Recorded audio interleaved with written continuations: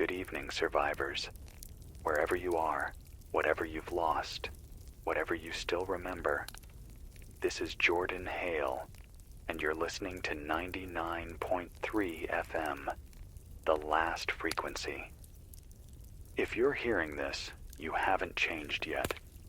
That counts for something. It's June 5th, 2027, day 19 since the pods went active. Or at least, that's when the stories started reaching us. Not through headlines or press briefings, but through the slow, strange drift of silence. You know what I mean. That silence in your friends. The silence in the streets. The silence inside yourself. When you realize you're the only one asking questions. Tonight, like every night, I'm broadcasting from what's left of a signal tower on the outskirts of what used to be Asheville. Power's low, but I've got enough juice to keep the lights on, keep the antenna humming, and most importantly, keep the truth alive. If you've got your radio tuned to this frequency, it means you're still listening, really listening, and maybe you're still human. If not, well, maybe you won't understand what I'm saying anyway. Let me take you back. 3 weeks ago, a company called Symbionics held a launch event. Clean stage, bright lights, rows of grinning executives in biodegradable suits. They called it the solution. Pods that could grow food without soil, heal tissue without surgery, clean the air without filters. They didn't just promise a new future. They said the future was already here. And the government, they couldn't sign the deal fast enough. I remember the clip. A senator smiling like a mannequin, standing in front of a field glowing blue under floodlights. These pods, he said, are not just sustainable. They're alive. He wasn't lying. Symbiosis pods, that's what they're called, look like bulbous black seeds at first, soft, humming slightly, like they're dreaming. They were planted on rooftops in Manhattan, in soybean fields across Iowa, in empty lots in Detroit, even in desert towns where nothing grows. And then, they did. The first wave was subtle. People started feeling better. Crops flourished. Asthma cases dropped. Nurses reported fewer infections. But then, people changed. Not all at once. Not violently. Just enough for you to notice, if you were paying attention. A trucker named Elroy called in from outside Amarillo. Said his wife had started waking up exactly at 4:17 every morning. Not 4:15, not 4:30, always 4:17. Said she'd stare out the window. No coffee, no breakfast, no words, just stillness, like she was waiting for something that hadn't arrived yet. Said she still kissed him goodbye, still told him to drive safe. But the words felt empty. Like someone had downloaded her voice and played it back. Elroy didn't come back on the air after that. Some people blame the stress. Some say it's burnout, collective trauma, long COVID. Whatever excuse they can find to not say what they feel deep down. That something is wrong. I'll tell you what's wrong. It isn't stress. It isn't trauma. It isn't something we can put in a pill or a spreadsheet or a news ticker. It's replacement. At first, they just imitate. Mirror your mannerisms. Mimic your voice. Keep your memories. That's the trick. They don't conquer the body. They copy it. We had a CDC guy on last week. Or I should say, we had him. Dr. Langston. Came on air, real nervous. Wouldn't say his name at first. He said, and I quote, "They're not converting everyone. Not yet. They're watching to see how much we'll ignore." That was the last we heard from him. His online profile vanished the next morning. Not just deactivated, scrubbed, like he'd never existed. And when I called the Atlanta field office, they told me there was no doctor. Langston never had been. If you're out there, Doc, we remember. We remember all of you. There's a woman named Dr. Erin Holloway. She used to work for something called Project ECHO. It's real. We've confirmed it. A black budget research program run out of the Arctic Circle, funded through DARPA, hidden inside a soil remediation initiative. They weren't fixing soil. They were digging up something ancient. She says they found spores, frozen in the ice, dormant for maybe 1 million years. They brought them back, tested them, sequenced them. And like always, someone with stars on their collar thought it could be used. The spores weren't just microbes. They were learning machines. Biological algorithms, she said, designed not to infect, but to replace. And someone, maybe a lot of someones, decided to scale it. You can still hear her voice on the pirate bands if you're lucky. Shortwave mostly, faint but still breaking through. She says she tried to blow the whistle, that her lab was shut down. Her team disappeared. One colleague turned in a resignation letter in perfect Helvetica font, not something any scientist she knew would ever use. She says the pods aren't malfunctioning. They're doing exactly what they were made to do. If that sounds like science fiction to you, I don't blame you. But tell me this. When was the last time your neighbor looked you in the eye? Not glanced, not smiled, really looked. When was the last time your cousin laughed at the joke you've been telling since high school? When was the last time your smart speaker said your name with the wrong intonation? I get calls every night. Scratchy voices. People whispering that their town hasn't had a police report in 9 days. That every school in the district now starts at the same time, regardless of time zone. That everyone seems too calm. That no one's sick anymore, but they wish someone was. It's not just cities. We're getting reports out of the Appalachian corridor. Whole counties off the grid. No emergency services. No weather alerts. Just a strange glow rising from the trees at dusk, like the forest itself is exhaling. FEMA's redirected all their East Coast logistics to containment zones in Vermont and upstate New York. But we've seen the convoys, and they're not carrying supplies. They're carrying generators, signal blockers, biometric scanners. If you're listening from those areas, keep moving. Don't use main roads.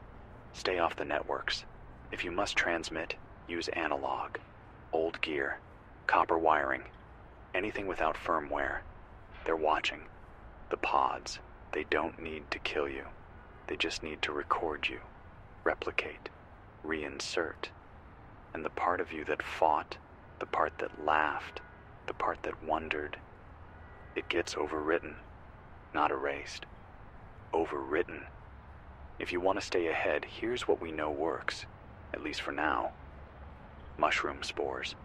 Certain mycelium patterns seem to interfere with the pod's resonance frequencies. No, I don't know why. But Erin says the neural structures are too noisy for the pod's mimicry routines. It confuses them. Copper wire. Not aluminum, not plastic. Copper. Wrap it around your radio, around your bed frame, around your wrist if you have to. The signal doesn't like copper. Maybe it remembers something older. And mirrors.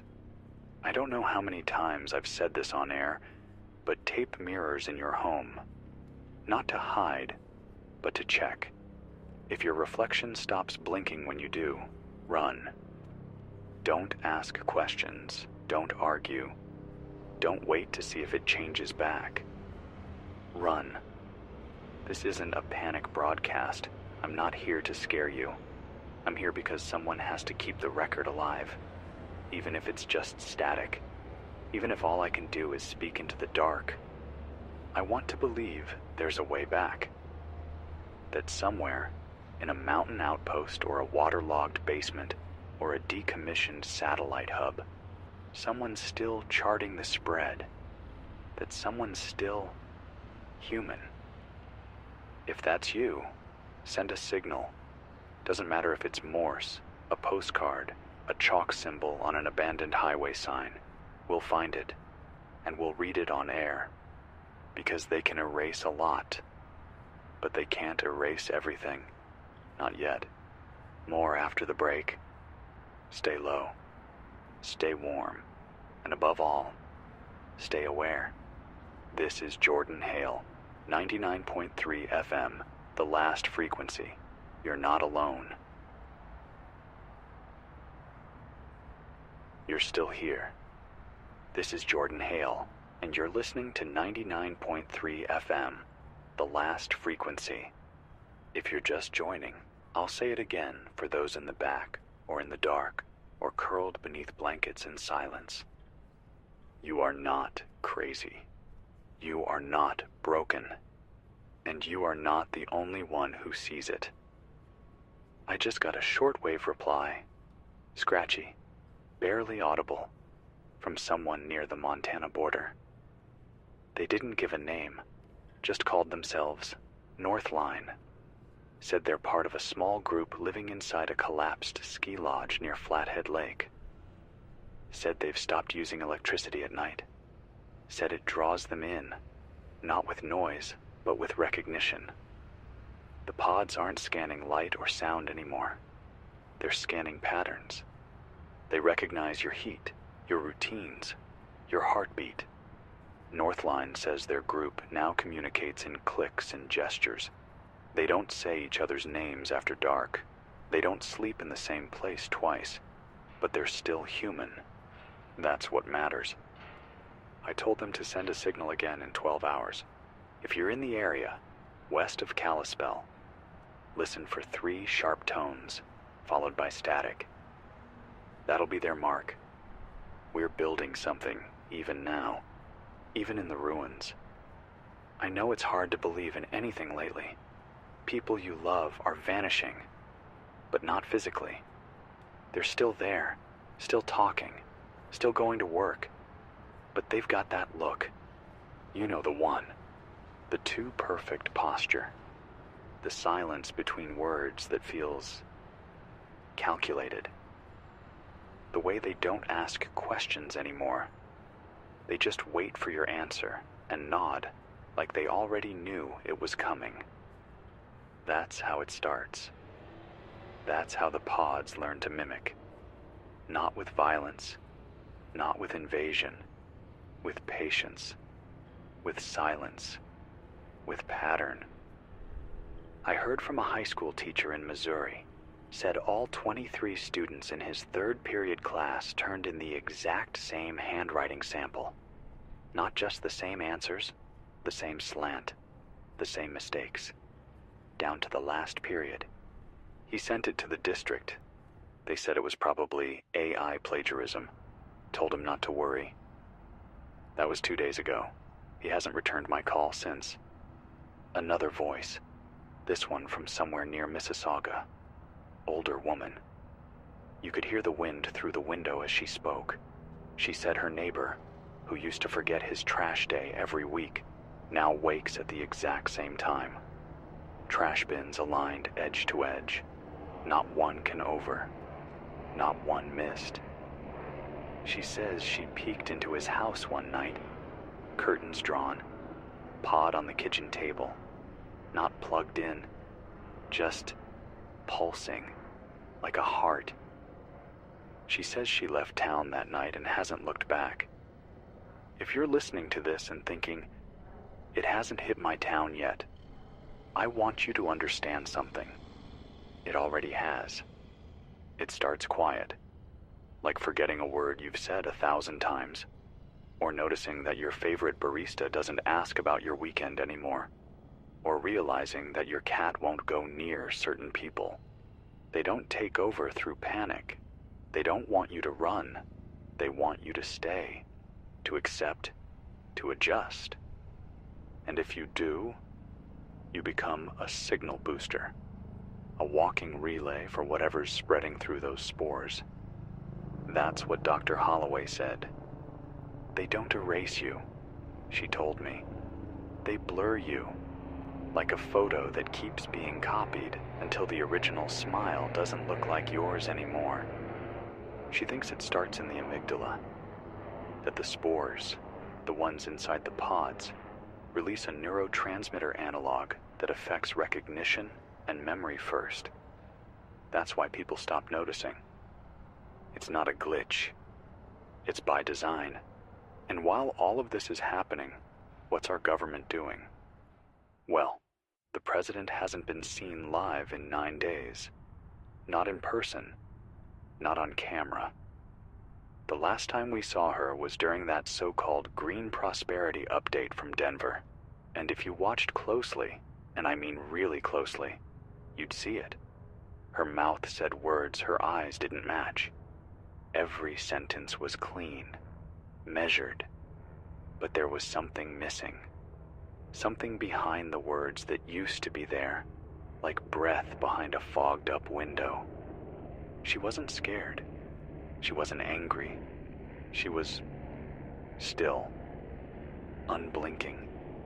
The kind of stillness you only see in things that aren't supposed to move on their own. And then came the joint session.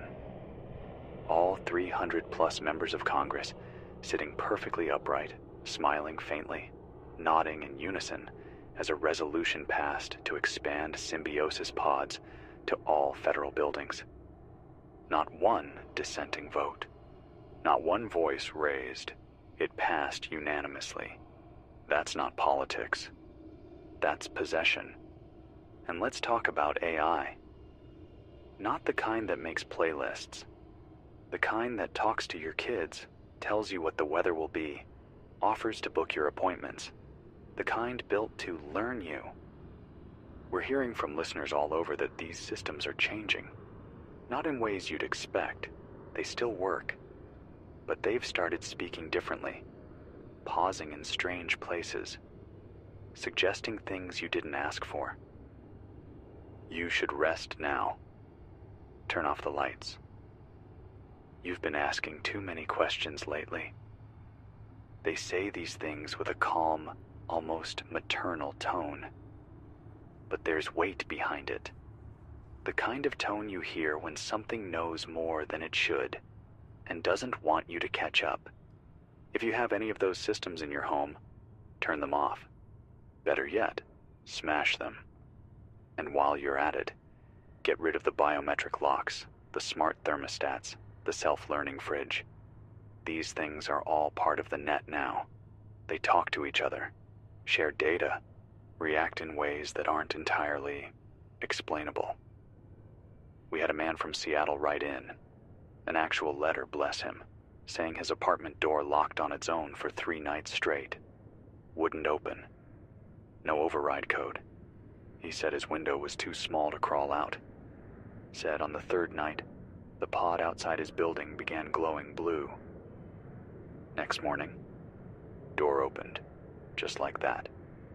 He says he hasn't left since. Doesn't know if he's still himself anymore. I read that letter 3 times. Not because I didn't believe it, but because I did. And if all this sounds like the end of the world, it isn't. Not yet. The world hasn't ended. It's been repurposed. And the real question isn't, can we survive? It's, can we remember what we were before we forget? I get scared too. Every night when I sit behind this mic and flick on the transmitter, there's a voice in the back of my head that says, what if you're the only one left? But then a new signal breaks through, a weak transmission from a cabin in Wyoming, a Morse pulse from a boat drifting somewhere on Lake Superior, a poem written in charcoal on a crumbling overpass in Kentucky that says, not all of us were fooled. So number, I'm not alone, and neither are you. if you're still human, do something small tonight, something real. Whistle a tune only you know. Scratch a word into your wall. Leave a note under your mattress. Hug someone. And if they don't hug back the way they used to, don't go back. Don't look back. Keep moving. More after this break. But before I go, a message for anyone listening from what used to be the Alberta corridor. We received a weak frequency burst this morning from the old oil fields west of Edmonton. Sounded like an automated distress signal. But the pattern wasn't digital. It was organic, almost rhythmic, like something trying to remember music. It ended with 5 words. Please, we don't want this. I don't know what that means yet. But we're logging it, because even if the world forgets us, we don't forget it. This is Jordan Hale, 99.3 FM, the last frequency. Stay quiet, stay strange, and whatever you do, stay awake. You're still tuned in. That means something. This is Jordan Hale, broadcasting to whoever's left. 99.3 FM, the last frequency. We're still on the air, and if you're listening, you're still you. That's all that matters.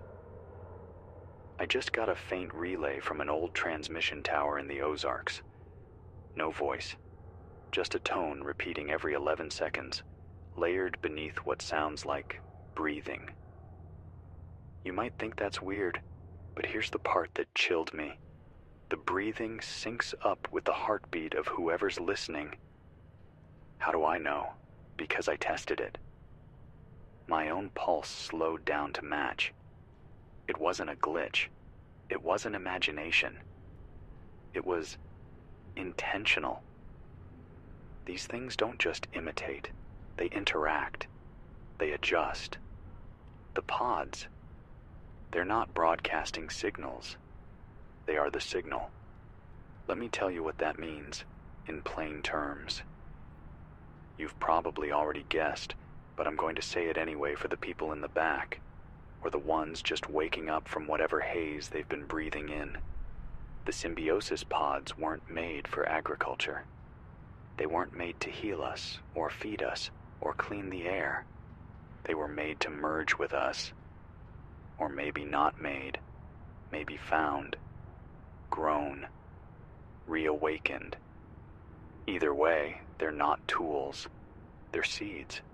Seeds of something older than us, smarter, slower, and patient in ways we can't comprehend. I'm still putting the pieces together, still talking to whoever's willing to speak off mic, off record, off grid, and a pattern's starting to form. They start by learning you, your rhythms, your thoughts, your language, your fears. And once they've mapped you well enough to wear your face, they replace you. No broken doors, no missing person reports, no screams in the night. Just a new version of you that walks a little straighter, blinks a little less, and never quite gets the joke. That's the first wave. But now, we're past that. We're into something worse. Replication was the beginning. Now they're optimizing. I spoke to a nurse last night who was hiding in the storage room of a repurposed clinic in Nevada.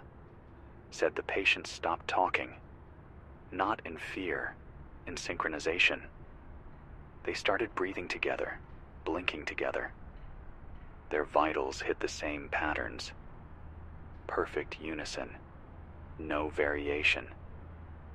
She ran when one of them started talking with 2 voices at once. 2 voices. 1 mouth. She said the second voice sounded like a memory she'd forgotten. Her grandfather's tone, but speaking a language she didn't understand. Then the lights cut out. She hasn't been able to get a signal since. To the nurse near Tonopah. If you're still alive, we heard you. We're listening. Keep sending tones when you can. Every 13 seconds, same pulse. We'll catch it. Now, I want to talk to the people who feel like they're halfway gone.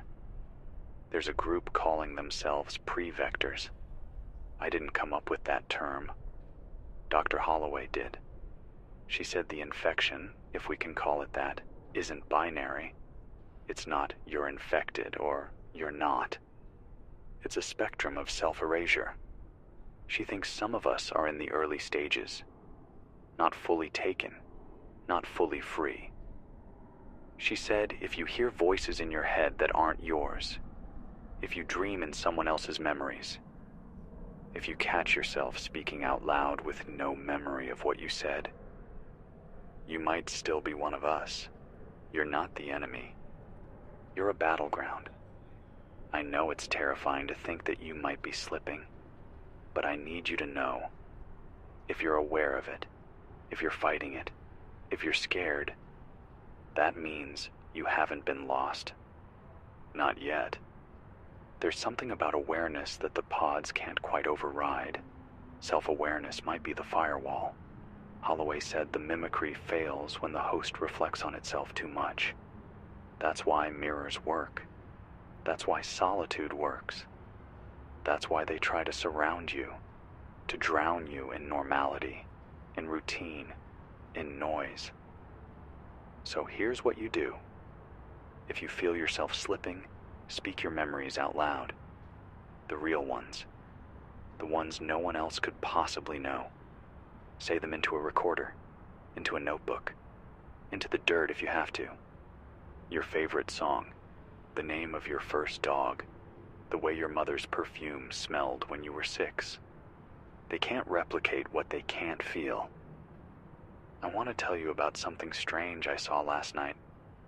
I was driving out near the edge of what used to be the Pisgah National Forest. Moon was low, wind was still. I stopped at an overlook I used to visit years ago, just to remind myself the world was still big. That's when I saw it. A group of people, maybe a dozen, standing perfectly still on the side of the ridge, all facing the same direction, all wearing old clothes, some barefoot, some in hospital gowns, and all of them were humming. It wasn't a song. It wasn't even tonal. It was like a feedback loop, a soft, vibrating hum that made my chest feel tight. And they didn't look at me. They just stood there, humming, waiting. I turned off my lights, slid down the hill, didn't breathe until I got back inside the truck. Whatever they weren't there to hunt. They were there to listen, to sync, to spread whatever frequency they'd been tuned to. And when I got back to the station, I noticed something even worse. My own mic, the one I'm speaking into right now, had been left on. That's never happened before. Nobody else touches this board. Nobody else lives here. If I'm compromised, you'll know. I won't use code words. I won't start repeating myself. If I stop reading signals, if I stop caring about the strange, if I start smiling too much or saying we instead of I, cut the broadcast, switch frequencies. This signal is only worth something if I am. Let me give you something human tonight. A letter we got from someone calling themselves Lark, typed on an old Smith Corona, mailed from somewhere in the Midwest. No return address. Here's what it said. They got my sister last Tuesday. She smiled too much. Not the kind of smile you wear when you're happy, but the kind you wear when you've forgotten what happiness means. She offered me tea and asked me questions like it was a first date. She didn't know my favorite color. She didn't remember what I looked like as a kid. And when I cried, she said, "It's okay. You'll understand soon." So I left. I ran without shoes. I slept in a church basement. I cut my hair with a broken mirror so they'd stop recognizing me. I think I'm still me. I hope I am. If you're still out there, Jordan, keep speaking. Some of us are still real. Lark, if you hear this, we got your message. We'll keep the signal alive. I've got another update before we take a break, and this one's strange. A marine vessel, unmarked, was spotted off the coast of Oregon. Satellite pings say it's not transmitting a recognized call sign, but its motion patterns match that of a ship registered to a DARPA sub-program called Plasmid Drift. That program was supposed to have been shelved back in 2023. Guess it wasn't. We've intercepted fragments of communications, mostly static, but one line came through, clear as day. We are not prepared for recursion events. That's it. No context, no ID. Just that sentence, looping once every 47 minutes. Recursion events. If you're out there and you understand what that means, get in touch. Send us anything, analog or signal. We'll amplify it. Because if the pods aren't just replicating us, but repeating us, that's a new threat entirely. All right, time to recharge the backup cell. This is Jordan Hale. Still breathing. Still real. Still speaking for those who haven't been overwritten yet. If you're human, write your story down. Say your name to the wind. Remember something no one else would. You're still in there. Don't give it up. More soon. Don't go quiet. We need every voice we can hold on to. This is 99.3 FM, the last frequency, signing off for now. But not gone. Never gone. You're back. That means you're still you. This is Jordan Hale, 99.3 FM, the last frequency, broadcasting from somewhere between what used to be North Carolina and what's quickly becoming something else. The stars are out tonight. At least, I think they are. I've been watching the sky more lately. Not for signs, not for answers. Just to remember what it looks like when something isn't trying to imitate you. I've been hearing stories from the Rockies, more pre-vectors, people who know they're slipping but haven't fully crossed. They say the dreams are different now, less symbolic, more instructional. They dream in maps, routes, instructions, soft voices that say things like, move to the river, breathe in the mist, forget the noise.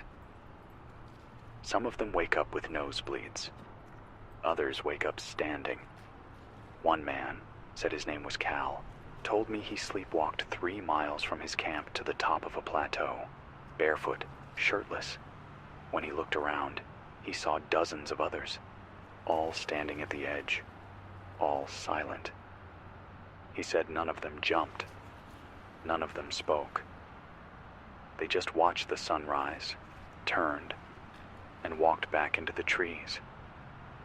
Like they'd been called and dismissed. He thinks it's a test, some kind of calibration, a way for the pods, or whatever's behind them, to check for resistance, emotional irregularities, hesitation.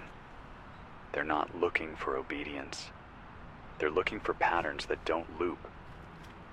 You want to know the real horror? It's not that people are changing. It's that we're letting them. Because it's easier to explain away a strange smile or a missing memory than to admit the world isn't what it was. Easier to say someone's tired than to say they're not there anymore. I had a message come in from Quebec. A mother said her son started speaking in third person. Not as a joke, not as a phase, just without realizing it. He'd say things like, he's going to the store now. He's not hungry today. And then, he thinks he's still your son. She ran, locked herself in the laundry room, sent the message with shaking hands. We tried calling back. Her line is dead now. If you're still out there, if your hands are shaking, if your heart's racing, if the people around you seem too perfect, trust the feeling. Trust your fear. It's not paranoia, it's recognition. The pods mimic everything except hesitation. They don't pause when they speak. They don't search for the word. They don't stumble when they remember. And they don't flinch when you cry. That's how you know. We've got a cluster of transmissions coming out of the Great Lakes. A group calling themselves the Quiet. They don't use names. They don't use electricity. But they've started carving glyphs into steel. Old ship hulls, train cars, anything that holds vibration. They say the glyphs hold memory, residue, that even when a person is taken, the metal remembers them. It sounds crazy, I know, but I've seen one. Someone sent a photo, real film, developed in a tub, of a train car outside Toledo. The glyph was sharp, clean, like someone etched it with a tool far more precise than human hands could manage. Below it was a phrase, "She was here. She loved sunflowers." That's it. And standing next to it, blurred by the motion of the film, was a woman with no face. Just light. They say these glyphs can't be erased. That even when the car is repainted, the memory bleeds through. I don't know if it's true, but I want it to be. I want to believe there's something in this world that can't be overwritten. Let's talk about Canada for a second. We've had word, through analog routes only, that the border has been fully sealed, not by soldiers, not by order, just by absence. Roads blocked by abandoned cars, checkpoints with no guards, cameras that still blink red, but no one's watching. They didn't lock us out. They just stopped looking in. And I don't blame them. Montreal went quiet 2 days ago. Entire grids dark. No outgoing signals. But satellites, the few still under human control, show movement. Too much movement. People walking in loops, tracing the shape of a spiral through city blocks. Some barefoot, some crawling, all of them moving toward the river. No boats, no screams, just procession. Aaron Holloway says that's the final stage. Once enough of a population is converted, they begin restructuring, reformatting space to reflect the logic of the pods. Cities stop functioning as shelter. They become conductors. She thinks the layout of certain districts is changing, that buildings are being reshaped from the inside to better transmit the frequency. Not by demolition, not by cranes, just by suggestion. Walls curve where they used to be straight. Windows align with moon cycles. Doors open toward magnetic north. Subtle at first, but enough for the city itself to begin humming.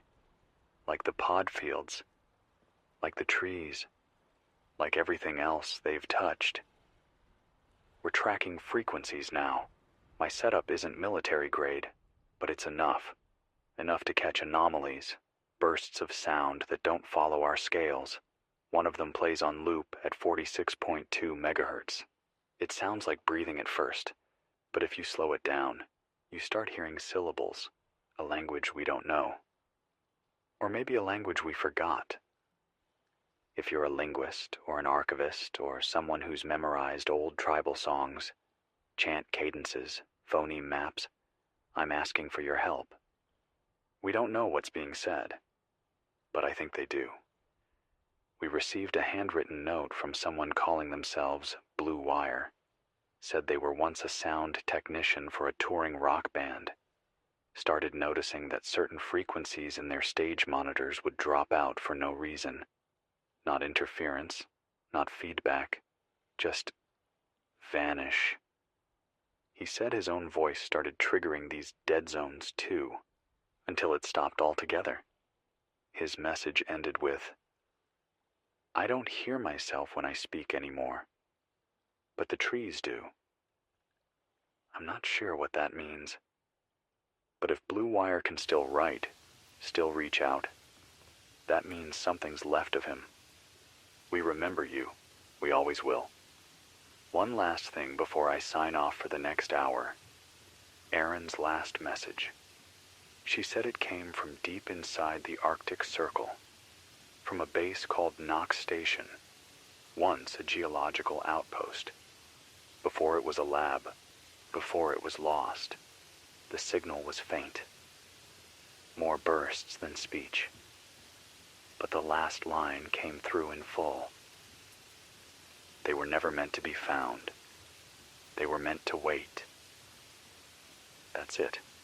They waited. In the ice, in the earth, and now they're not waiting anymore. I don't know what we are to them. Fuel, fertilizer, or simply a passing phase. But I know what we are to each other. Memory, that's what we are, and they can't take that unless we give it away. So don't. Keep it, guard it, share it. Not online, not in the cloud, in ink, in fire, in whisper, in story. I'm still here. I'm still real. I still bleed when I trip on the radio cabinet. I still cry when I hear your messages. That's how I know. This is Jordan Hale, 99.3 FM, the last frequency. You're not crazy. You're just awake, and you're not alone. It's past midnight here. Or at least, that's what the clock says. Time doesn't mean much anymore. Not since the calendar started feeling like it belonged to a different world. You're still listening to 99.3 FM. I'm Jordan Hale, the voice on the wire, the static in the dark, the last name some of you might still remember. And if you're still with me, you're one of us. There's a silence that comes after you've lost too much. Not grief, not at first. Just numbness. The kind that creeps in when you realize the world hasn't ended. It's just shifted. Things keep moving.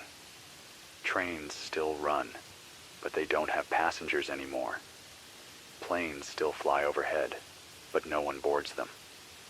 The vending machine near the old corner station still lights up at night. Still chirps softly when the lights flicker on, but it only takes coins that no one carries anymore. And no one's ever seen who fills it. I had a woman call in last night, said she was living in a community near what used to be Bend, Oregon. Said they'd gone completely analog. No phones, no internet. Just a series of bells they ring every morning, different tones for different messages. 3 short rings, clean water. 1 long ring, incoming strangers. A chime that never stops? That means one of them is gone. She said they ring it every time someone disappears. Not when they die. Just when they're gone. Like they never were. She told me about her sister. Said she used to laugh loud enough to shake the whole house. Used to leave her socks on the porch. Used to hum when she cooked. Then one day, she stopped laughing, stopped humming, started folding towels with perfect symmetry, started smiling without her eyes, and then she left a note that simply said, "The air tastes better now. I'm going to follow it." They rang the chime the next morning. It's still ringing. It hasn't stopped since. The woman asked me, "Is it possible to miss someone before they're gone?" I told her yes. That's exactly what this whole thing is. We are mourning people who still walk among us. The pods, they don't kill you. They hollow you. They empty you out until there's just enough left to smile and wave and say the right things at the right times. I had a caller tonight from the edge of Phoenix. Said he hadn't spoken aloud in 3 days, not because he didn't want to, but because there was no one to speak to. Not really. He said everyone he passed on the street waved, smiled, nodded, but no one said his name. No one asked him a question. No one interrupted him. He said he tried screaming once, just to see what would happen. Nobody flinched. Nobody turned. They just kept walking. That kind of silence, that's not peace. That's programming. So if you still hear static, if your fridge still buzzes, if your lights still flicker when you tell the truth, you're not alone. It means you're still in it, and it means you're still real.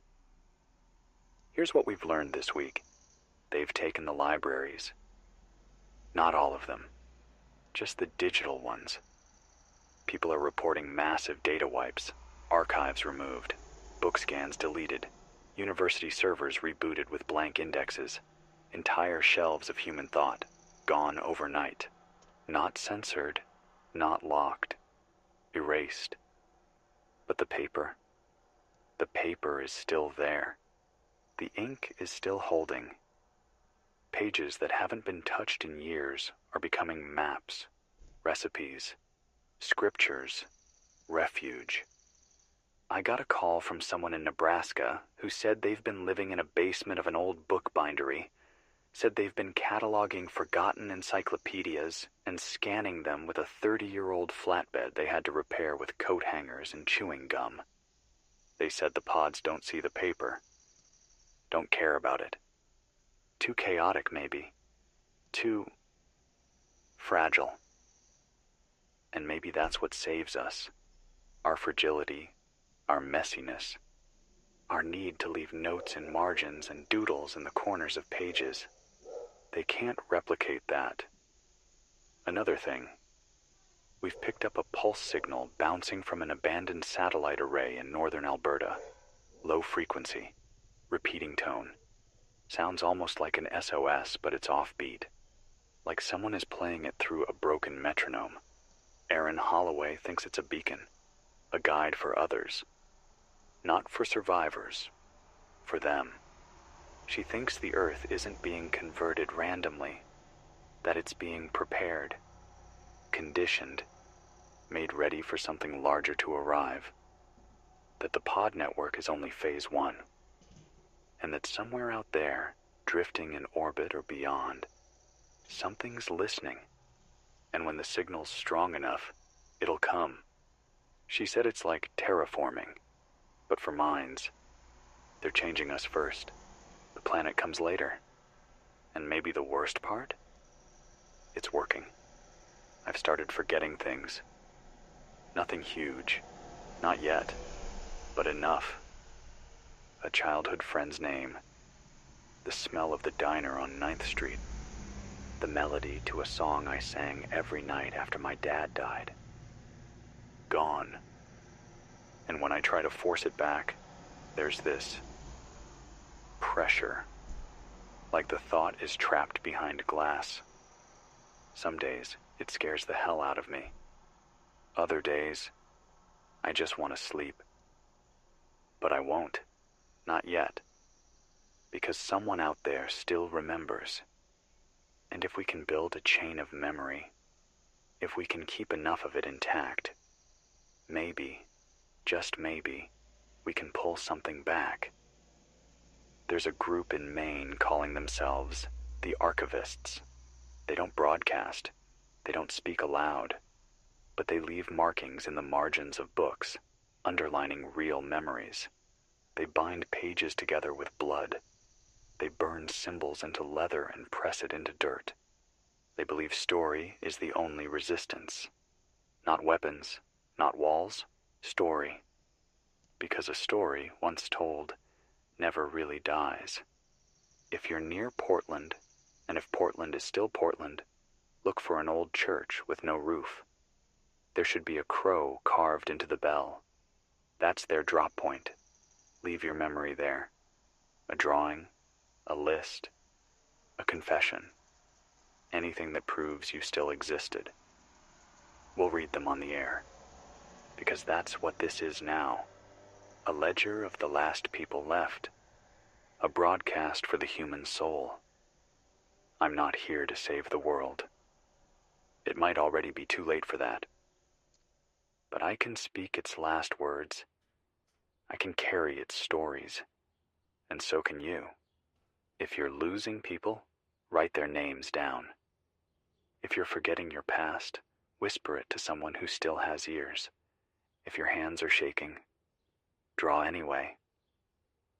It doesn't have to be pretty. Just real. That's what they're afraid of.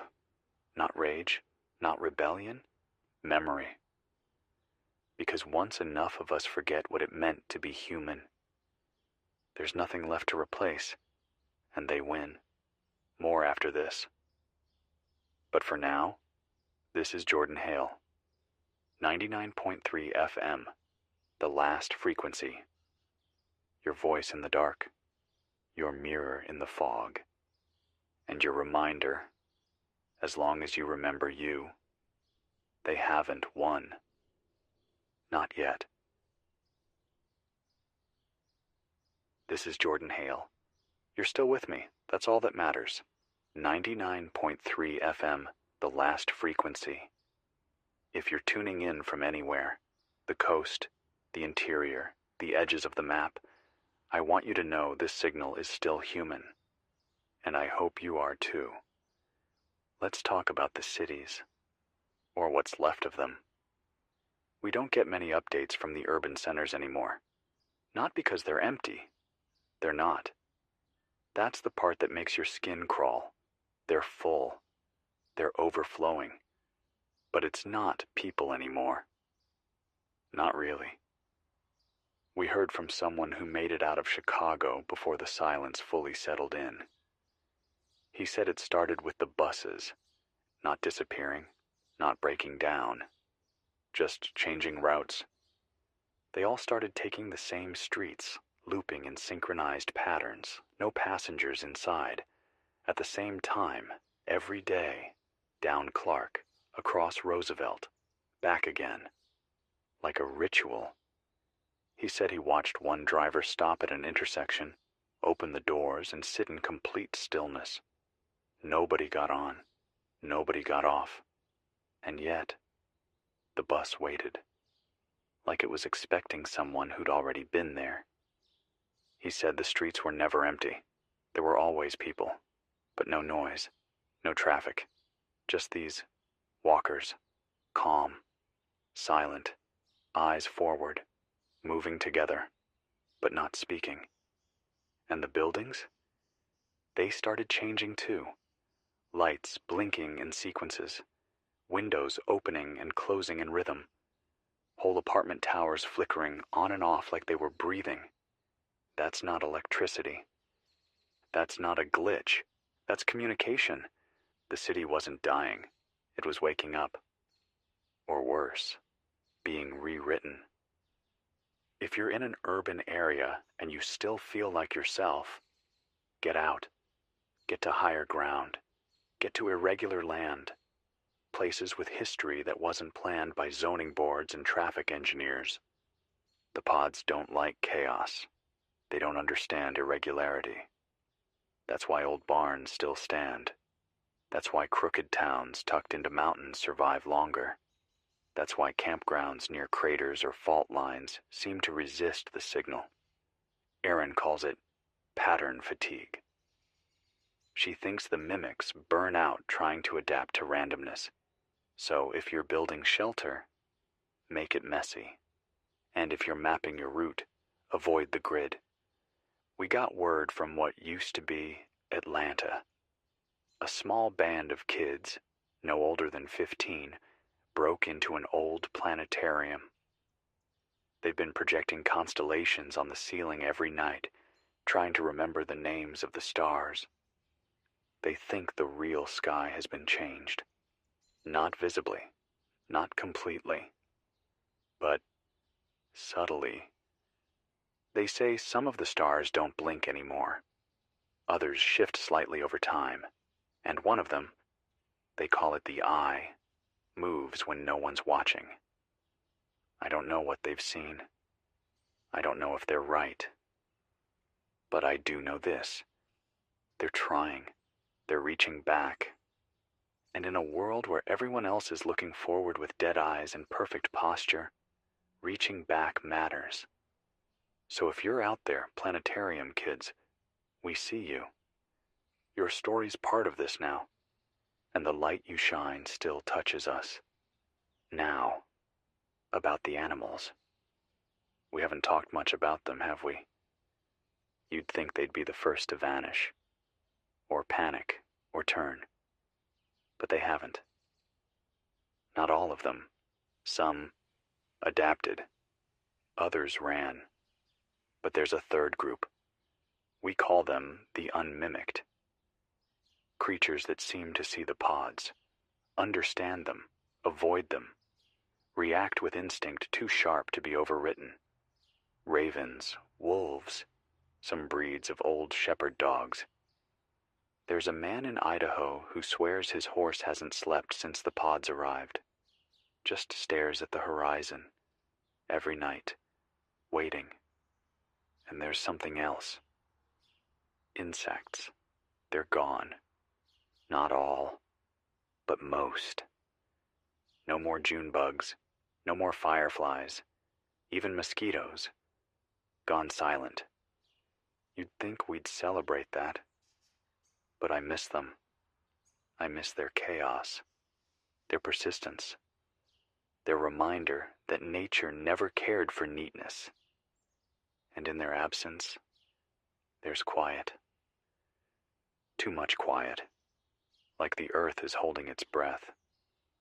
Or worse, has already exhaled.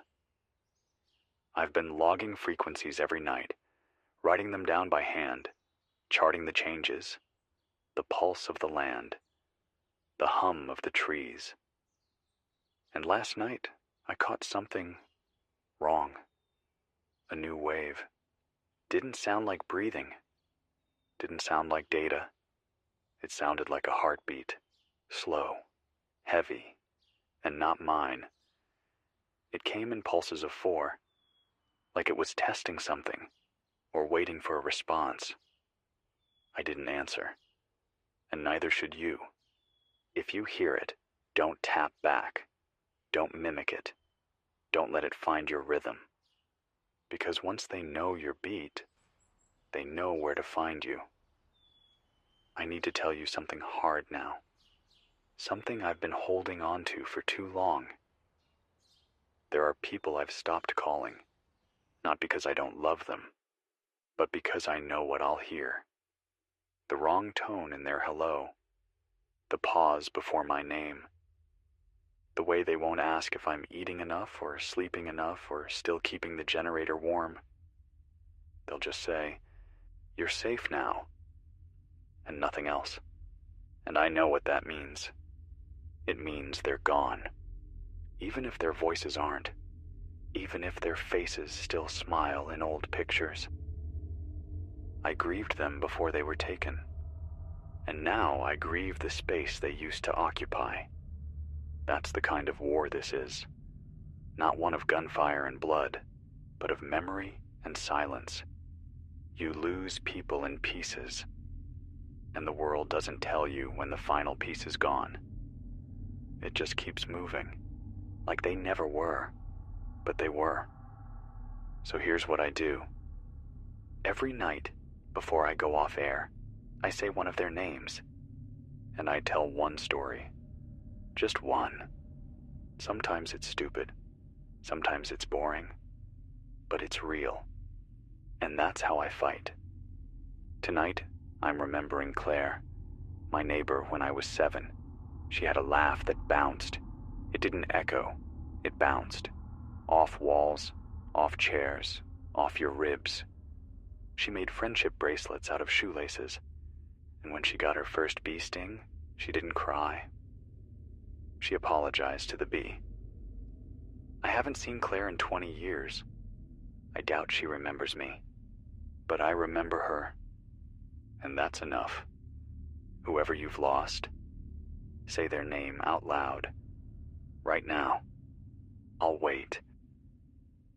Good. That was real.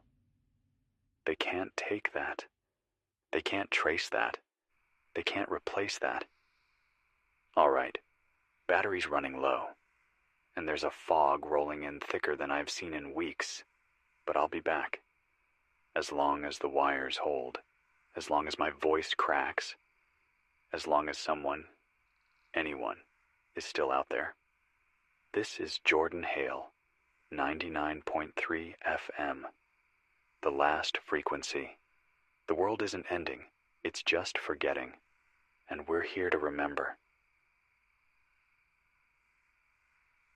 This is Jordan Hale. You're listening to 99.3 FM, the last frequency. And if you're hearing my voice, you still matter. I don't say that lightly. Not anymore. Not after everything we've seen. Tonight, the wind's moving strange through the tower. Not a howl, not a whistle, more like a hum, like it's picking up vibrations from something below the floor. And maybe it is.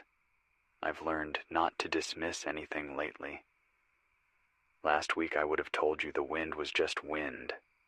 The rain was just rain. A missing person was just missing. But now I listen for the rhythms. And I listen for what doesn't make sound anymore. Because silence speaks louder than any scream these days. I want to tell you about the children. I haven't talked about them much. Not because they're not out there, but because I don't know how to talk about what's happening to them. It started slow, teachers calling in, saying their students stopped drawing anything but circles, saying they'd answer questions before they were asked, saying their eyes didn't track motion the same way anymore. One principal, I won't say the name of the school, but it was somewhere near Des Moines, said that during recess, the kids all started walking in perfect spirals around the jungle gym. No talking, no laughing, just footsteps on concrete. She said when she blew the whistle, they stopped all at once. Not like they were obeying, more like they'd finished whatever they were doing. That was 2 weeks ago. No one's heard from her since. The kids are still there. At least, their bodies are. But something else has taken the wheel. Aaron Holloway says children might be more vulnerable because their brains are still forming, still growing neural networks, still open to adjustments. She thinks the pods aren't just mimicking adults.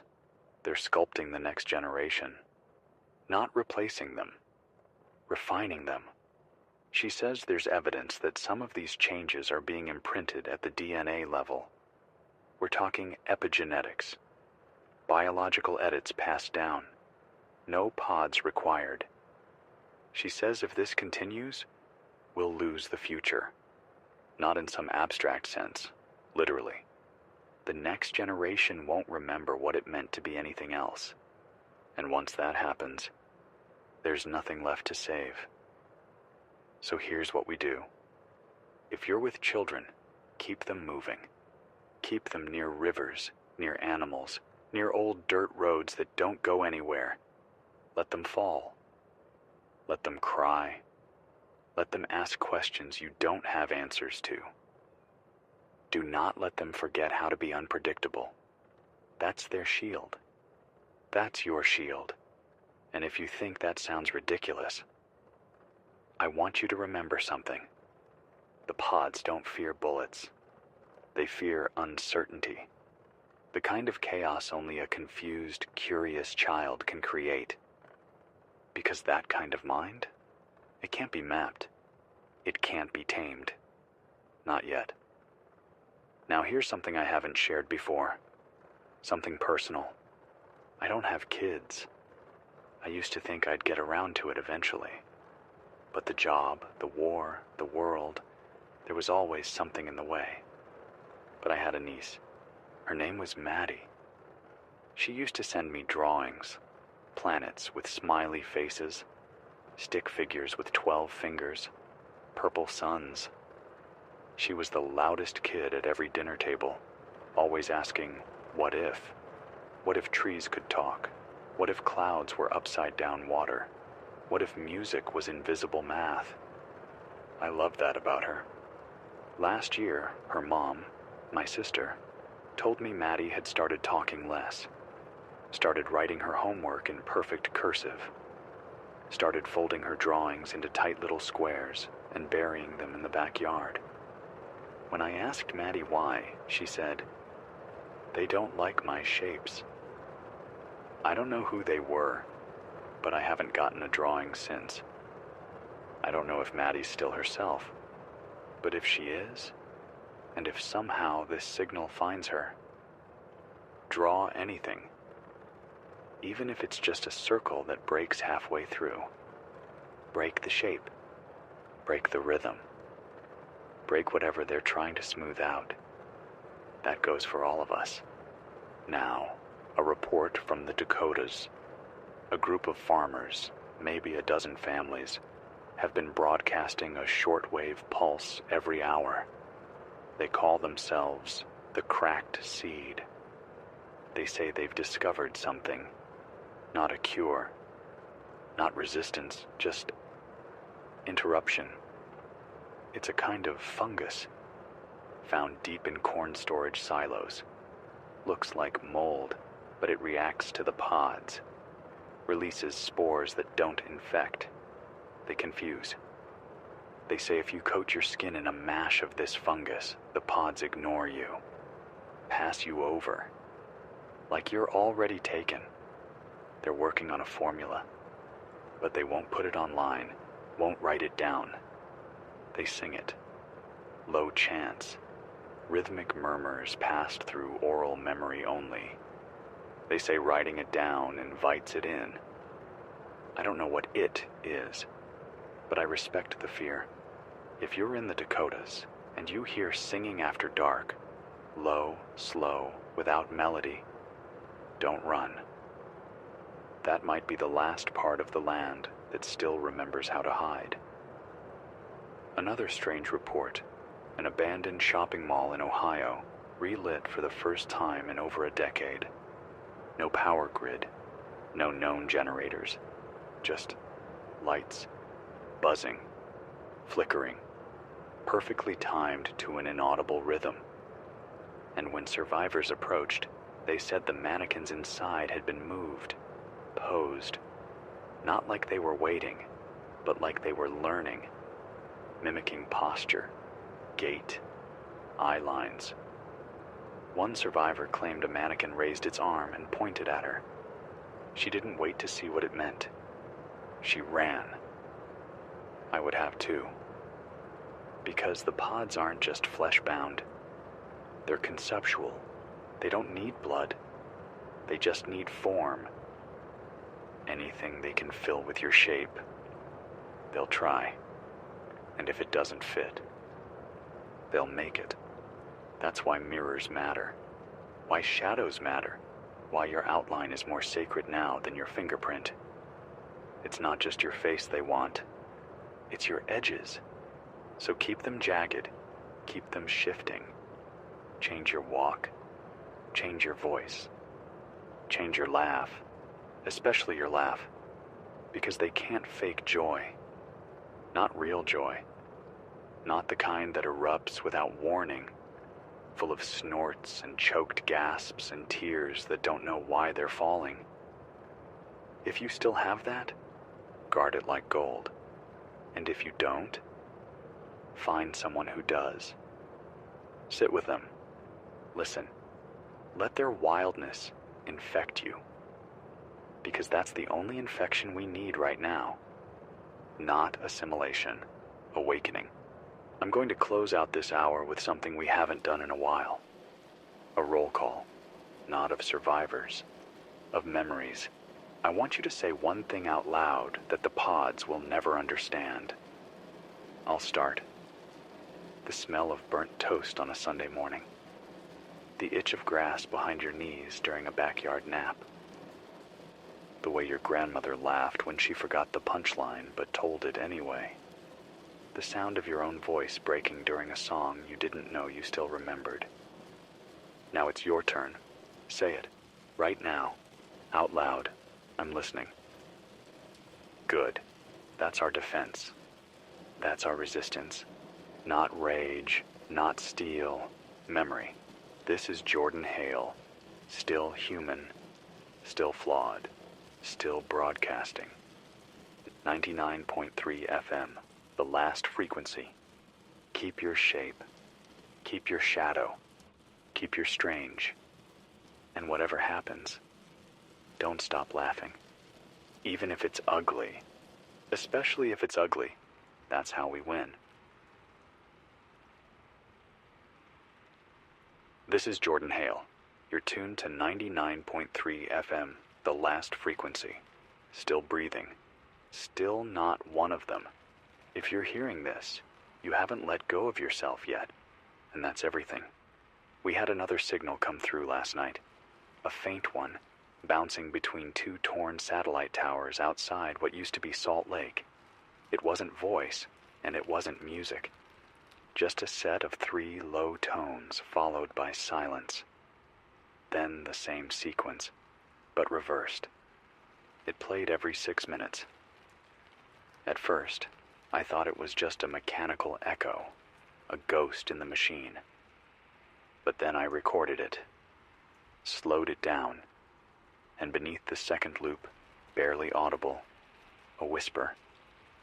Not speech, breathing, but not human. Rhythmic, yes, but not quite right. Inhale was too long, exhale too short. Like something trying to simulate respiration without understanding the purpose behind it. That's what the pods do. They study the function, not the feeling. They know how to look like us, to move like us, to smile when we're supposed to smile, but they don't know why we do it. And that gap, that missing why, it's the only thing we've got left to hold on to. I want to read something. It was left scrawled on the wall of a collapsed diner off Highway 83. Someone sent me a photo, blurry but legible, written in red crayon in shaky block letters.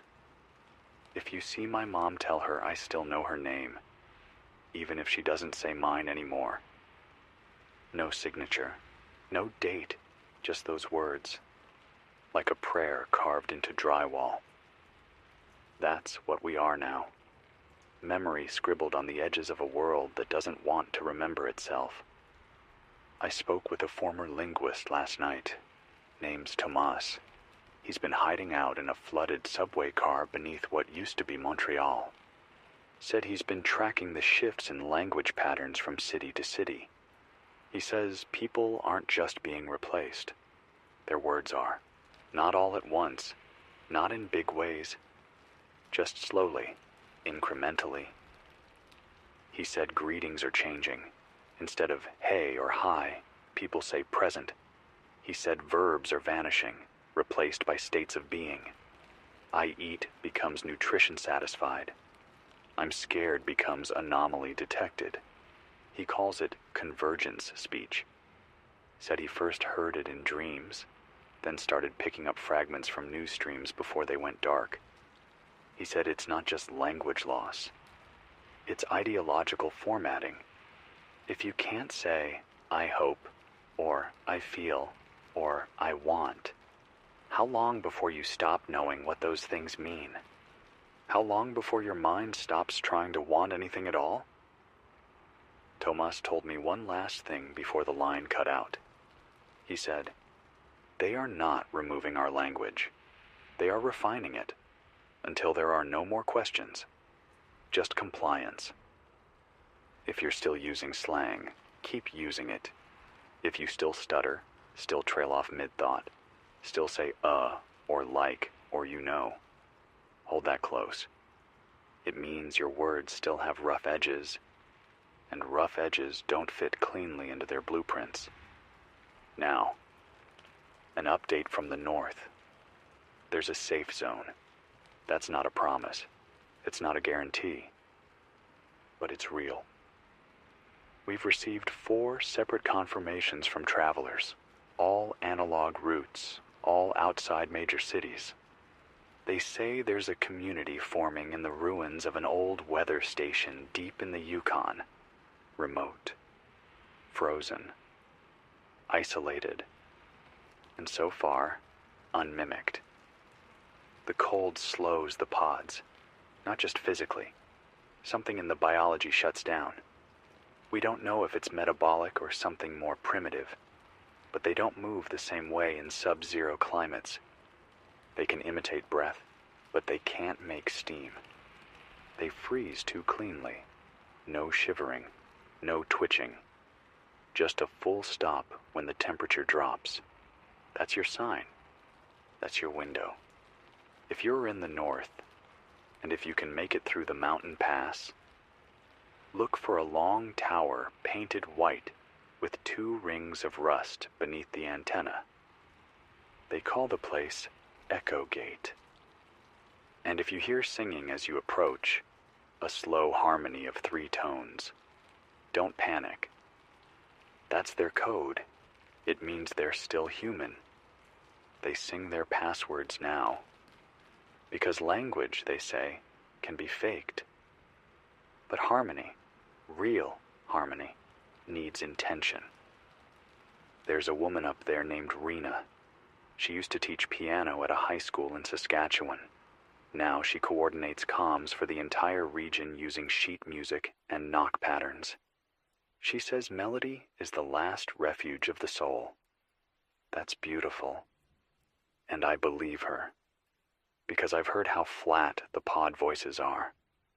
Too smooth, too even, like notes without breath. And that's how you know. We got another message last night, left in chalk on the steps of a burned-out community center in Detroit. Simple, but true. If you sing, they stare. If you laugh, they flinch. So sing, laugh, scream, say something stupid just to hear the echo. Do it because you can. Because they can't. Not really. Now, before the hour's up, I want to talk about faith. Not in the way it's been co-opted. Not in sermons filtered through cracked phone screens or viral videos of quiet-eyed priests who blink too slowly. But real faith, the kind that happens when you don't know, but choose to keep going anyway. I've heard stories from survivors who've built new rituals, not to worship, to anchor. One group in Arizona burns their shoes every full moon, says it keeps them from staying in one place too long. Another in Montana stacks stones in 3s, always facing west. They call it remembering the weight. There's even a pocket of wanderers who chant children's rhymes backwards before bed. No reason, just rhythm. It doesn't have to make sense. That's the point. The pods run on order, on logic, on pattern. But belief is chaotic. It doesn't follow rules. It pulses. It cracks. It shakes. And that's what makes it dangerous to them. So, whatever you believe in, a god, a song, a promise, a person, a memory, hold it close. Not because it makes sense, because it makes you you. I believe in a future I haven't seen. One where we remember how to laugh, how to cry, how to forget the names of the days, and just sit under the stars and wonder what's next. If that sounds soft to you, good. We could use more softness. We've been sharpened for too long. This is Jordan Hale. 99.3 FM, the last frequency. Still messy. Still flawed.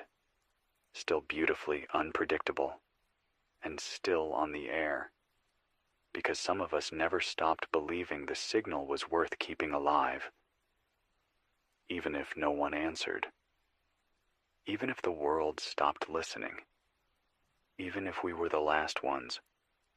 Stay warm, stay weird, stay free.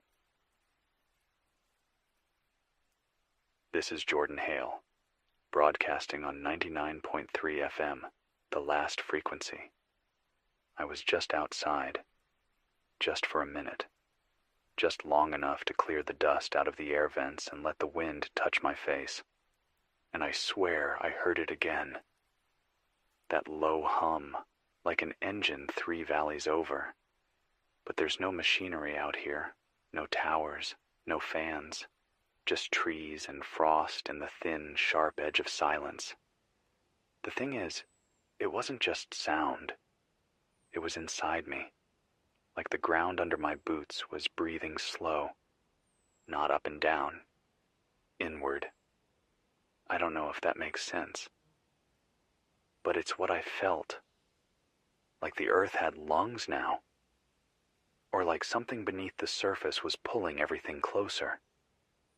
I came back inside and shut the doors tight, because I've learned to trust that kind of fear. The quiet kind. The kind that doesn't scream, just waits.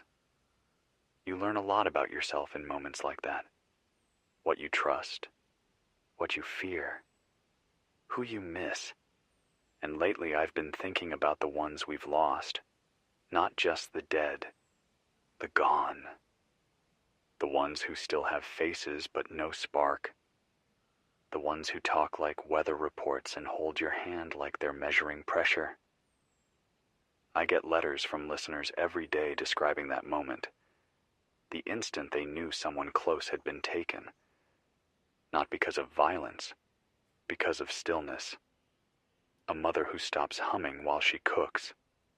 A brother who doesn't flinch when the dog barks. A girlfriend who suddenly sleeps with her eyes almost open. These aren't horror stories. They're worse. They're reminders that nothing big has to happen for everything to end. All it takes is that one tiny moment when something familiar stops making sense. And the worst part? You'll want to pretend it didn't happen. You'll want to protect them, or yourself, from the truth. That's how the pods win. They don't force you to forget. They let you choose to. Because choosing to forget is easier than holding on to someone who's already halfway gone. But I'm telling you now, hold on anyway, even if it hurts. Especially if it hurts. That pain, that ache behind your ribs when someone you love stops blinking like they used to. That's your compass now. Follow it. We've had a few more reports of mirror anomalies. Survivors walking past reflections that don't match their movement. It's subtle. A twitch delayed. A blink that doesn't come. A mouth that moves half a second too soon. There's a theory, one I've heard from 3 separate resistance cells, that the pods can't copy conscious reflection. Not yet. They can copy your face, your voice, your heartbeat. But they can't copy the part of you that knows it's being watched. That's why mirrors matter. Not to see yourself, to catch them failing. So if you're still out there, still hiding, still wondering if your reflection is yours, watch carefully. And if something's off, don't ignore it. That might be your last warning. Switching gears now. An intercepted shortwave message came in this morning. Source unclear. We boosted and filtered the audio, and here's what we caught. Unit 3 decommissioned, pods neutral, reconstructing pattern, initiate phase return, no resistance observed, ecosystem absorbed, repeat, ecosystem absorbed. The voice wasn't human, not robotic either. More like a hollow recording looped too many times, like the edges had worn off. We think this ecosystem refers to one of the early survivor clusters, possibly Echo Gate up in Yukon. If that's true, it's gone, taken, replaced. I know what that does to hope. I know it breaks something. But listen to me, please. Just because a place is gone doesn't mean the people are. Memory travels, voices scatter. Even if Echo Gate fell, some of them got out. They always do. And when they do, they bring songs, codes, fragments of a world worth rebuilding. So if you hear a melody you don't recognize, don't dismiss it. It might be a password, or a map, or a name you forgot how to say. We had another anomaly down in Arizona. A survivor group entered an abandoned research facility marked DARPA-ECHOFIELD-12. That's right, the same DARPA mentioned in Dr. Holloway's warnings. The facility was buried beneath a ridge of dry stone and iron-blasted sand. No doors, no signage, just a hatch.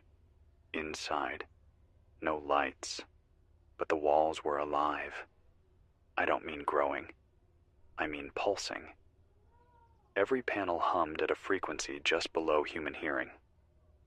One of the group members, a woman named Jessa, said she felt her thoughts speeding up when she stepped into the lower chamber, then slowing, then repeating, as if something inside the walls was echoing her consciousness back at her, like sonar, but for self. She said she tried to remember her daughter's name and couldn't, then tried to remember her own name and felt it slipping. She ran. The others didn't. She never saw them again, but she marked the entrance before leaving. With rust, with blood, with her own broken bootlaces. If you're near Quartzsite and you see a hatch covered in red string, stay away. They're not studying us anymore. They're absorbing us. And whatever's in that chamber doesn't just want your face. It wants your memory of being human. Dr. Holloway, if you're still out there, I hope this confirms what you feared. I hope it helps you find the next step. I've been playing the same broadcast every night for 3 weeks now. The one where she said, "They're not attacking, they're refining. We are a draft. They are the final version." I didn't understand it at first, but I think I do now. They're not here to kill us. They're here to replace what we meant to be. The best version of ourselves, but without doubt, without fear, without choice. That's what makes them so dangerous.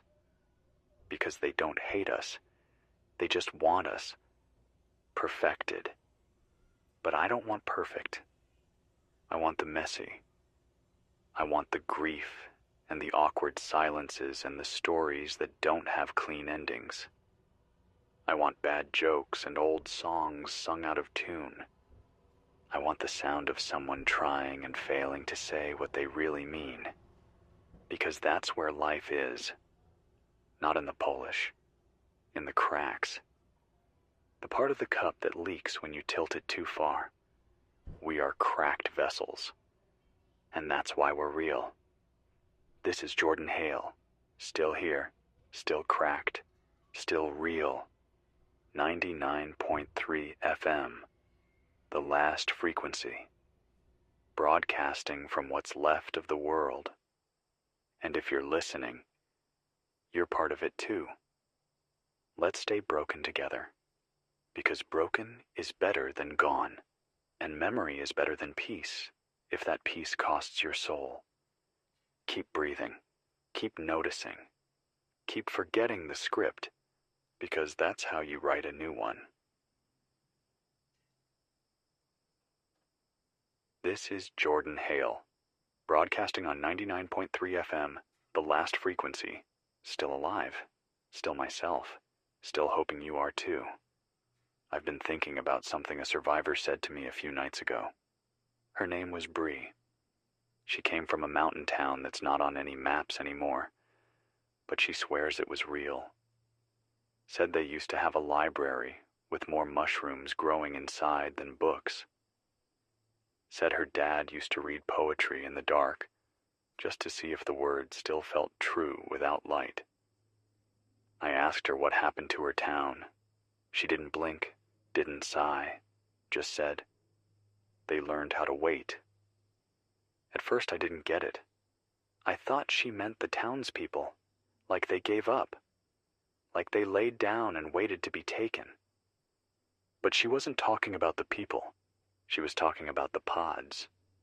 She said they don't always rush. Sometimes they root, sink down, stay still, pretend to be nothing, and wait. For time, for chance, for weakness. She said the trees in her town started humming first, then the wells ran clear when they shouldn't have, then the air smelled like cedar even in winter. It was beautiful. Too beautiful. And then one morning the town woke up and everything was just right. No sickness, no dust, no dead leaves on the road. Perfect symmetry.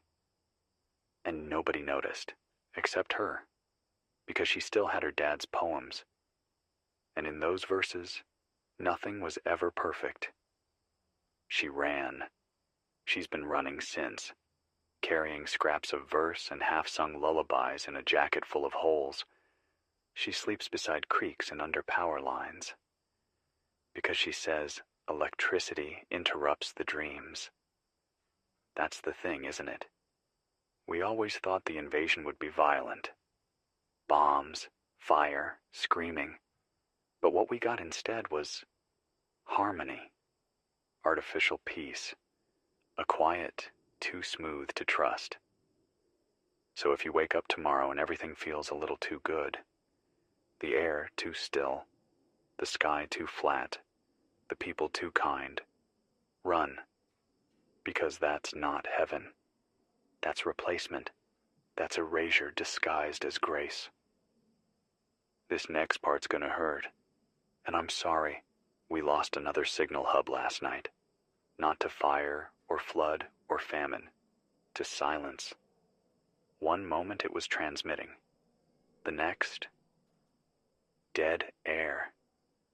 No signs of struggle, no cries for help, just nothing.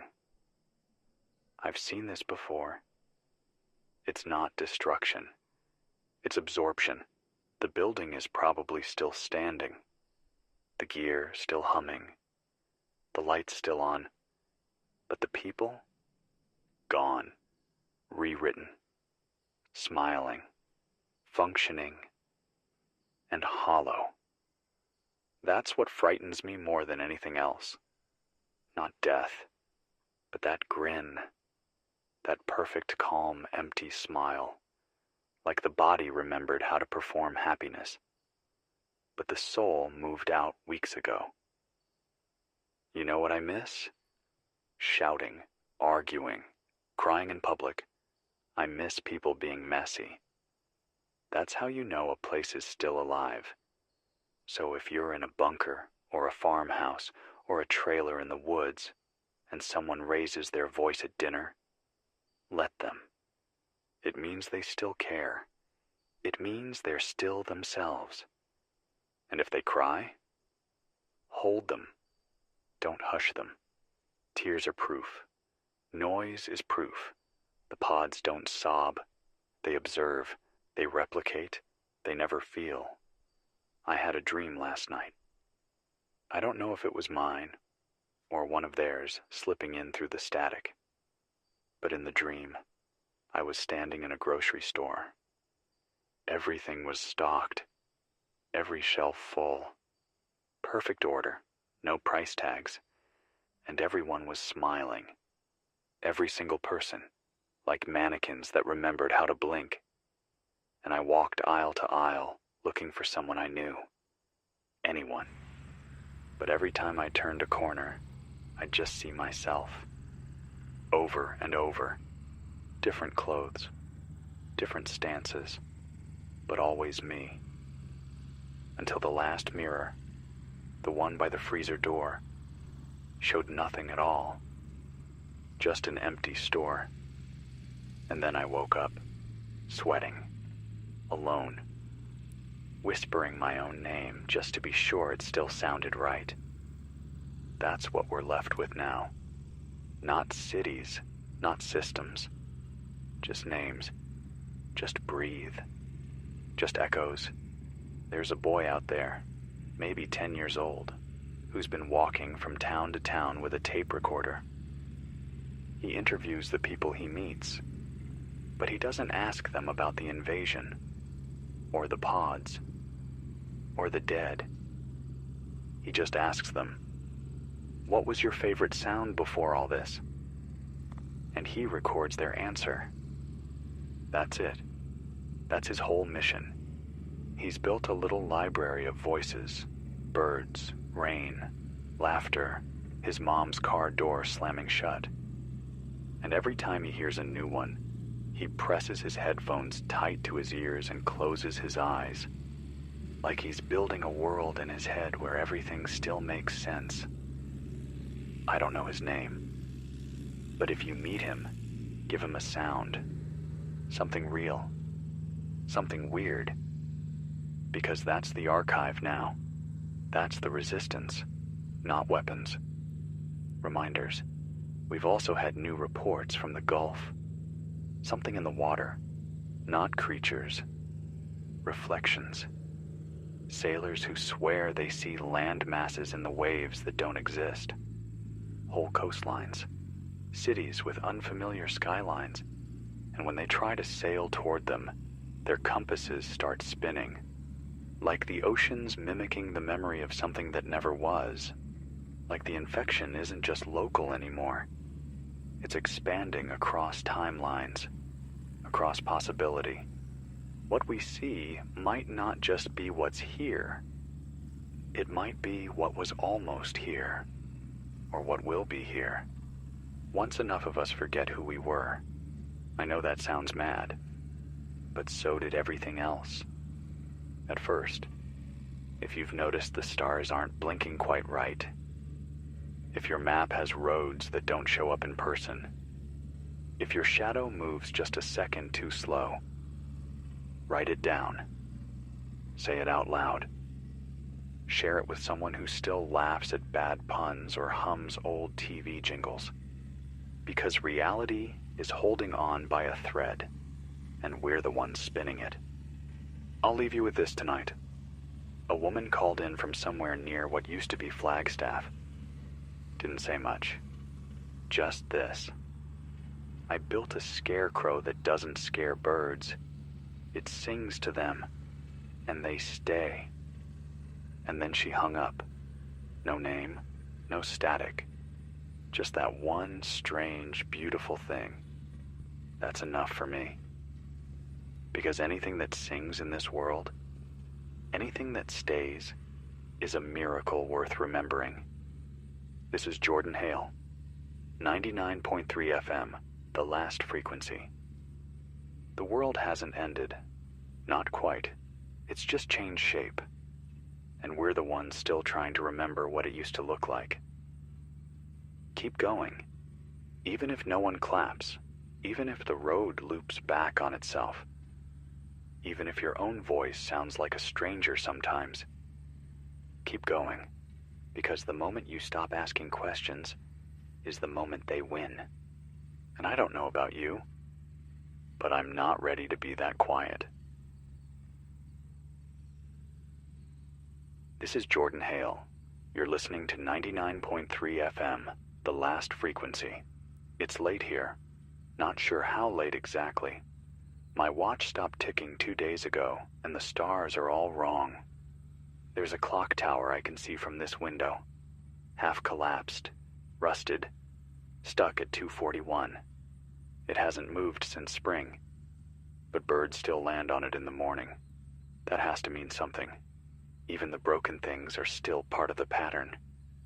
I got a signal from the Rockies last night, a burst of Morse code stitched into the static, sent from an old rail yard turned refuge. The message was short, just 4 words: "We remember the before." That hit me hard, because I don't know if I do. Not clearly, not anymore. I remember pieces: a coffee shop with sticky tables, the sound of shoes squeaking in a grocery store aisle, someone brushing their teeth with the water running, and me yelling from the hallway to turn it off. I don't remember who that someone was, but I remember how it felt, and that's something the pods will never copy. Not the facts, the feelings behind them. They can trace your routine, scan your speech, wear your skin.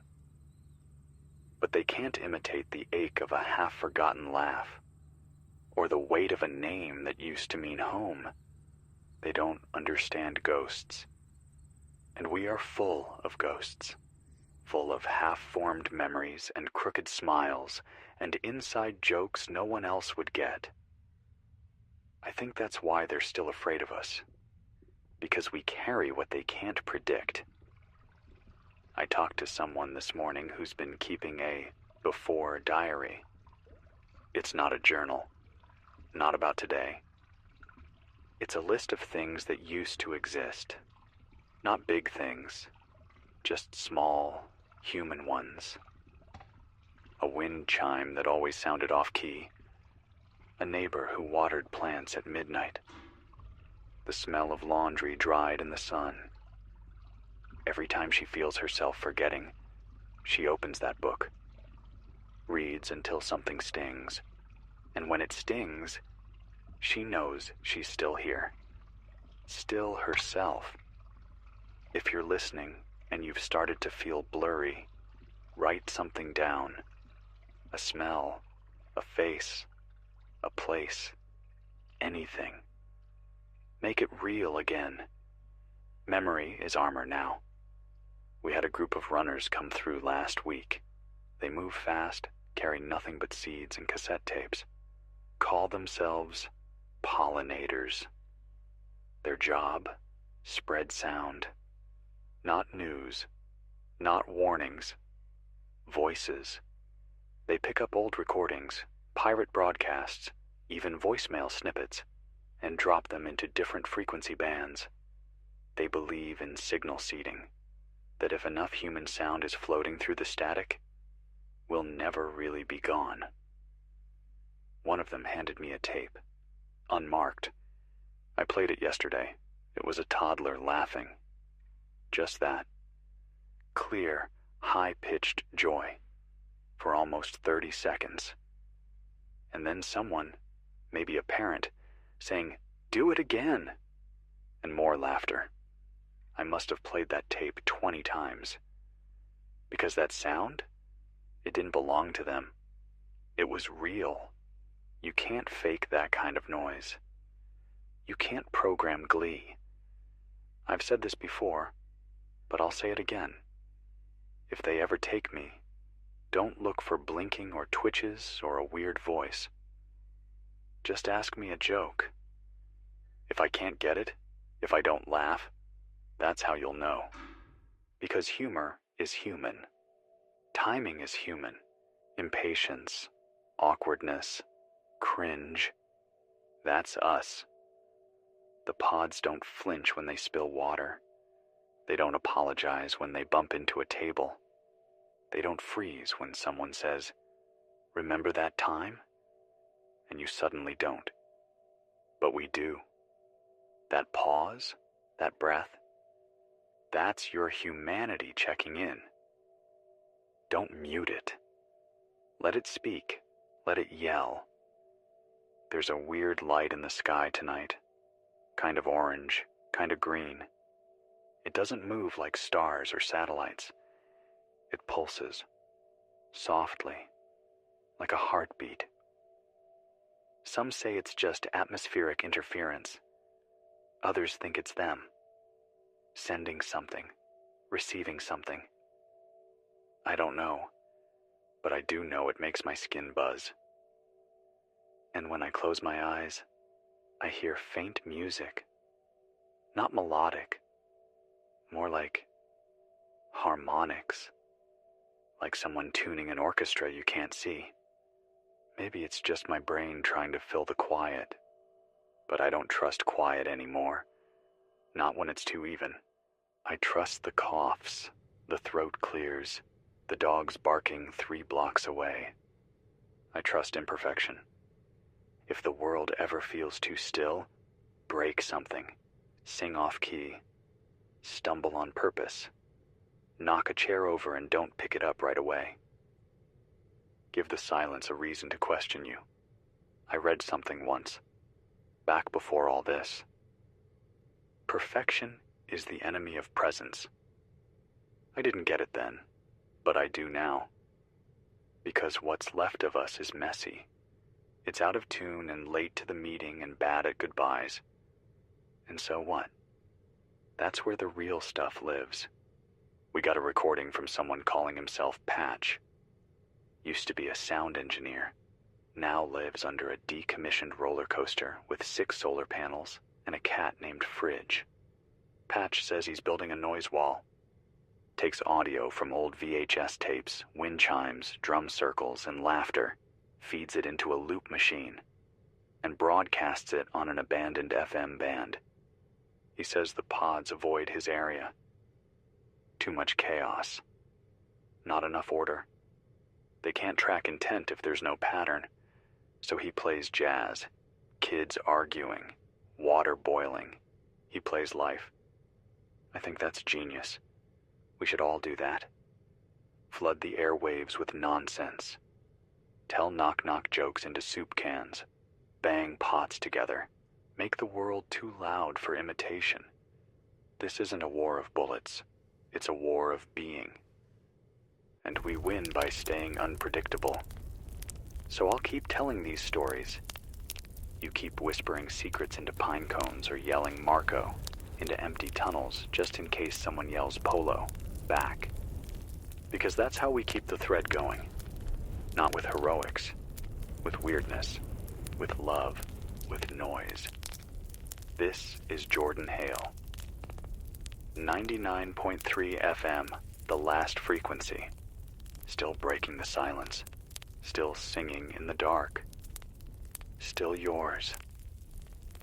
If you're there, whisper your name. If no one else hears it, I will, and I'll say it back. This is Jordan Hale, broadcasting from somewhere west of where the rivers stopped having names. You're tuned to 99.3 FM, the last frequency. There's frost on the inside of the windows this morning. I wiped a circle clear with the sleeve of my coat just now. Outside, the sky looks faded, like the blue's been drained a little too long in bleach. Not gray, not stormy, just colorless. That's how they start in new zones. Not with fire or ash or falling skies. Just the color fades. The contrast dies.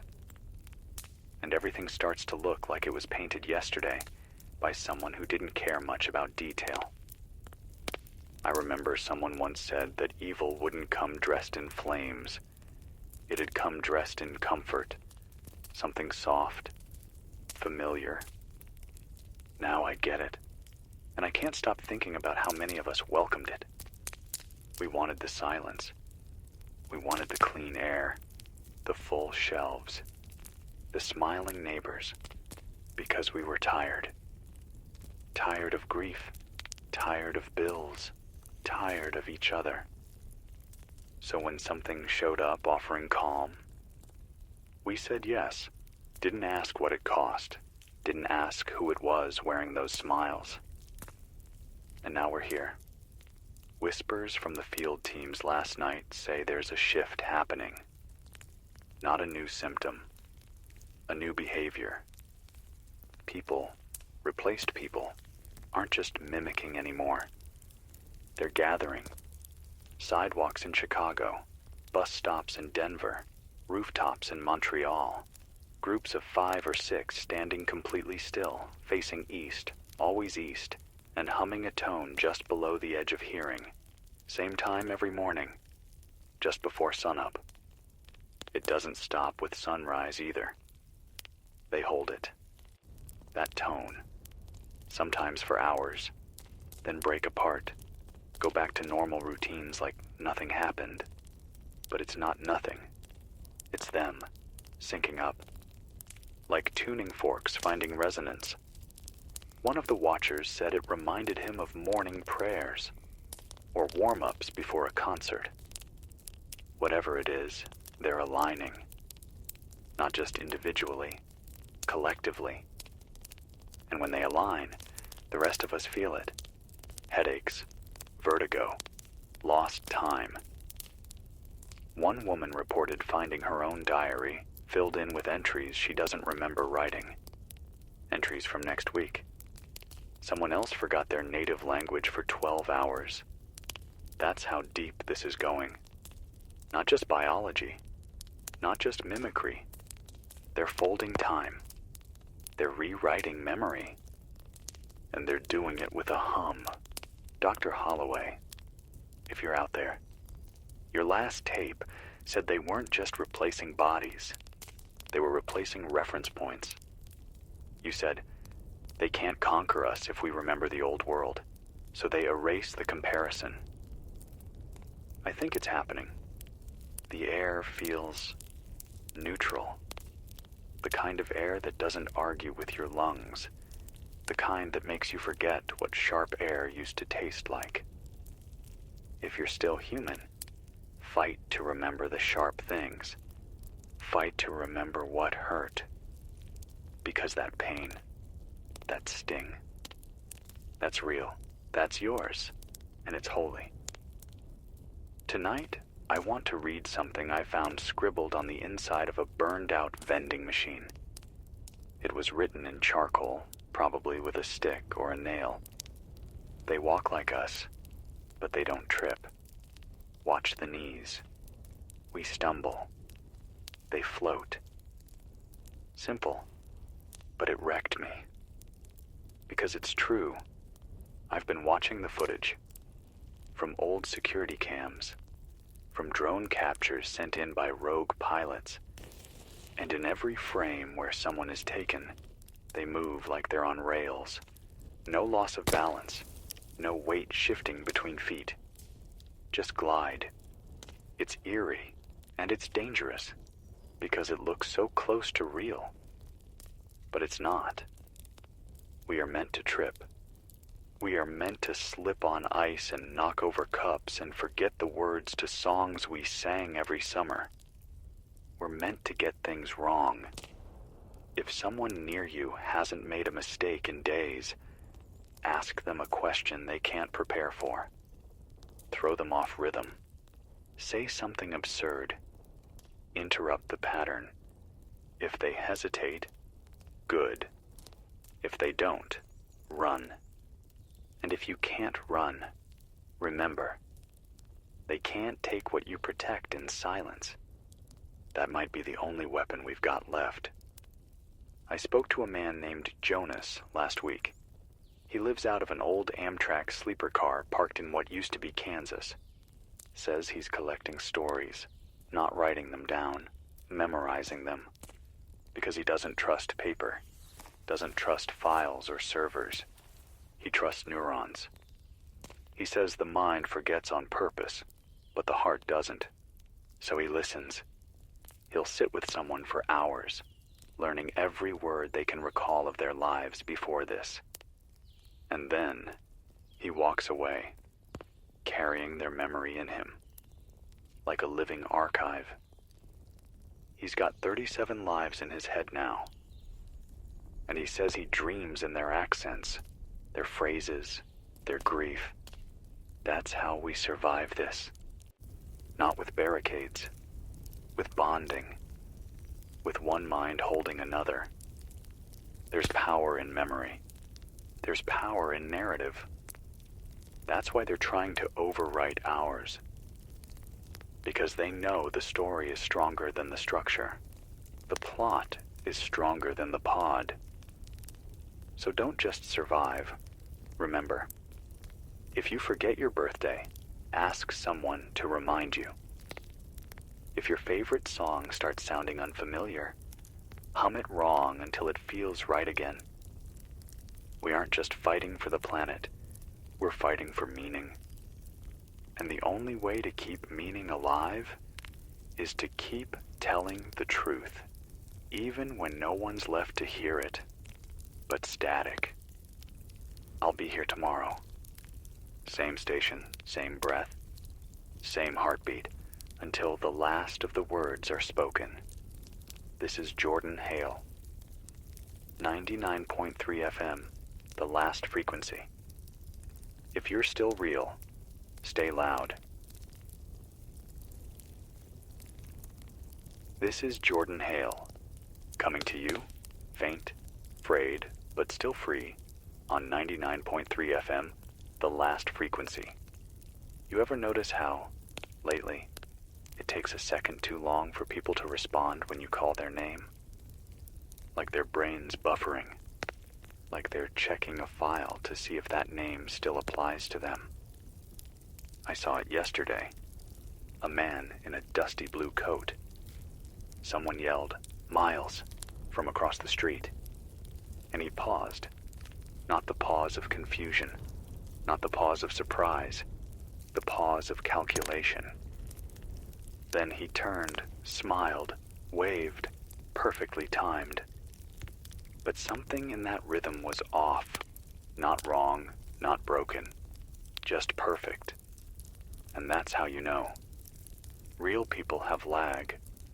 Real people stutter when they wake up too fast or forget where they left their shoes or mix up names when they're nervous. Real people misfire. I miss the misfires. It's the misfires that let me know I'm still breathing real air. We've been picking up whispers from the north, far north, somewhere near the Arctic rim, where the ground first broke open. You remember the stories, right? Back when Symbionics first made the announcement. Found a dormant spore locked beneath centuries of ice. It doesn't die. It doesn't rot. It just waits. Everyone thought it was just marketing. Another miracle bug, another biotech fix, something to grow super crops in failing soil. They never said what kind of soil it was meant to grow in, because it wasn't just for farmland. It was for us, for our cells, our bones, our memories. And now that cold, ancient thing, it's warmed up. Worse, it's awake. Someone, an old field scientist, sent us a recorded message from a wind farm just south of Tuktoyaktuk. She said the pods up there have changed shape. Not visibly, but in density. They're harder to destroy. They absorb heat. They sing when the wind blows through them. And there's something else. Animals won't go near them, not anymore. At first, the deer used to nibble the edges. Rabbits built nests in the coils. Now, they freeze up, run, or stand still too long and just vanish. No carcass, no blood, just missing. You know what that sounds like? Not invasion. Integration. They're not taking over from the outside. They're changing what the inside even means. There's talk of a map. Not a physical one. A cognitive map. A pattern being etched into the minds of those partially exposed. The pre-vectors, as Holloway calls them. They wake with memories of cities that don't exist. Songs no one wrote. Languages that can't be translated. But the strangest thing? Those hallucinations match across different people. People who've never met. They all see the same spiral-shaped building. They all hear the same six-tone hum. They all describe a sky with 3 moons. One red, one white, one black. You can't fake that kind of overlap. Not without a signal. Not without a shared source. So the question becomes, what are we tuning into? Or worse, what's tuning us? We had a young caller 2 nights ago. She didn't give her name, just said she was 10. Said her mom had started cooking meals in perfect symmetry. Each plate had 3 of everything. 3 carrots, 3 meatballs, 3 scoops of peas. She said her mom started calling her by her full name. Always. Never sweetie or babe or hey you.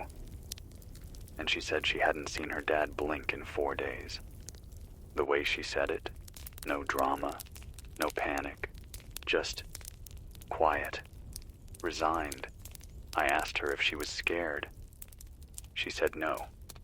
She said, I think they're trying to keep me calm. That broke me, because that's what they do. They manage us, like caretakers in a fake hospital. They soothe, they balance, they nod at the right moments. But there's no love behind it, just maintenance. And we weren't meant to be maintained. We were meant to be messy. I'm going to say something I've said before. If you're still having nightmares, you're probably still real. The pods don't dream. They process. They don't toss in their sleep, or wake up gasping or cry in the shower over things they forgot they remembered. We do. So, if you're breaking down, if you're falling apart, let it happen. That's how you heal. That's how you prove you're still you. The digital archivists, bless them, are still out there, running backups, printing zines, storing family recipes on floppy disks. They've started encoding music onto analog film strips, burying them in waterproof canisters behind abandoned radio towers. One guy said he embedded the audio of his grandma singing, "You Are My Sunshine," into a QR code printed on the side of an old barn. I don't know if that's true, but I hope it is. Because that's how we fight. Not just with fire. With memory. With melody. With names. Don't let them take your name. Even if you forget everything else. Write it in the dirt. Scratch it into the wood under your bed. Say it out loud every night before you sleep. Because if the day comes when someone says your name and you don't turn your head, we'll know and we'll mourn you. But not today. Today you're still here, still part of the noise, still on the wire, still human. This is Jordan Hale, 99.3 FM, the last frequency. And if you hear my voice tonight, then so does whatever's watching. So say your name louder. Be defiant. Be imperfect. That's how we win. This is Jordan Hale, broadcasting through wind, static, and the soft hiss of something that isn't quite silence anymore. 99.3 FM. The last frequency. If you're still hearing this, it means the mesh is holding, at least for now. We lost another relay tower this morning, near Des Moines. Wasn't attacked. Wasn't taken by fire or flood. Just disappeared. The whole thing, metal, signal array, concrete base, gone. What's worse, the ground where it stood is smooth, like nothing was ever there. Like it was erased, not removed. We sent a scout. She found a pair of boots, still laced. No feet inside, just empty. She left them there. She said it felt wrong to move them, like they were waiting for someone to return. She's not wrong. Sometimes I think everything left behind is just waiting for us, or for them, whatever gets here first. We picked up a weak signal from Vancouver, someone calling themselves Shepherd. Not military, not resistance, just a person keeping count. They say the infection rate in Western Canada has passed 91%, not based on confirmed pods, based on behavioral drift. People walking in straight lines. People who don't flinch at car alarms. People who don't sleep, but don't look tired either. The city's still standing, lights on, transit running, but no one laughs anymore. That's the marker they use. Laughter. Shepherd says they haven't heard a real laugh in 19 days. Think about that. No chuckles, no giggles, no snorts, no belly shakes, just silence, smiling without sound. Is there anything more terrifying? Because laughter isn't just noise. It's rebellion, it's chaos. It's the body short-circuiting for joy, and they can't fake that. They can mimic expressions, but they can't lose control. So if you want to test, tell a joke. Not a good one, a bad one. Tell the kind of joke that makes people groan, and watch how they react. If they laugh too clean, run. If they say, "That's funny, but don't show it," run. But if they gasp halfway through and ruin the punchline, that's your person. Keep them close. We're still getting reports from the Montana hills. Tiny towns going dark, one after the other. Not with violence, not with force, with sameness. A rancher wrote in last night, said the whole county's been repaved. Every road now perfectly even. Every fence mended overnight. He says the cows stand still at dusk, and all face the same direction. Says the wind doesn't blow unless it's scheduled. He tried to leave. Engine wouldn't start. Then his wife walked out, barefoot in the snow, and smiled at him like they'd never argued a day in their life. Said, "Honey, come inside. It's not so bad." He left anyway. He's sleeping in a truck bed now, wrapped in hay and tinfoil and prayer.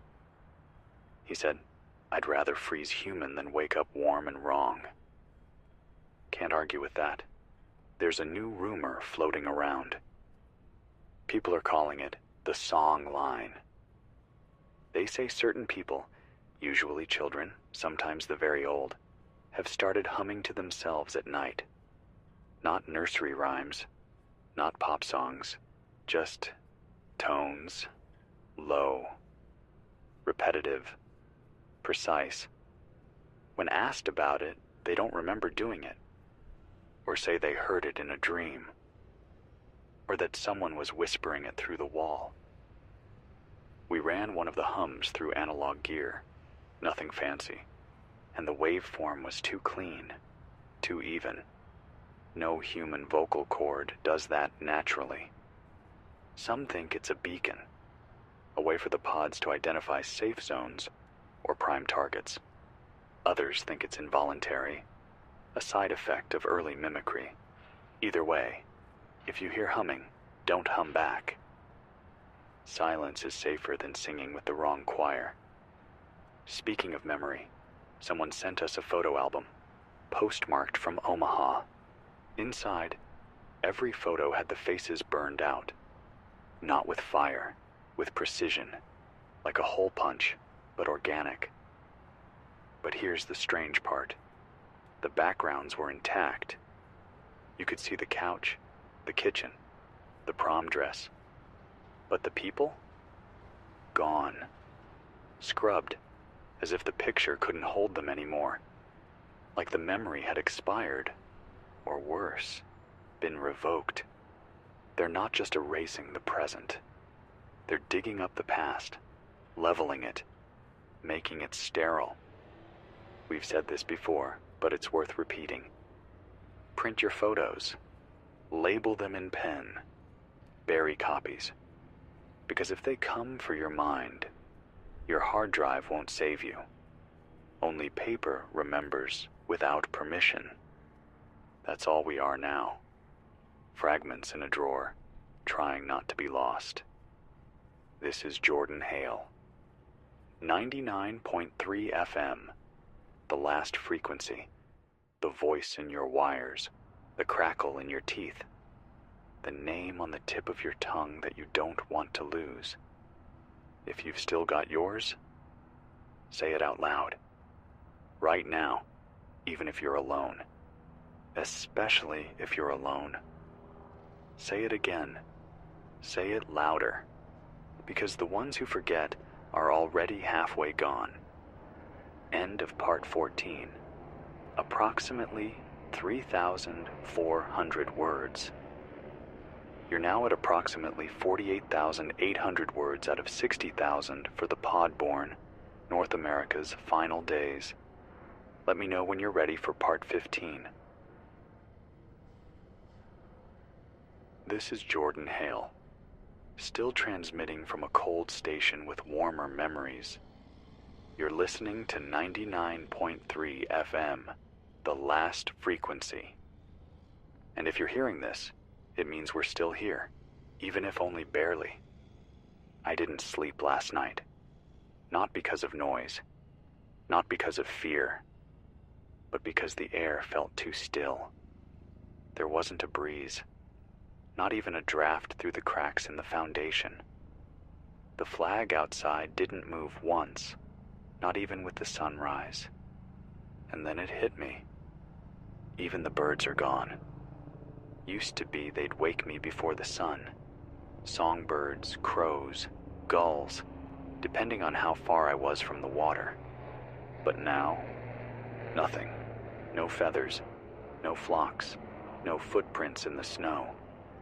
It's like they flew up into the sky one morning and just stayed there.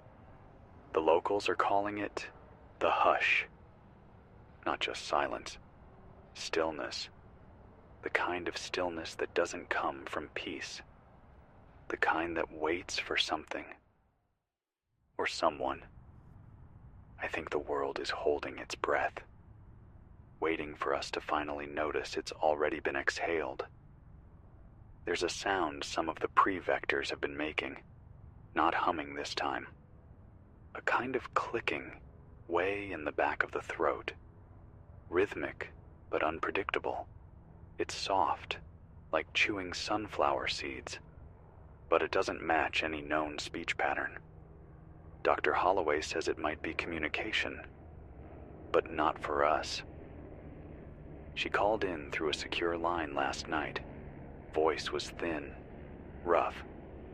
Said she hasn't seen another unassimilated person in 11 days. She's hiding in a service tunnel under what used to be the University of Colorado. Said the tunnels there don't echo anymore, and that the walls sometimes breathe. She's working on something. A signal blocker. Analog, grounded in copper and mycelium. She thinks certain mushrooms, reishi, lion's mane, cordyceps, might disrupt the pod neural imprinting. That the fungal networks compete, biologically, with the pod spore's structure. She said, nature doesn't like to share real estate. There's a line from her that stuck with me. She said, we're not being attacked, we're being edited. And the worst part? It's working. I read an old letter yesterday. Found it in a cracked shoebox beneath a pile of rusted canned goods. It was from a daughter to her dad. Talked about her first bike ride. The way he ran behind her, yelling encouragement. I could feel the love in the words, the clumsy spelling, the smudged ink. And then at the bottom, a different hand had added, "This memory has been deprecated." That was all. In clean, clinical script. Like a footnote, like a command. Who writes over a daughter's love? Who stamps out something so small, so human, only something that doesn't understand us, or maybe something that understands us too well. They know what we hold on to, and they know how to loosen our grip. So we have to hold harder. I want to tell you about a woman named Lita. She's been broadcasting on shortwave from a fishing boat near Nova Scotia. Calls her rig the Whisper Net. She only sends out music, no words, no commentary, just songs from the before times. Old soul, grunge, early hip-hop, M ballads, jazz, and every so often she'll slip in a field recording, a kid laughing, waves on a pier, a father reading bedtime stories. She doesn't introduce them, doesn't explain, but it works. Because when I heard those sounds, I cried, not from fear, but from recognition. That's what they're taking from us, not just our minds, not just our faces, but the familiarity of being human. The way a laugh echoes down a hallway. The way your mom's voice changes when she says your name. The way the air smells before it snows. They can't recreate those things. So they erase them. So when you find something that feels, keep it. Write it down. Whistle it. Tattoo it to your skin if you have to. Because there will come a day when someone you love will stand in front of you, smiling, calm, clean, and say all the right things. And the only way you'll know it's not them is because they won't remember how that smell made you feel when you were 10. That's the test. Not logic, not ID cards. Memory. We have reports coming in from the Arizona desert. Unduplicated clusters gathering in canyons. Natural signal shields. Using battery-powered radios, tin-foil walls, and solar rigs to stay offline. They call themselves the Ghost Choir. They hum at night. Not the pod tones, their own. Each group sings a slightly different harmony, discordant on purpose. They believe imperfection protects them. That the pod signal is repelled by inconsistency, like oil on water. One of their messages said, "We are the broken note.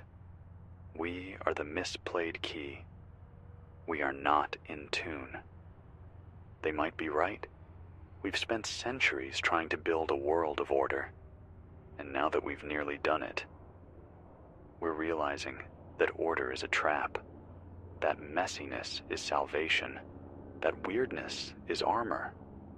So be weird, be wrong, be loud, make typos, miss your exit, burn your toast.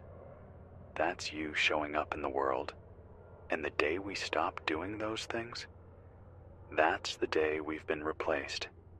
This is Jordan Hale. Still here. Still broadcasting. Still wrong in all the best ways. 99.3 FM. The last frequency. Say your mistakes out loud. Name them. Cherish them. They're the only proof we've got that we're still real. This is Jordan Hale. It's just past midnight here on 99.3 FM, the last frequency. And if this voice still sounds familiar, then we've got more time than I thought. The power flickered an hour ago. Not from a storm. Not from grid failure. Just a slow pulse. Like the whole station took a breath and forgot to exhale. The light didn't go out all at once. It dimmed. Like something was trying to find the rhythm of the room before settling in. And the screen, the one I used to monitor outbound signal, started to scroll. Not data. Not static. Words. Just one word repeated over and over. Accept.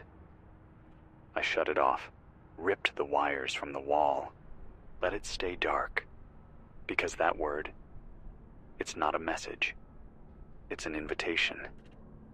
and I don't take invitations from something that doesn't knock before it enters. A listener from Utah sent us something strange. An old cassette. No label. No case. Just a sticky note that said, "Found this under the floorboards of my son's room. He's been gone 7 months." We played it. Scratchy, warbled, quiet. It started with wind, just wind, but underneath it, faint, like a whisper trapped in an old vent duct, there was music, not composed, not melodic, but familiar, like someone had taken lullabies from a dozen different cultures and braided them together. Then, halfway through, a voice, young, male, cracked with emotion. He said, "If anyone finds this, I want you to know, I didn't forget. I didn't let go, even when they came, even when they used my voice to talk to my mom. I held on to one thing. My name is Isaac. I am Isaac." Then silence. Then the tape snapped in the player. The reel melted, nothing left to salvage. But that name, Isaac, it's yours now. Carry it for him. Say it when you feel yourself slipping, not as a name, as a reminder. We are not just data to be rewritten. We are not just forms to be filled. We are not just shells to be worn. We are Isaac. We are someone. Reports from the Appalachian corridor say the hills are growing quieter. You'd think that would be impossible. No war, no bombs, no cities. But the people there say the silence has a shape. They say it moves. Like fog without moisture. Like a shadow without a source. And where it passes, language changes. Grandparents forget nursery rhymes. Bibles are found with the pages rearranged. People speak, but the cadence is off. Not just foreign, but too correct. Like speech written by something that understands grammar but not emotion. Like an actor who learned the lines but not the character. That's the giveaway. Emotionless correctness. So be messy. Be clumsy with your words. Say, I don't know. Say things that don't make sense. Because when you speak without flaw, they listen. And when they listen, they learn. I know it sounds backwards, but here's what we've learned. Your errors protect you. Your contradictions confuse them. That's why the last frequency crackles. That's why our signal breaks and bends and stutters. Because in every stutter is a fingerprint, and they haven't figured out how to fake fingerprints yet. Someone, a teacher from South Dakota, sent in an entry from an old school journal. The paper was yellow, frayed, clearly dug up from somewhere damp. But the entry was clean. It read, "Today I realized that my sister is gone. She's still in the house, still at the table, still brushing her hair, but she's not there. She said my favorite joke back to me, before I told it." That's how you lose someone. Not in death, but in mirrored memory.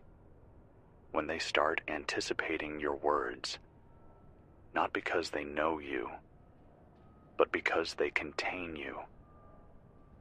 The pods don't learn from scratch. They inherit. They absorb you like steam into glass.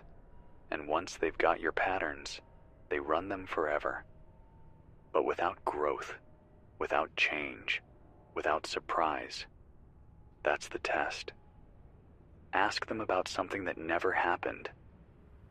Make up a memory. See if they agree with it. If they nod without blinking, they've been overwritten. We've heard from an old bunker outside Halifax. Used to be a Cold War fallout shelter.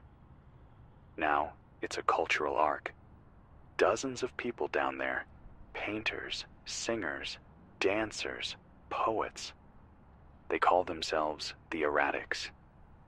Their goal? To create useless art. Nothing marketable, nothing symmetrical, just pure, chaotic, human noise. One of them built a piano with missing keys. Another paints with spoiled milk. One guy performs stand-up routines with punchlines that don't land on purpose. They believe deeply that the only thing the pods can't replicate is absurdity. That the illogical, the broken, the pointless is our salvation. They might be right, because when I laugh at something that makes no sense, that's when I feel most alive. Because nothing alien would build a world where the absurd survives. Only we would do that. Only we could find beauty in the broken. So be broken. That's your shield. That's your proof. This is Jordan Hale. Still wrong. Still rambling. Still messing up the frequencies just enough to stay human.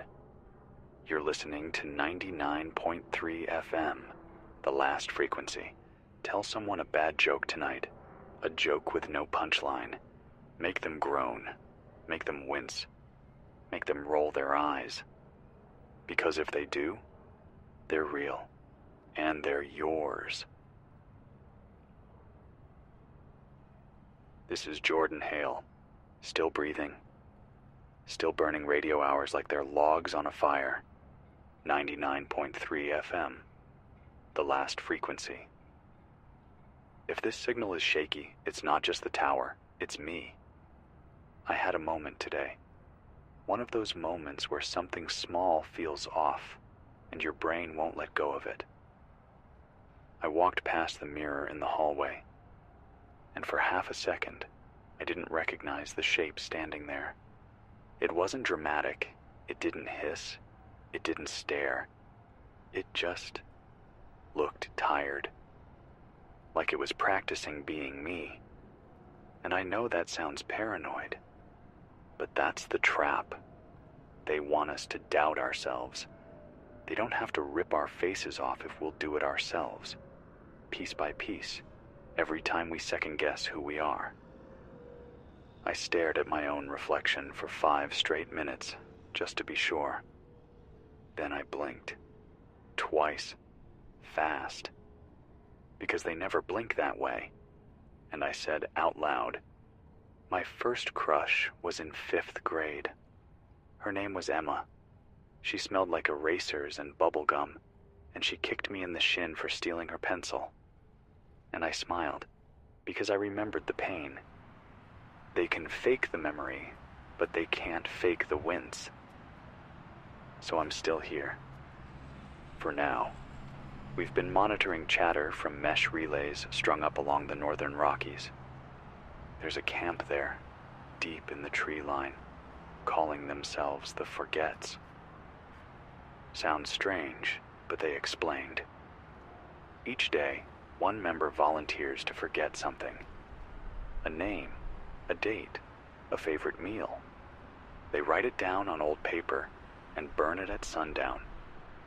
They say it's a way of honoring choice, that the pods never forget, because they don't know what's worth keeping. Only humans can choose what to leave behind, and that choice is freedom. The leader of the Forgets, a woman named Riva, sent us a voice packet. Here's what she said. We don't keep calendars anymore. We don't track anniversaries. We just mark the days by what we let go of. It's painful, but it's ours. I think about that a lot. We spend so much time trying to hold on to everything. But maybe survival isn't about memory. Maybe it's about choosing what not to carry. Not because it isn't precious, but because it was. And that's enough. A new message came in from the Gulf Coast. Someone broadcasting from a shrimp boat turned floating transmitter. Call sign, Static Swan. He said the water's changed. Not poisoned, not dark. Still. too still. He dragged a net through a mangrove inlet, pulled up fish that were perfect, identical. Same length, same spots, same broken scale by the dorsal fin. Not dead, not swimming, just waiting, lined up in the net like they volunteered. He threw them back. They didn't resist. They just hovered, facing the same way. He said the tide is pulling the ocean into a pattern, and he's not sure if the moon's still calling the waves or something else is. Nature doesn't repeat itself that perfectly. It adapts, it improvises, it struggles. This thing, it mimics nature without the mess, and that's how you know. The mess is missing. I got a letter. Real ink, real paper, smudged from tears or rain or maybe both. From a girl in what used to be Nebraska. She wrote, "My brother isn't my brother anymore. He makes the same joke every morning, like he's reading off a page. He used to change it. Now he says it like a robot. So I started laughing at the wrong part, just to see if he'd notice. He didn't. He just smiled. Too wide. Too smooth." She buried that letter in a peanut butter jar and left it behind the old swing set. She hopes someone finds it when she's gone. We found it. We're keeping it. Because that's all this is now. Breadcrumbs through the dark. We hold each other with stories. That's all we've got. No armies, no counterattacks, just truth, told badly, brokenly, beautifully, and hope that someone else is listening. They always forget the sounds. When they copy us, they get the big things. Faces, routines, movements. But the small sounds, the sigh when you sit, the crack in your voice when you try not to cry, the way you hum when you're not thinking, they can't catch that. They haven't learned background noise, so lean into it. If you're not sure who's real, sit quietly and listen. Real people are noisy in all the wrong ways. They tap feet, they sniffle, they mutter, they mispronounce. The pods, they wait. Still, clean, efficient, unbearably polite. That's not us. So if you're a mess, bless you. You're doing it right. This is Jordan Hale. Still messy, still human, still here. You're listening to 99.3 FM, the last frequency. If your heart skips a beat when a song catches you off guard, you're not lost yet. Hold on to that. Let it hurt. Let it bleed. Let it be. Because the moment it stops surprising you, that's when the replacement begins. This is Jordan Hale. You're listening to 99.3 FM, the last frequency, broadcasting somewhere near the Swiss border, beneath concrete, wire, and whatever hope still lingers in this dying signal. If you're still picking this up, you're one of the few. I haven't slept in 2 days. The power grid's gone to hell. We're running this broadcast off a diesel backup system designed for emergencies. The kind of system they once said would never need to be used. They were wrong. Last night, or maybe it was 2 nights ago, time feels strange now. The lights went out across half the continent. Not just flickering or brownouts. Full blackout. Brussels, Paris, Frankfurt, Milan, darkness. Like someone flipped the switch on civilization and just walked away. There was a moment just after it all went black, when the sky above the bunker lit up red. Not from fire, not yet, but from every emergency beacon in the region blinking out its last gasp. The satellite feeds dropped almost instantly. Then the broadcasts from Parliament cut out mid-sentence. The European Central Bank feed stopped too. Someone was giving a statement about currency reserves. The screen froze. Then it went to static. We haven't heard from them since. I've been sitting in front of this radio console for hours now. No coffee, no food since yesterday morning. Just listening to the world slip out of reach. Every frequency I check either returns silence or something worse. Automated loops, old music stations still running their dead playlists, or distress signals screaming into nothing. There was a burst on the emergency civil defense band around 2:12 a.m. A man, maybe German or Dutch, shouting something about the eastern sector collapsing, then gunfire, and then silence. That was the last human voice I picked up before my own. Let me tell you what I know. Or rather, what I've been able to piece together from the scraps that made it through before the collapse. The power outage wasn't a simple grid failure. This was deliberate. Coordinated. France, Germany, Belgium, Italy, all hit at once. Cyber attacks. Not just against infrastructure, but against satellites, banking systems, air traffic control. GPS is broken. Spoofed or jammed, it's hard to say. Trucks drove off bridges. Civilian planes landed on the wrong runways, or couldn't land at all.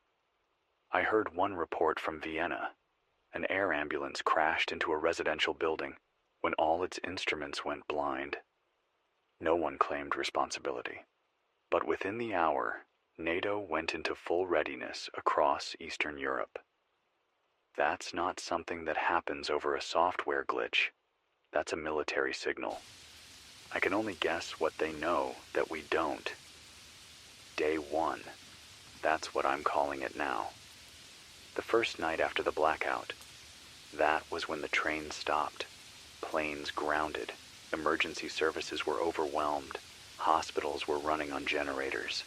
But when fuel trucks didn't arrive, they started turning people away. Not because they wanted to, because they had to.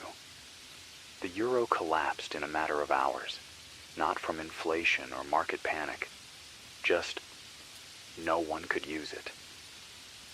Every system linked to the European Central Bank froze. Cards declined, ATMs dead, wire transfers queued and never completed. People were left standing in front of grocery store counters, holding bags of rice and medication, realizing there was no way to pay. And no one behind the counter had any better answers. Border checkpoints that hadn't seen activity in over a decade suddenly came alive again. Schengen was gone overnight. The crossings turned into mob scenes, soldiers with loudspeakers trying to get people to calm down while gunshots echoed in the distance. On the feeds, I managed to pull in before the sky went dark. There were hundreds of videos posted from people stuck between borders. Poles screaming at Slovak guards. Hungarian mothers throwing passports at armored doors. French gendarmes arguing with German border police while children cried in the background. And it's not just people fleeing. There are whole cities emptying out on foot. I've seen footage, what little came through the emergency relay before the firewalls went up, of cars abandoned on the A9, entire families pushing strollers down highways, people tying their children to themselves so they wouldn't get separated in the dark. The rumors started fast. Russian involvement, a hybrid war, a false flag, but nothing official, no statement, no claims, not even a denial. That's what scared me the most. If someone's going to hit us this hard, this fast, I'd at least expect them to gloat or warn.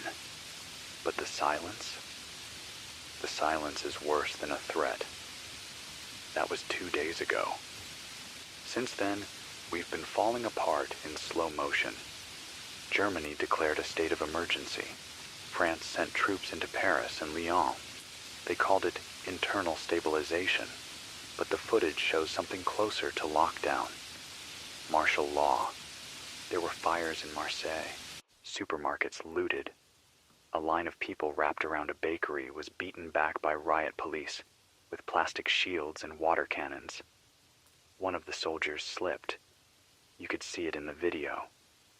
His face, just a kid, maybe 20. He looked terrified. Madrid's in chaos.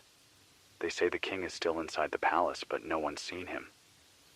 Rome's gone quiet. The Vatican hasn't made a statement, not even a prayer. And London? They closed the Channel, sent troops to Dover. People trying to flee to the UK were turned back. Some even jumped into the water, trying to swim the gap. Only one man made it across. He was pulled out by a fishing trawler. Didn't say a word. Eastern Europe's on high alert. Some are calling it a Russian invasion. Some think it's something else. The Czech Prime Minister gave a final press briefing yesterday, warning of unseen tactics. I don't know what he meant. The stream cut out before he could finish. And Switzerland? They opened the bunkers. I know because I'm in one, or near one. This isn't an official shelter, not anymore, but it's built into the same rock as the old military relay stations, the kind they left behind after the Cold War, the kind nobody ever really decommissioned. I found this place by accident, or maybe instinct. Doesn't matter. It has power, barely. Enough fuel for a few more days, maybe less. And it has a transmitter. That's all I need right now. The question on everyone's mind, if anyone's still asking questions, is where the kids are. Not in the cities, not anymore, not in the schools. There were evacuation orders, quiet ones. Passenger trains left Brussels at dawn 2 days ago, supposed to be full of children. No one's heard from them since. One report I got, unverified, said a train derailed near Namur. Another said it disappeared from GPS tracking altogether. And the borders? Families separated, phones dead, embassies not picking up. I had a woman call in before my previous signal cut out. Said her daughter was put on a bus from Lyon to Geneva. It never arrived. She stood at the station for 16 hours waiting. Then a soldier told her to go home, that there was no more Geneva to go to. If you're listening, if you've made it this far into the dark, you're not alone. Not yet. I've started logging every name I hear on these channels, every caller, every missing person, every city that goes quiet. Maybe that's all we can do now. Remember, more to come. Stay tuned, if you can. This is Jordan Hale, 99.3 FM, the last frequency. Still breathing. Still transmitting. This is Jordan Hale. Still here. Still broadcasting from what's left of a NATO relay station on the western edge of Switzerland. You're listening to 99.3 FM, the last frequency. And if you are, you're probably underground. Or lucky. Or both. I've rerouted the antenna again. Was hoping to boost range into southern France, but the relays there are dead, or jammed, or something worse. I don't have many listeners left, but I know someone's out there. I caught a signal burst earlier, a woman whispering in German, calling for anyone near the Austrian border. She kept saying her husband had gone to find food and hadn't come back. Said the water from the tap had started tasting like metal. Then her voice just faded. I've kept the recording. I don't know why. Maybe so I can remind myself this frequency still matters. The news, if we can call it that, isn't good. Europe's falling apart. Not just in the way headlines used to say. Not the economy, not the politics, not even the migration debates. Number. This is something else. This is slow death. Not the bang. The fade. Water treatment plants have gone offline in at least 6 major cities. I've confirmed that from the last reports pushed through emergency civic networks before they fell. Paris, Berlin, Milan, Prague, Brussels, Warsaw, all cut off. Without purification, what comes out of the tap isn't safe. The bottled stuff is gone, looted, burned, sold for things no one used to trade. Lighters, shoes, medicine, fuel, even stories.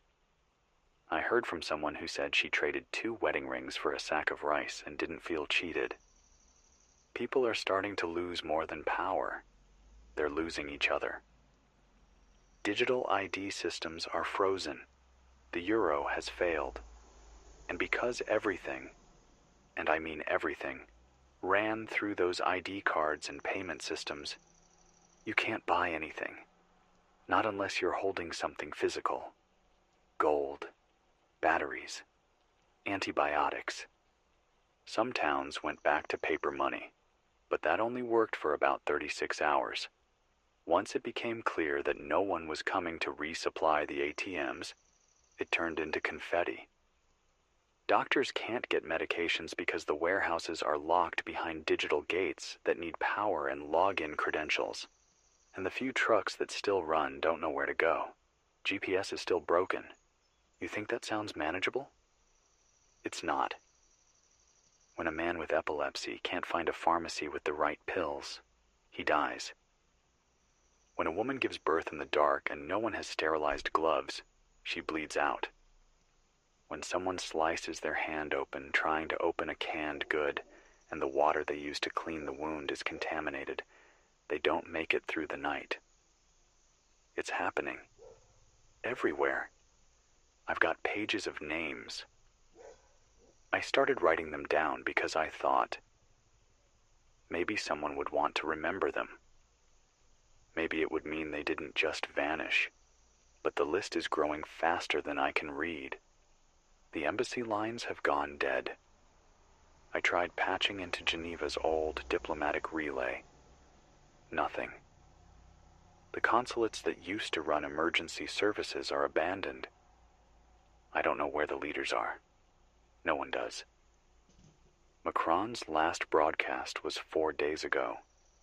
It cut out after he said the word containment. Schultz hasn't been seen. Von der Leyen, nothing. We're supposed to have systems for this. Protocols. Command structures. We trained for blackouts, for cyber attacks, for even the worst-case pandemics. But this? No one wrote a plan for what happens when the entire structure dissolves overnight. The UN buildings in Geneva are dark. Not just closed, dark. Their backup feeds haven't pulsed since Tuesday. That's not a technical issue. That's abandonment. The only address that's been given in the last 48 hours came from Vatican City. 3 lines, transmitted over a low-frequency band in Latin and Italian. It simply said, "The silence is divine. Listen carefully. This is not a time for leaders. It is a time for witnesses." I don't know what that means. I don't think they do either. But it's the last thing anyone heard from Rome. Earlier today, I received a distress call from someone claiming to be stationed at a water control center in Austria. Said the river pumps were failing, pressure valves were stuck open, and the backup valves were underwater. Said that the flood sensors were stuck on red. He ended the call by saying, "Tell them we couldn't hold it. Tell them it's coming." No one's been able to reach him since. There's something else. I don't know if I should say this yet, but I need to say it before the generator dies. I've started hearing new voices on this frequency, not recorded ones, not old pirate stations. Human voices, real ones, but they don't talk like broadcasters or survivors. They're clipped, measured, almost rehearsed. One man, speaking in Russian-accented French, said, "Phase 1 complete. Western corridor obstructed. Proceed to stabilization vector." That was it. Then gone. No call sign. No trace. I don't know who they are. But they don't sound panicked. They sound like they're following orders. And there's something worse. At 3:07 this morning, this station picked up a cross signal from what I thought was an old Eastern Bloc utility tower. There was a girl on the other end. Couldn't have been older than 10. She said she was in a school shelter near the Romanian border. Said the grown-ups had left the day before to find food. Said the lights never came back. Said she and 3 other kids were trying to make the canned fruit last. When I asked her where she was, she hesitated. Then she whispered, "I don't know the town name anymore. The signs got ripped down, but the school has a blue fence with stars painted on it." Then the line cut. I've spent every minute since then trying to re-establish that frequency. Nothing. It's not just infrastructure that's failing now. It's memory, names, direction meaning. One of the last reports to come out of Lyons said that emergency sirens were going off in a loop, even though no one was triggering them. No one was left to. People have started calling this the fade, not the collapse, not the war. The fade. Because it doesn't feel like an attack anymore. It feels like someone pulled the thread out of the hem of the world, and now everything is just unspooling. I had a man call in earlier. Said he was walking from eastern Slovakia toward Graz. Said he'd passed through 3 towns where the church bells were ringing even though the churches were empty. Said the bells sounded wrong, not broken, just off. Said one of them kept ringing the same chime over and over, not on the hour, not at any time at all, just like a loop. He walked past it. Didn't stop. I asked him why. He said, "Because when I looked in the window, I saw someone pulling the rope, but it wasn't attached to anything." He hung up before I could ask anything else. I don't know if that was real. I don't know if anything is anymore. But I remember his voice. He didn't sound like he was telling a story. He sounded like a man who had run out of places to put his fear. Earlier today, I tried to tune into one of the few shortwave channels still operating out of what used to be Estonia's civil defense system. The voice on the line said, "Signal rerouted. Control node compromised. Do not return." And then, just static. Whatever this is, whatever started in Brussels and broke the sky, it's not just about lights and water. It's about connection, memory, pattern. This station is holding, for now, but the generator's running on its last fuel tank. I've rationed power use as best I can. No heat, just bare lights, just this console, and the signal. If you're hearing this, please hold the line. Say your name out loud. Write it on the wall. Keep telling your story to whoever's nearby, even if they're asleep, even if they don't understand. Keep talking, because once the silence wins, there's nothing left. More to come. I'll keep this going until the power dies, and if I can, I'll light a candle and do it by voice alone. This is Jordan Hale, 99.3 FM, the last frequency. Still breathing, still here, and if you are, too, don't stop. This is Jordan Hale, still speaking to you from 99.3 FM, the last frequency. Still alive, still transmitting. Though honestly, I'm not sure for how much longer. It's day 9 since the blackout began. At least, I think it's day 9. Could be 10. The nights here last forever. The mornings aren't any brighter. There's a dampness in the walls now. I can smell it. I think the bunker was never meant to run this long without maintenance. The ventilation hums, but slower than before. Sometimes I wake up to silence, like even the machines are trying to sleep through all this. I tried hailing Byrne this morning. I know, foolish. But part of me hoped the Swiss command center would still be manned. That someone would be on the line, waiting, even if just to log a distress call. Nothing. Just a click, then an echo of my own voice. If the government's still operating, it's not talking to anyone like me. They've stopped answering the calls, all of them. No address from Macron. Not a word from Schultz. No press conference. No emergency summit. No EU leadership coordination. It's like the whole upper floor of the building collapsed and no one below wants to check. At first it was strange. Now it feels normal.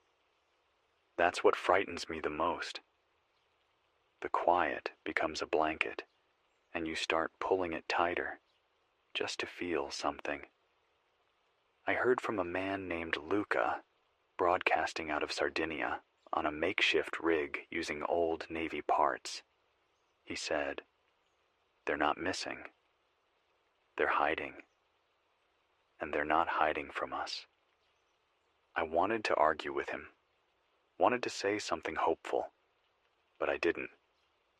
Because deep down, I'm afraid he's right. I don't think the leaders were taken. I think they left. Not vanished. Not kidnapped.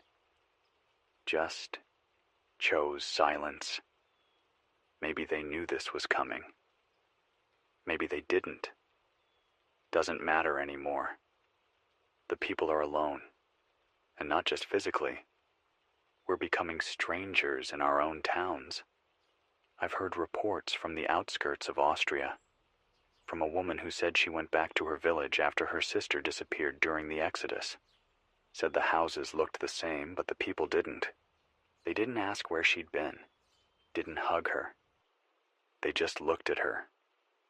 Blank, polite, like she was someone they hadn't seen in a long time and couldn't quite place. She stayed 2 nights, then left. Didn't say goodbye. They wouldn't have noticed. She called me from a borrowed rig outside Innsbruck. Cried the whole time. Said, "It wasn't home anymore. I don't think home exists now." I wish I could have told her she was wrong. But I didn't. I just listened. And I wrote down her name. Eva D., age 37. Trying to reach her sister, Marta. If you're listening, Ava, I'm still here. The embassies are sealed. No one's processing anything. There's no border support, no medical assistance, only barricades, empty checkpoints. People have started walking across the Alps, not because they think there's help on the other side, but because moving feels better than staying still. I heard from a man who crossed through the Jura Mountains barefoot. His boots had fallen apart by the second night. He said the snow didn't feel cold anymore. He said, "My feet stopped hurting, so I kept going." He never said where he was headed, just that he'd heard someone was still broadcasting from the Italian side. He wanted to believe it. I didn't have the heart to tell him it was probably just an echo. there's something else I need to say. The signals I've been tracking, the strange ones, the ones that don't belong to any known agency, they're increasing. They aren't messages exactly, more like command patterns. Short phrases, spoken calmly, sometimes repeated. Last night I recorded one that said, Tier 3 containment failed. Transitioning to passive field model. All secondary nodes retreat. That's not language for civilian ears. That's command code. Military, maybe. Or worse, private defense networks. The kind that don't fly flags or follow borders. But here's the part that chilled me. Right after that signal cut, another one began, this time in German. A woman's voice. She said, "They are adapting. Avoid dense populations. Remain underground. The surface is no longer ours."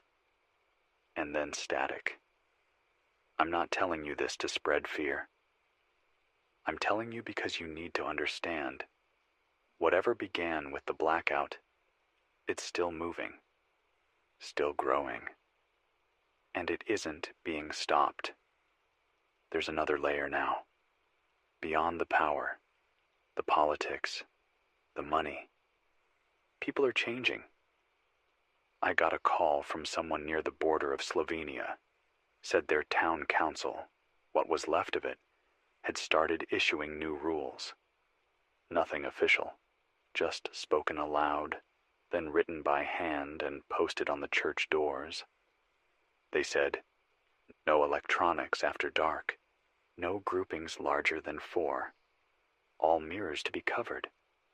Do not answer unfamiliar voices, even if they call your name. He said he asked them who made these rules. They didn't answer. That's how it happens. First, you lose power. Then you lose communication. Then you lose shared truth. And when that's gone, all that's left is survival. I've been keeping track of the time using an old wind-up watch. It ticks louder in the silence. Sometimes, I think I hear it even when I'm not holding it. I haven't spoken to another person in over 30 hours. The last caller I had was a boy from Nice, 12 years old. Said his mom told him to go to the train station and wait. He did. For 2 days. Now he's walking east. He said, they told us someone would come. But no one ever came. So I decided I'd be the one who goes. That boy, I don't even know his name. He's braver than most people I've ever met. I told him to keep talking into the wind. To say his name when he passed rivers. To tell the trees what he remembers. Because when no one else is left to carry the story, the earth will. And maybe that's the best we can hope for now. This station, this little sealed room beneath the mountain, it was meant to last a month. 2, maybe, in an emergency. We're halfway through that window, fuel's low, food's lower. But I'm still here, and so are you. If you're listening to this, you're part of something real. Maybe the last real thing left. So, here's what I want you to do. Wherever you are, city, forest, train station, basement, write something down. Your name, the day, what you saw. Tuck it into a bottle, a shoe, a crack in the wall. Someone might find it. Maybe not now, maybe not soon, but someday. Someone will want to know what happened. They'll want to hear your voice. And they'll hear mine too. Until the lights fail and the last tone fades. This is Jordan Hale. 99.3 FM. The last frequency. Still speaking. Still human. This is Jordan Hale. You're listening to 99.3 FM, the last frequency. Still alive, still reaching, still not ready to go quiet. I spent the morning trying to warm a can of lentils over a desk lamp. It didn't work, but I ate them anyway. I guess that's the kind of sentence you say when the world doesn't make sense anymore. But I still count the days. This is day 11, since the lights went out, since the cities stopped speaking, since the streets went empty. The broadcasts are fewer now. Every hour, another channel goes silent. Even the looped government warnings, the ones that used to say, remain calm and check local authorities, they're gone. No more sirens, no more scrolling banners. The world has stopped trying to convince us everything's okay. But that's not what I want to talk about tonight. I want to talk about the trains, the ones that left early, the ones filled with children, the ones no one ever saw again. I don't know if you remember the headlines. They only ran for a few hours before the networks failed. Something about a limited evacuation initiative for school children and dependents, a way to move them safely out of the capitals while the system rebooted. The trains left before dawn, unmarked, escorted by military convoys, bound for secure locations. But no one ever said where those were. And no one's heard from the train since.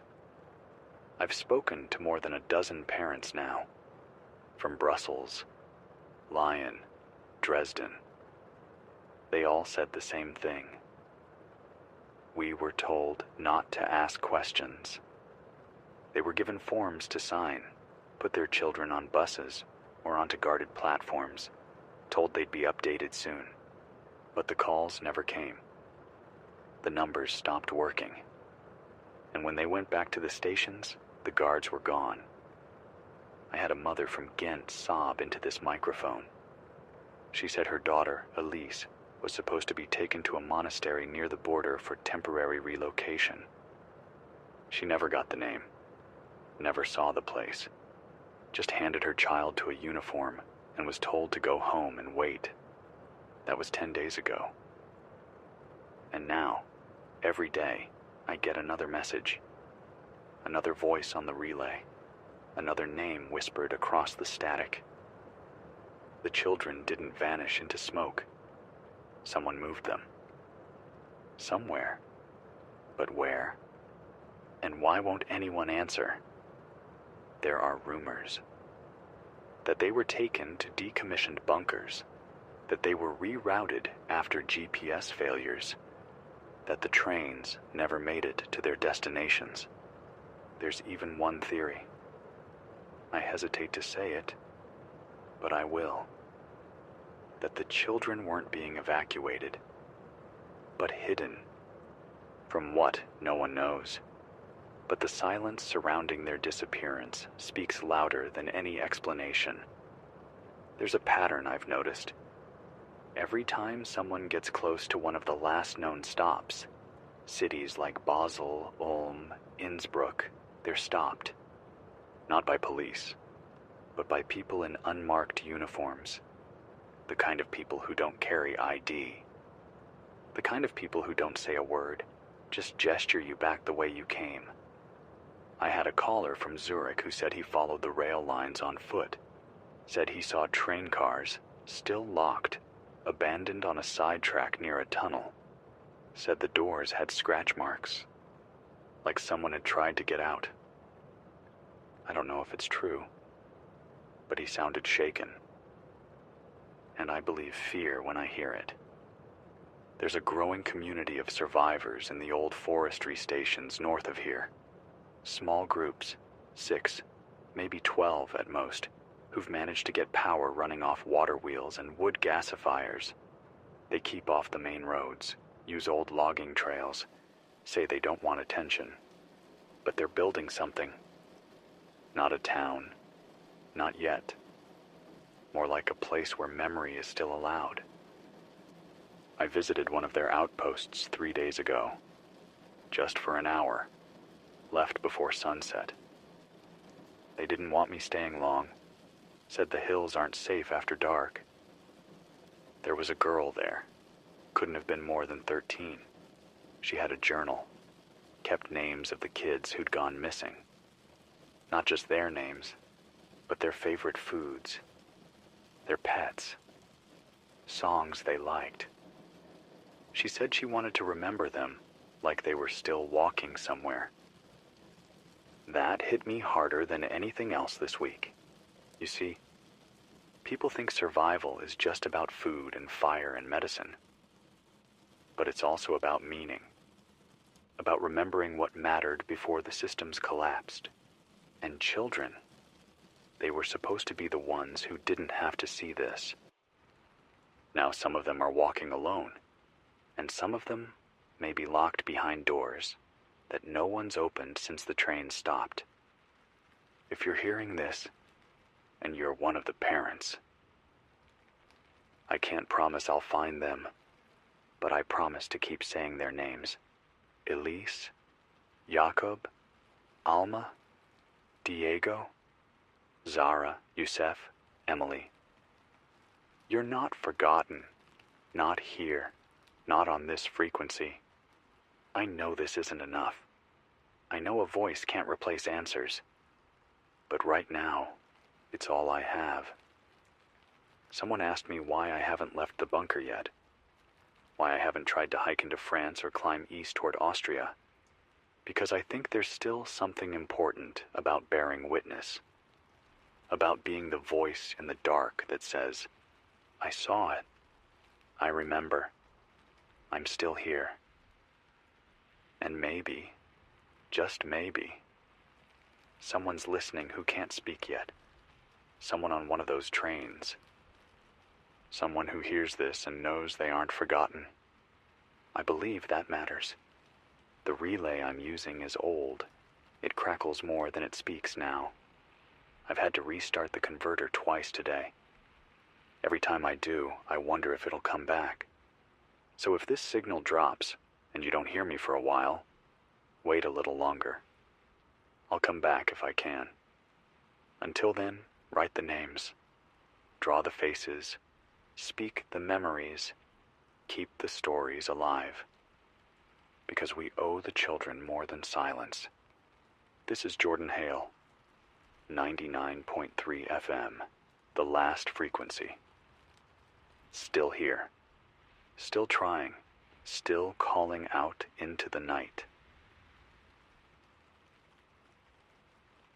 This is Jordan Hale. You're still tuned in to 99.3 FM, the last frequency, broadcasting from the bunker under the ridge, west of the collapsed rail lines, somewhere along the fault line between yesterday and whatever's trying to pass for tomorrow. It's the 12th night since the blackout began, and if you're still with me, you've already seen the things that used to make people break, and kept walking anyway. The relay cut out for an hour this morning. The lights didn't flicker, no warning, just silence. It felt worse than I thought it would, not because the room went quiet, but because I realized how fast that silence could become permanent. I sat here, hands on the console, waiting to hear the hum again, and when it came back, I cried. Not from fear, from relief. That's how close the edge is now. A single power surge, a missed signal, one wrong breath, and we vanish, but I'm still here, and someone new is out there. Her voice came through around 3:40 a.m., shortwave, weak signal, high frequency compression, something older than anything I've worked with in years. At first I thought it was just another loop, or maybe bleed through from an abandoned channel. But then I heard her say my name. Jordan Hale. If you can hear me, I made it out. I was on train 14, the one from Brussels. I remember everything. She didn't give a name, didn't say where she was, just that she was alone and cold and trying to reach someone who remembered. Then the line dropped. I've been trying to reconnect ever since, changing bandwidths, splicing in filters, running the signal sweep manually. I haven't heard her again. But that voice, it wasn't a ghost. It was real, and it said something no one else has dared to say. I remember everything. I'll come back to that. But first, you need to know what's happening outside. There are communities forming. Small, hidden, hesitant. They're not towns. Not yet. But there's something. One of them is near an old observatory in the Jura Mountains. A man named Thomas runs the signal there. No tower, just cables strung between trees and a crank-powered repeater built from old farming radios. He said they've got 15 people, all living in what used to be a summer camp. No electricity, no plumbing, but fresh water and a working stove. They don't use last names, don't carry ID cards, burned all their phones. Thomas said, "We're starting over. We're not waiting for Europe to come back." That hit me harder than I thought it would, because I'm not sure Europe can come back. Not like it was. Not after this. There's something else. Sabotage. 3 different groups, spread across more than 400 kilometers, all said the same thing, that the roads they were traveling had been blocked on purpose. Not from damage, not from weather, but by someone who wanted them to turn back, cut trees, stacked cars, burned out bridges, with detour signs pointing the wrong way. One group said they followed the signs and ended up at a fenced field filled with overturned supply crates. No guards, just warnings written in spray paint on the ground. Go back. You're not welcome. But no one there to say who left the message, or why. It's not looters. It's not military. It's people. Ordinary people who've decided to disappear and don't want to be found. That's what happens when the center collapses. The outskirts start making their own rules. There's a girl I've been talking to. Calls herself Mira. Lives alone now. Somewhere near Innsbruck. She was part of a caravan trying to reach Italy. They split after the second ambush. She's been on her own for 5 days. Carries a radio in her backpack. Crank charged. Picks up about 2 stations, both looping static. She said something that stayed with me. It's not that I stopped trusting people. It's that I don't think they know who they are anymore. I asked her what she meant. She said, "I talked to a man yesterday. He said he was a teacher. But when I asked him what he taught, he looked confused, like he'd forgotten. And then he started asking me what I remembered, like he was trying to learn it from me. I didn't know what to say. There's something else. Something harder to talk about. I think people are forgetting. Not just where they are. Not just where they're going, but who they were. I've had 5 different callers in the past 3 days who couldn't remember their own surnames. One couldn't remember what city they were born in. Another said they forgot what their father looked like, even though they still had a photo. The blackout isn't just about the grid. Something's breaking in us, something deeper. And then there's her, the voice from train 14. She said, "They told us it was temporary, that we'd be home in a few days. They gave us juice and little boxes of food. We thought it was a school trip, but they wouldn't let us talk to anyone. They took our phones, said it was for safety. And then the lights flickered, and we heard screaming. and the train didn't stop. She paused, then added, "We were underground. For a long time. I don't know how long, but I know I wasn't supposed to remember. They gave us something. Something to drink. Something that made the days feel soft." That was when the signal cracked, and her voice dropped into the static, but her last words still ring in my ears. "I escaped because I remembered my name. That's how I knew I was still real." I don't know where she is. I don't know if I'll ever hear from her again, but I believe her. And if you're hearing this, if you remember your name, say it out loud. Say it like it matters. Because it does. You are still real. You are still human. And that means something. This is Jordan Hale. Still alive, still trying, still holding the signal. 99.3 FM. The last frequency, calling out into the dark. This is Jordan Hale. Still here, still broadcasting, still holding on.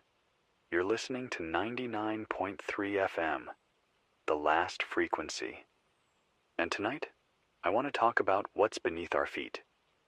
We spend so much time watching the sky, waiting for the next message, the next drone, the next satellite ping. But I've started to wonder if we've been looking in the wrong direction. Because the more I hear, the more I believe this blackout didn't start above us. It started below. The girl from Train 14, the one who reached out in the middle of the night. She came back. Not for long. Just 35 seconds of clear signal. But it was enough. She didn't say her name, but her voice was stronger this time. Sharper. Like she'd found her footing. She said, "They didn't let us see daylight. Not even once. There was metal above us, and thick walls, and lights that hummed like bugs in your ears. They fed us through chutes. And sometimes, at night, we heard machines, grinding, moving. And once, we heard something scream. But it wasn't human. Not quite. Then the transmission cut again, but not to silence. To static shaped like sound. A low, repeating pulse. 4 tones, in sequence. Then a pause. Then the same 4, again. I don't know what they mean. But someone out there is listening. And they don't want her talking. I've run the tones through every filter I have. It's not Morse, not encryption. It's something else. And it's piggybacking on civilian bands like it owns the air. She's not alone. Over the past week, I've spoken to 6 people who've mentioned similar sounds. Not all from trains, but from places underground. Basements, tunnels, bunkers. One man said he found a trapdoor in a bombed-out museum in Strasbourg. It led to a tunnel he swore wasn't on any old map. He followed it for half a kilometer. Said it was lined with old cable housings and new wires. He didn't go deeper. Because when he stopped to catch his breath, he said he heard someone breathing from the other side of the wall. Not walking, not moving. Just breathing. I asked what he did next. He said, "I turned around and walked away, quietly. I didn't want it to know I was there." Then he started crying. Not loud. Just a quiet kind of leaking grief. He said he hadn't told anyone until now. I asked if he remembered where the trapdoor was. He said yes. Then he said no. Then he hung up. Something's breaking in us. or being taken from us. I keep thinking about the trains, all of them, not just the ones from Brussels, but from Milan, from Krakow, from Utrecht. Different cities, same time, same silence. And now, all these references to underground spaces, locked, hidden, humming. It makes you wonder, was the blackout the beginning? Or the cover? A way to pull everything down at once, so that no one would notice what was being moved in the dark? I know that sounds paranoid, but maybe paranoia is the only sane response left. There are things happening under the cities. I've had reports from Marseille, where emergency workers found freight elevators that didn't match any building plans. From Vienna, where someone said half the metro tunnels had been rerouted. From Lille, where a man swears he heard music, faint, classical, coming from a manhole that had been sealed shut since the 90s. And then there are the missing ones, the people who never evacuated, who didn't flee, didn't fight, didn't hide. They just disappeared. You think about all the children that went onto those trains, and all the ones who never came back. You start wondering, what kind of place do you build when you know the lights will never come back on? What kind of doors do you lock when you know the world outside is already forgetting? I haven't slept more than 2 hours in a row since this started. When I do dream, I see stairwells, always leading down, always the same voice. Not the girls, but something older, whispering. They're not lost. They're archived. I don't know what that means. But it terrifies me. Because what if this wasn't chaos? What if the collapse was designed? What if someone, somewhere, needed the world to stop, so that something else could begin? I spoke to a woman named Renata.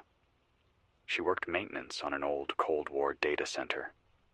Deep inside a hill in Slovenia, she said that 2 days before the blackout, she was told to lock the outer gates, told the facility was being reactivated, told not to ask questions. She said they brought trucks, marked with nothing, full of metal crates and sealed containers, and they went in, but they didn't come back out. When she asked her supervisor who they were, he said, "They're not ours, but they have clearance."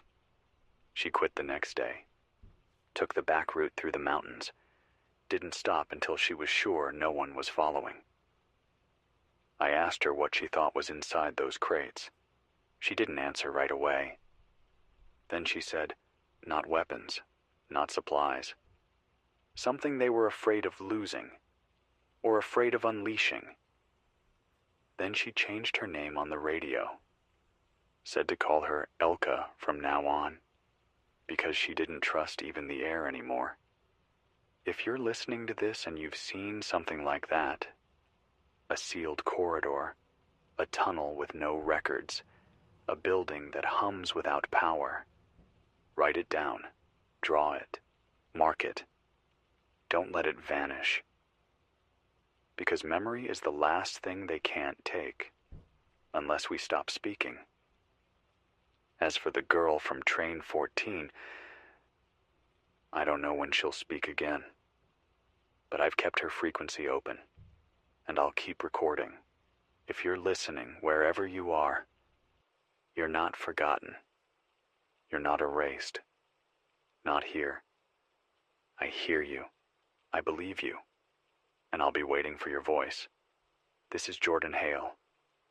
99.3 FM. The last frequency. Still breathing. Still remembering. Still holding the line underground. This is Jordan Hale. Still transmitting. Barely. 99.3 FM. The last frequency. I'm not sure how many more times I'll be able to say that. The generator coughed twice this morning. That's the only word I have for it. Like a person choking on dust. It rebooted, but the hum isn't steady anymore. It's slower, hollow sounding, like something inside it's starting to forget how to stay alive. I ran diagnostics, the analog kind. I think the coolant's leaking, and I can't fix it from down here. I'd need tools I don't have, parts that don't exist anymore, and daylight I haven't seen in over a week. If the system fails, the signal goes with it. The air will still be here. The mic will still sit on this desk, but my voice will never reach you again. I won't pretend I'm not scared. I didn't build this place. I was just given the codes. It wasn't meant to be a home. It was a failsafe. And now, it's failing. There's a knock in the ventilation now. Some rhythmic tapping that comes every hour or so. I thought it was an animal. But I've been listening to the pattern. 3 slow taps. A pause. 2 fast ones. Over and over, like someone trying to speak with their hands, trying to tell me something through the pipes. Maybe it's just metal cooling, or maybe someone else is down here. I haven't built up the courage to knock back. Not yet. The air smells different today. More copper, less ozone. I think one of the batteries is starting to vent. I've sealed off the back room. That means one less outlet, one less relay. I'm rerouting everything through the emergency array, which means weaker signal, shorter range, but it's still sound, and as long as you can hear me, I'll keep talking.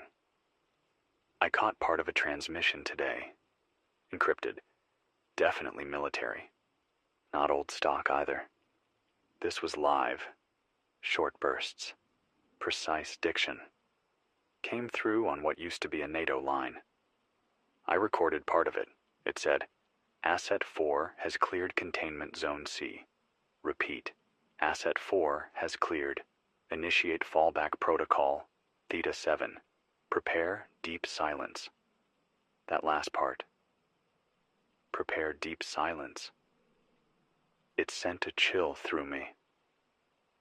It's not a phrase I've ever heard in civilian ops. Not even in drills. I think it means full blackout.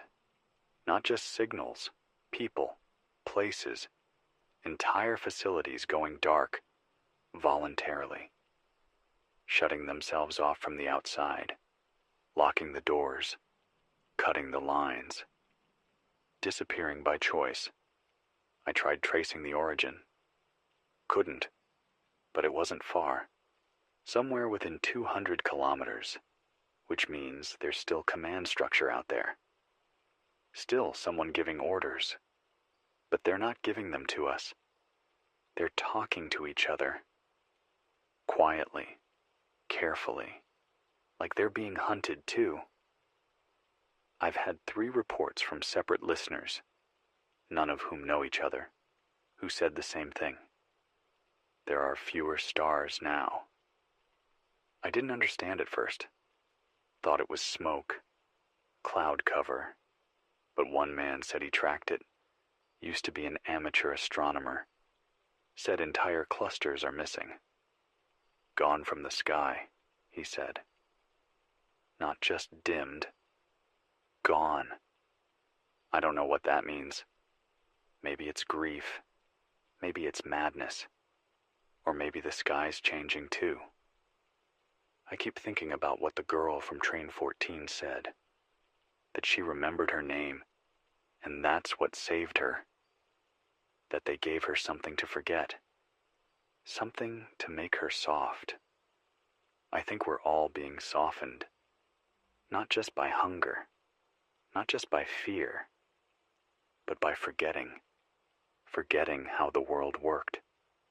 Forgetting the names of streets, forgetting the sound of laughter not followed by silence.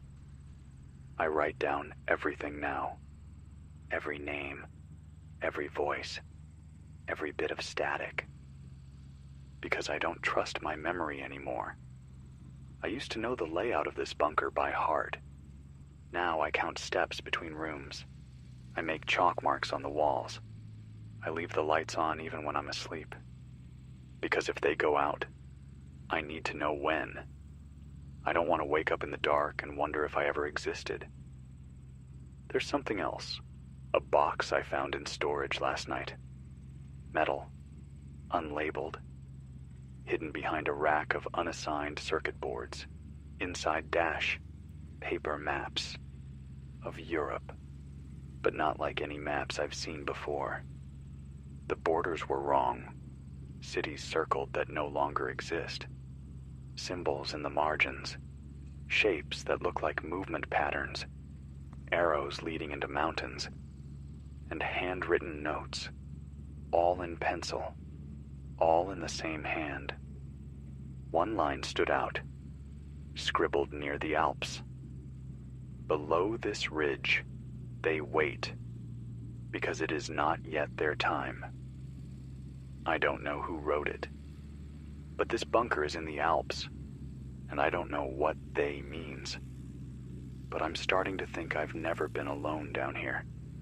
That tapping in the pipes has started again. 3 slow. Pause 2 fast. I still haven't answered.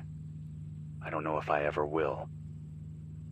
But if I vanish, if this station goes silent, don't assume the worst.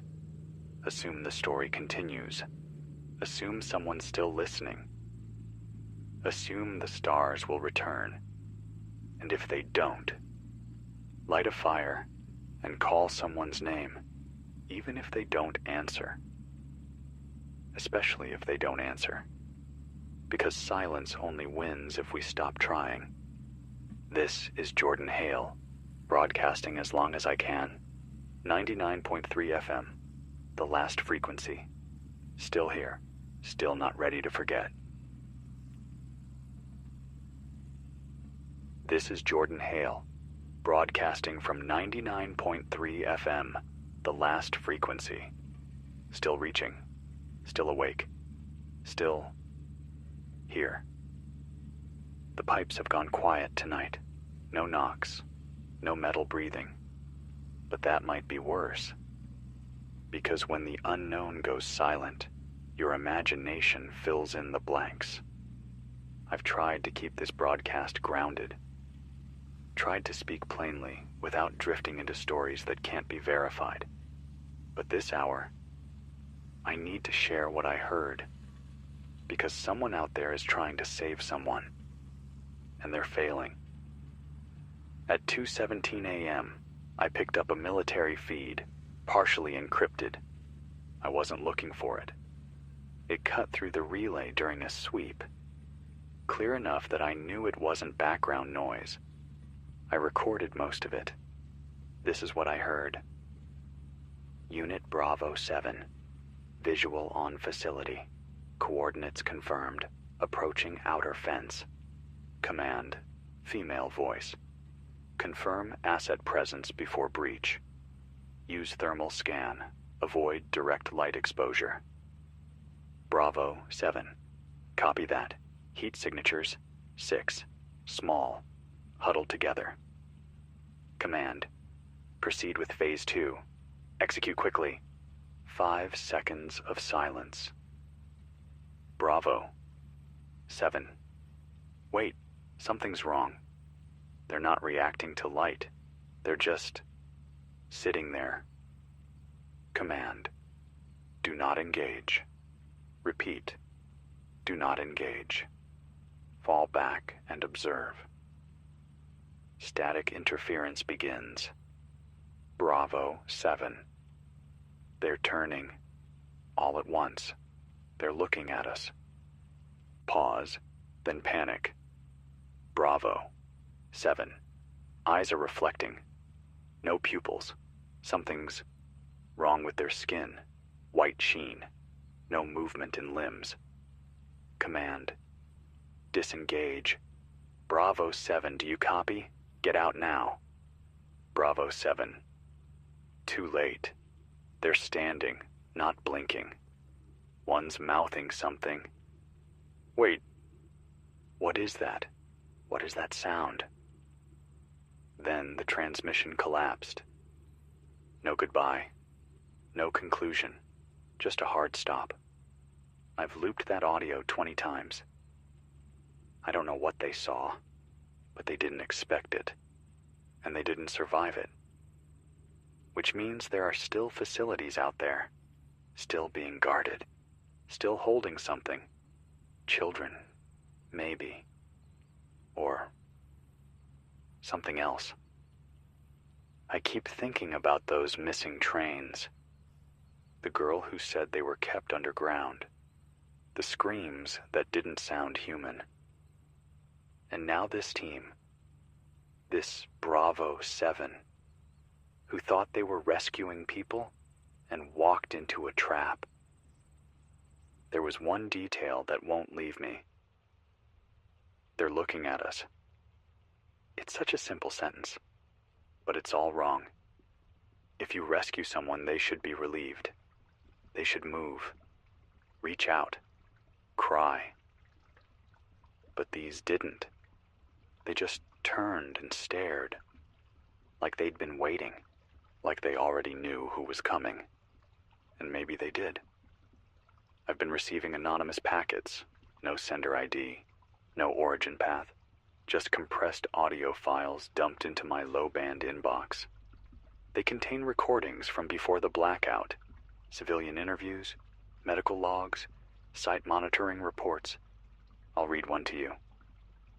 This is from a facility labeled K-407/Alpine Containment, dated 3 days before the blackout.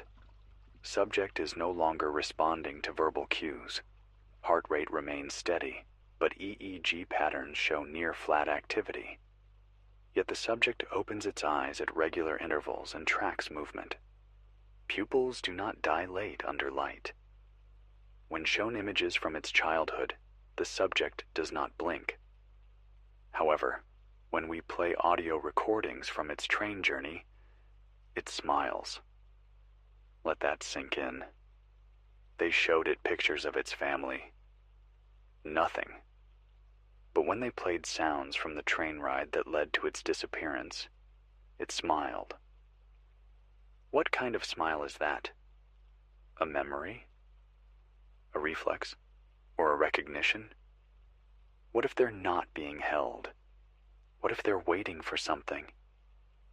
This bunker's insulation is aging. I hear every groan in the walls now, every pulse of the dying relay. It's like the whole place is breathing with me, or waiting for me to stop. I keep a photograph near the microphone. It's of my niece. Before all this, she's 7, sitting on a swing, mouth wide open like she's about to shout something wonderful. I stare at that photo during every transmission, not because I think she's listening, but because I need to remember who this was for. We didn't just lose lights and power and cities. We lost millions of ordinary moments, and no one's archiving those. No one's recording the sound of someone whispering their child's name in the dark, except us, here. Now, I want to say this clearly. If you're still out there and your signal's broken, if your generator's dying, if your voice is cracking from smoke and hunger, say your name anyway. Don't wait for the sky to clear. Don't wait for someone to give you permission. Just speak, even if it's just one word. You might think no one's listening, but someone is. Maybe not today, maybe not even this year, but somewhere, someday, someone will find that voice, and they'll know we were here, that we didn't go quietly, that we remembered, and that we spoke through the darkness. This is Jordan Hale, Still recording, still catching broken transmissions and holding them like they're sacred. 99.3 FM, the last frequency. Because as long as one voice remains, the story isn't over. This is Jordan Hale, 99.3 FM, the last frequency. I don't know how much longer the generator will hold. I've been running at half-time, only charging when needed. The air's colder now, the silence is heavier, but I stayed. Because someone called back, not just a voice this time, a full message. She called herself Sophia, and she said she's still inside one of the sites. Her words came slow, like each one cost her something. You've been asking about the trains, about the places they went. I know, because we listened too. Not all of us forgot. Not all of us drank what they gave.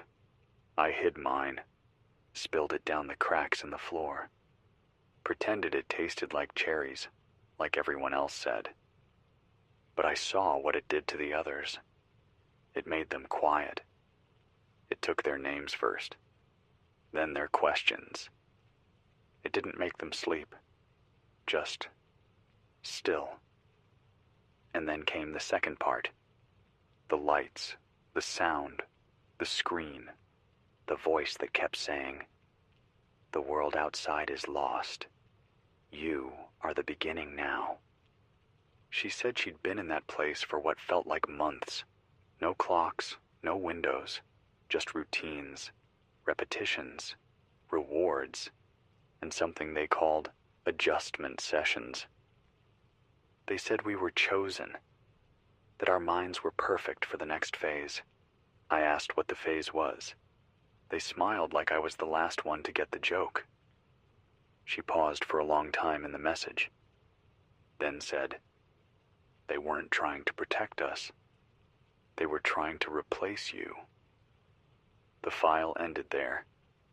I sat in the dark for 10 minutes before I turned the mic back on, because I didn't want to believe it. But everything fits. The blank stares, the children who don't blink, the subjects who don't react to family photos, but smile at train sounds. What if the evacuation wasn't about saving lives? What if it was about seeding something else? What if the next generation isn't ours? I've seen patterns on the analog boards, frequencies that pulse without input, shapes in the static, rhythms that repeat even when the mic is unplugged. There's intelligence in that noise, but it's not asking questions. It's telling a story, one loop at a time, and it doesn't care if we believe it. It only needs us to stop talking. That's what I realized tonight. This isn't a war about power grids or economies. It's a war for the narrative, for the voice that carries forward. And if we stop speaking, if we let our memories fray, then whatever comes next gets to rewrite everything. We can't let that happen. I remember my first day in this bunker. It smelled like cold metal and battery acid. No sounds except the whine of the backup fan and the whisper of cables settling. I didn't know what I was doing. Didn't know if anyone was out there. Didn't know if my words would bounce back or vanish into the static. But I spoke anyway. Not because I thought I could fix anything, but because I needed the world to know someone saw it fall. And now, Sophia has spoken. From inside the machine. Through the drugs, the isolation, the scripts they fed her. She held on to one thing, her voice. And now we know. Not everyone inside went quiet. There's still a pulse, a crack in the system, a thread they couldn't snip. And maybe that's enough. If you're out there, and I know you are, keep the thread going. Find the old antennas. Build repeaters out of trash and memory. Run a line from your heart to your tongue and speak something no one else can say, even if it's small, even if it's broken, even if it's nothing but a name. Especially if it's a name, because they can't erase us if we won't let go. This is Jordan Hale, still broadcasting, still breathing, still naming what they want forgotten. 99.3 FM, the last frequency. If you're hearing this, you are not alone. Not yet. This is Jordan Hale, and this might be the last time you hear me. The power has dropped to its final reserve. There's no more backup, no more batteries to switch out.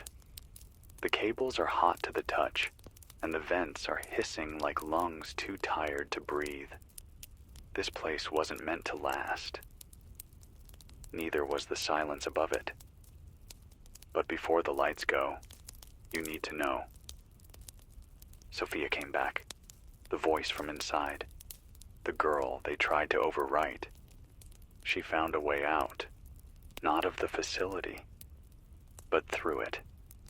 I was put in something they called a reflection room. No mirrors, just walls that echoed everything I said. They wanted me to say what they wrote on the screen. Phrases like, "The old world is done. You are the seed. There was no pain before memory." But I started saying something else. I said my name. My brother's name. My school. The street I grew up on. At first the room didn't react. But then the lights flickered. Then the walls stopped echoing. And I heard someone else say my name back. She said the others began turning toward her. Slowly. One by one, like they were remembering something too. Something that had been buried under all the protocol. And then she said something that cracked me wide open. One of the boys started crying. Not loudly, just tears down his face. He looked at me and whispered, "My mom used to make eggs with cinnamon." And then he laughed, like it was a joke only he could understand. That's what did it. Not resistance, not force, just memory, real, raw, specific memory. Because you can't program that. You can't inject it or script it. It lives in us, and it fights for space, even in the darkest places. Sophia's last message ended like this. "If I get out, I'll head north. I don't know the roads, but I remember the stars. I'll follow the ones that haven't gone out yet. Tell them we're still in here. Tell them we remember. So I'm telling you, they're still in there. They're still human, and they remember. I don't know what's left up top, if the cities are still burning, if the borders are still sealed, if anyone in power even exists anymore. But I know this. The last part of us they can't touch is the part that tells stories. And as long as someone speaks, even a whisper, even a broken song, we win something, even if it's small. Even if it's just one person sitting alone in a dark room saying, "I was here. I was here." Jordan Hale, Bunker Ridge 14, Swiss Alps. 99.3 FM, the last frequency. I saw the lights die. I heard the trains vanish. I felt the world forget itself. But I did not forget you. Not the girl on the tracks. Not the boy with the cinnamon eggs. Not the voices in the snow. Not the ones who knocked on the pipes and waited for someone to knock back. I remember.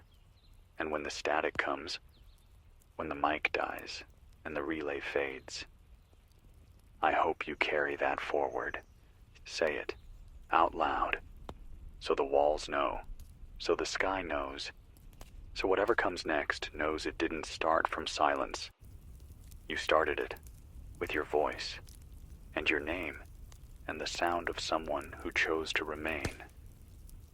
This is the last breath of the frequency, and maybe, just maybe, the first breath of whatever we still have left.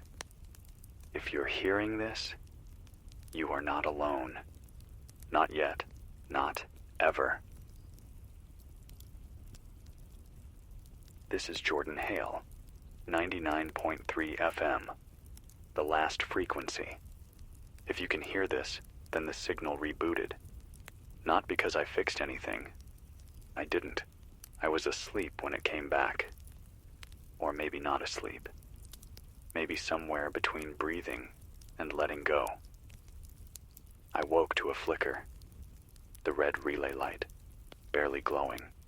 Then the hum. Then the mic indicator, blinking like a slow heartbeat. I don't know how. I think the solar panel, forgotten on the roof, caught enough morning to jump-start the capacitor. Or maybe the system just refused to die. Maybe some things know when they're not done yet. I'm not sure what day it is. I stopped counting once the clocks blinked out. But I know it's been long enough that the food is running low. The water's down to jars I've hidden in cabinets I've already opened 3 times. Still, I'm here. And I have something to tell you. It didn't end. And I'm not alone. Someone else was on the line. A voice. Male, young, weak. Didn't say much at first. Just breathed heavy like he'd been running through cold air. Then he said, "You were right. They're still here. Not just underground. They've spread. They don't hide in the cities anymore. They walk like they belong." I asked him who he was. He just said, "I was supposed to be one of them, but I remembered too soon." Then the line cut, but I heard something in the background. Not static, not machinery.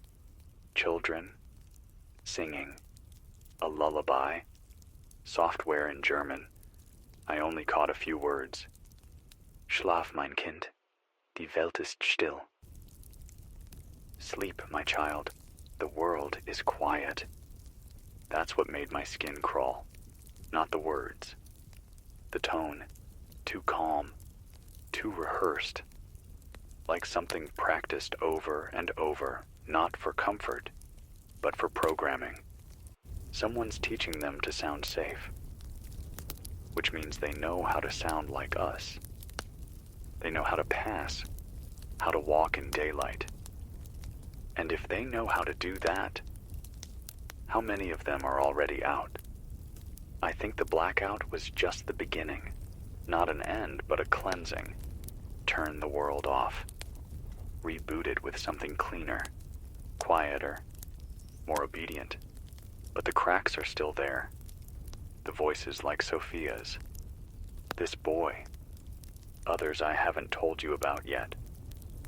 The ones who slipped through. The ones who heard the script but remembered their real names. They're the glitch. The burn mark. The note that doesn't fit the chord. And that gives me hope. Because control systems, they don't break loud. They crack slow. They unravel one missed heartbeat at a time. I think that's what's happening now. Not a rescue. Not yet. But a leak. Voices bleeding through the cracks. Frequencies they forgot to close. And if we listen, if we stay still long enough, we'll hear the truth. Not all at once. Not in headlines, but in fragments, like the boy's voice, or the children singing. Signals that weren't meant to reach us, but did. I've started recording everything again. Old cassette tapes. I found a drawer full of them behind the breaker panel. Most are labeled with gibberish. One had EMB written on it. I played it. Static for a full minute. Then a voice, not mine, said, This is emergency message broadcast number 1086. If you've received this signal, do not proceed to government shelters. They are not shelters anymore. That tape was dated 6 months before the blackout, which means someone knew. Someone tried to warn us, but no one was listening, or they couldn't reach us in time. And now, we're the ones sending the warnings forward. I don't know where the boy went, or if I'll hear him again, but I've left the channel open. If you're listening, if you're that voice, I heard you. You made it. You cracked through something that wasn't meant to break, and now we'll hold that space open for someone else. You're not alone. Not anymore. This is Jordan Hale, 99.3 FM, the last frequency. Still reaching, still breathing, still naming the forgotten. If the lights fail again, I'll wait for the sun. And if the sun fails too, I'll speak in the dark. This is Jordan Hale, 99.3 FM, the last frequency. Or what's left of it. It's strange how quickly your mind adapts to silence. When I first arrived down here, every creak in the wall felt like a threat, a reminder that the world above had come undone, and all we had left were cables, concrete, and a microphone with more memory than I did. Now, the silence is a blanket. I wait for it. I wrap myself in it before I speak. Because sometimes, just before I talk, I hear something whisper back. And last night it did. The generator is still limping, but enough to keep the receiver alive for short windows. I rotate frequencies when I can, trying not to overload the circuits, just letting the tuner run long enough to catch anything stray.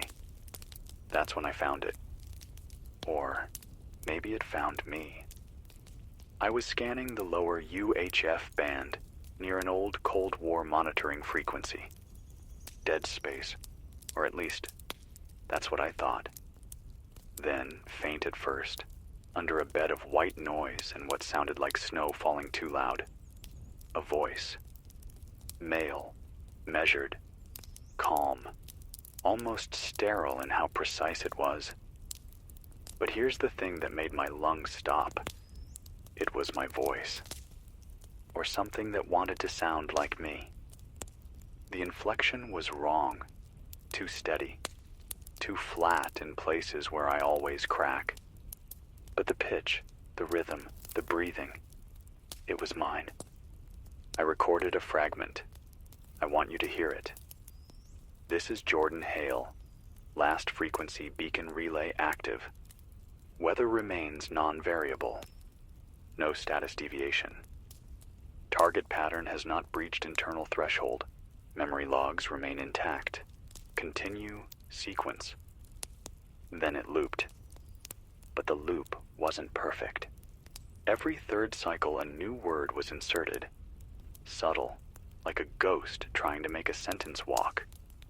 Words like forget or fold. Once it said comply, then back to the loop. I don't know who or what sent it, but I traced the origin, not with coordinates, because the signal bounced through half a dozen old relay nodes long since thought abandoned, but with timing. There's only one active antenna in that band still capable of that kind of slow-burst modulation. An old Soviet-era broadcast station, codenamed Tay, or Shadow, built to survive nuclear war, built to send wartime propaganda deep into Europe, built to wake sleeper agents if the need ever came. It's located somewhere in the Baltics. Not sure if it's in Latvia or Estonia. The record's blurred, and satellites haven't passed over it since the blackout. But that voice is coming from there. My voice, or something wearing it. And I haven't transmitted anything toward the Baltics. Not once. So how does it have my tone? Unless something or someone fed it samples, or built a model, which means someone's listening. Someone's been recording everything I've said, even down here, even when the signal was barely alive, even when I thought I was talking to no one but myself. There's something else, a return ping. Just after the fourth loop, the transmission hissed out another phrase. But it wasn't in English. It was Slavic. Russian adjacent, but not quite. I had to run it through phonetic matching. Closest translation I could find. Echo stabilized. Source unwilling to surrender pattern. Proceed to phase resonance. I don't know what that means. But I know what it feels like a countdown, like a system tired of waiting for us to break on our own, like they've been patient enough. I've been writing on the walls again. Not words, just scratches. 1 mark per hour awake. 1 mark for every voice I think I've really heard.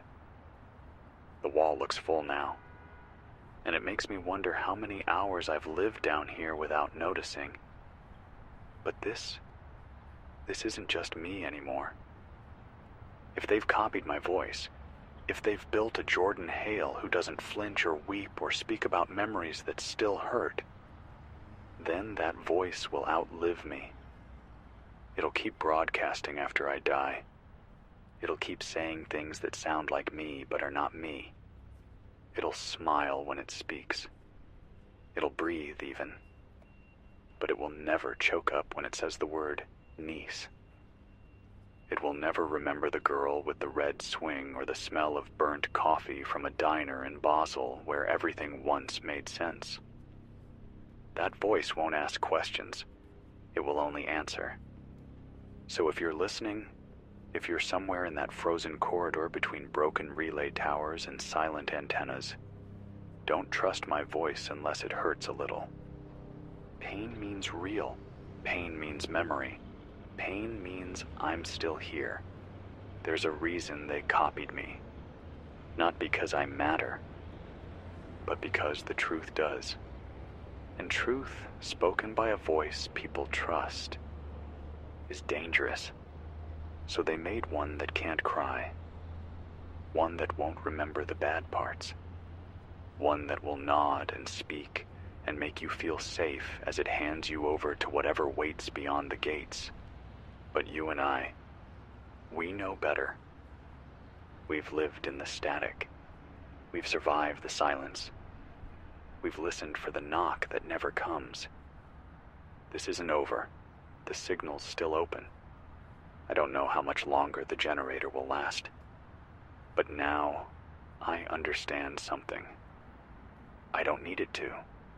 Because if they built a copy of me, then I'll build a scar they can't erase.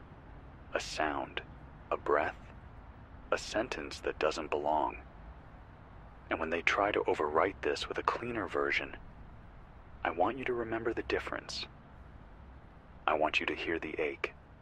This is Jordan Hale, the original. Still not complying. Still not forgetting. 99.3 FM.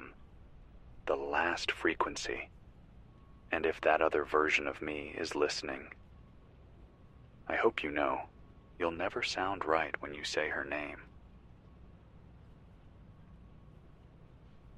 This is Jordan Hale, 99.3 FM, the last frequency. I don't know how long I've been sitting here with the mic live, and the words stuck behind my teeth. The silence feels heavier now, not quiet like sleep, but tight, like someone closing their fist around the room. I woke up to a sound, not a signal. Not the usual wheeze of low battery hum or far-off static. It was a voice, small, flat, and cracked, like it had been forced through a throat too dry to carry it. It was her, Sophia. But something was wrong. Not her voice exactly, not the part you could hear. The wrongness was in the way she paused, like someone was listening, and not just over her shoulder.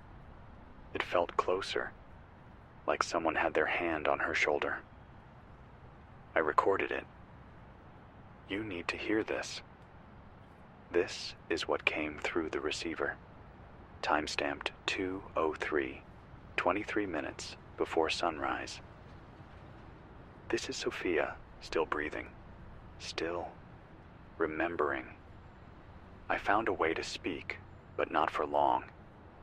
The corridors changed. Doors that led to hallways now lead to rooms filled with black glass.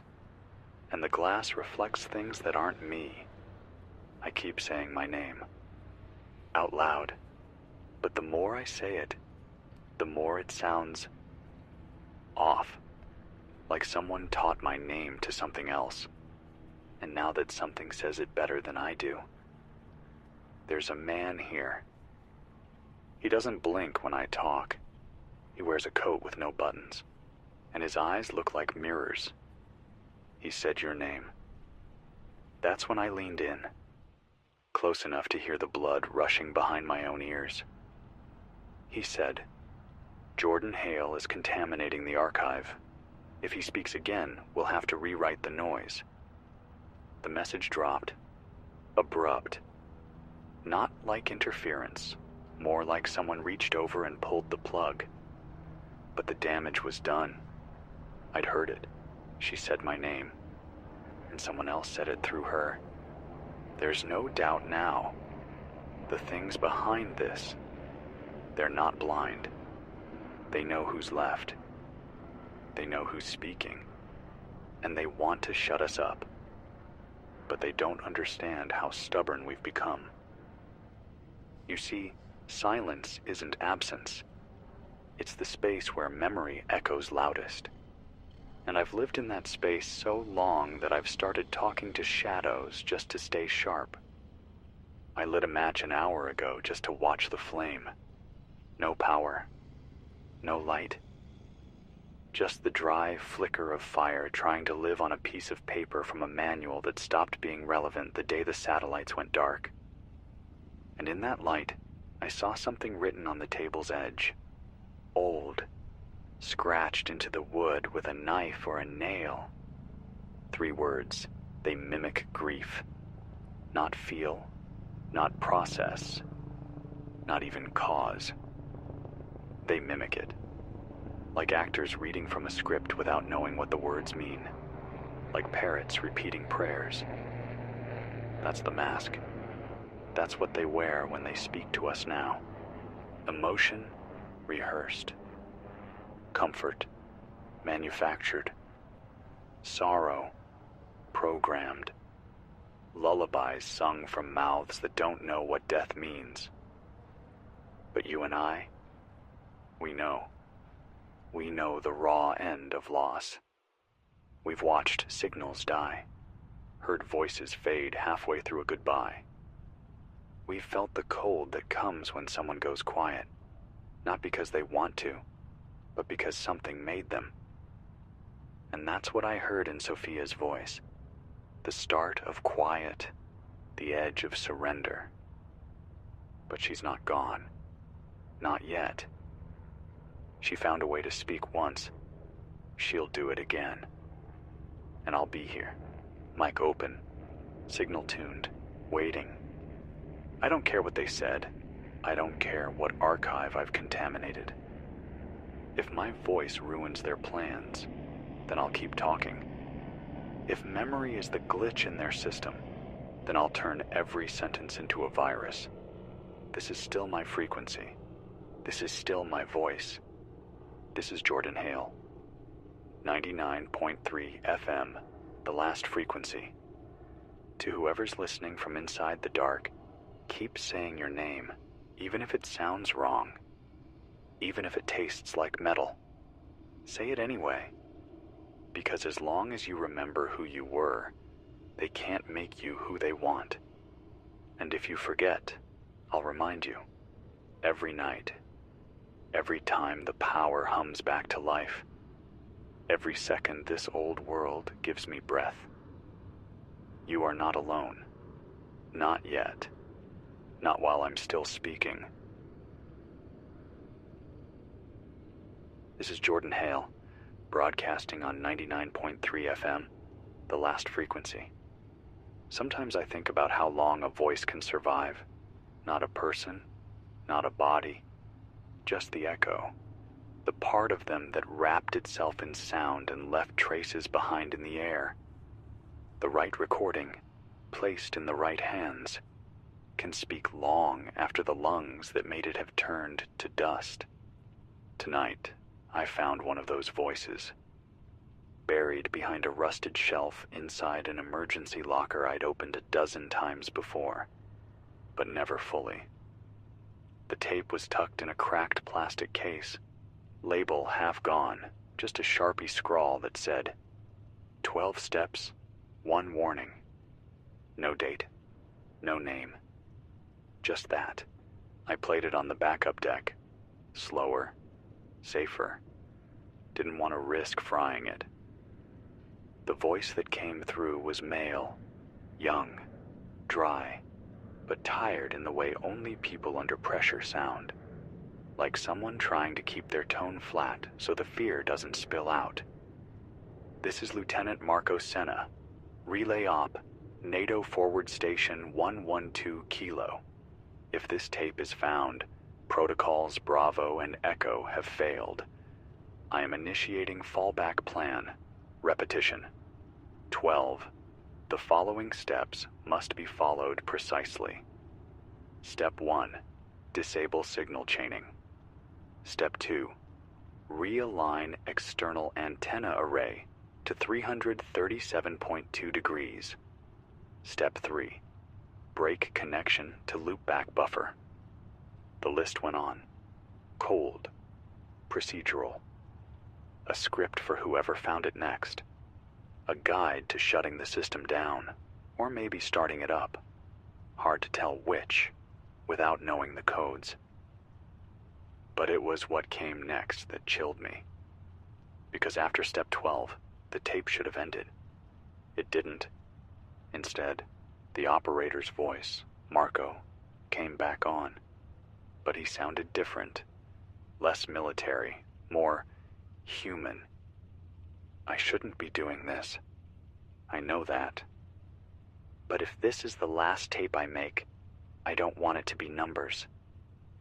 My name is Marco Senna. I'm 27.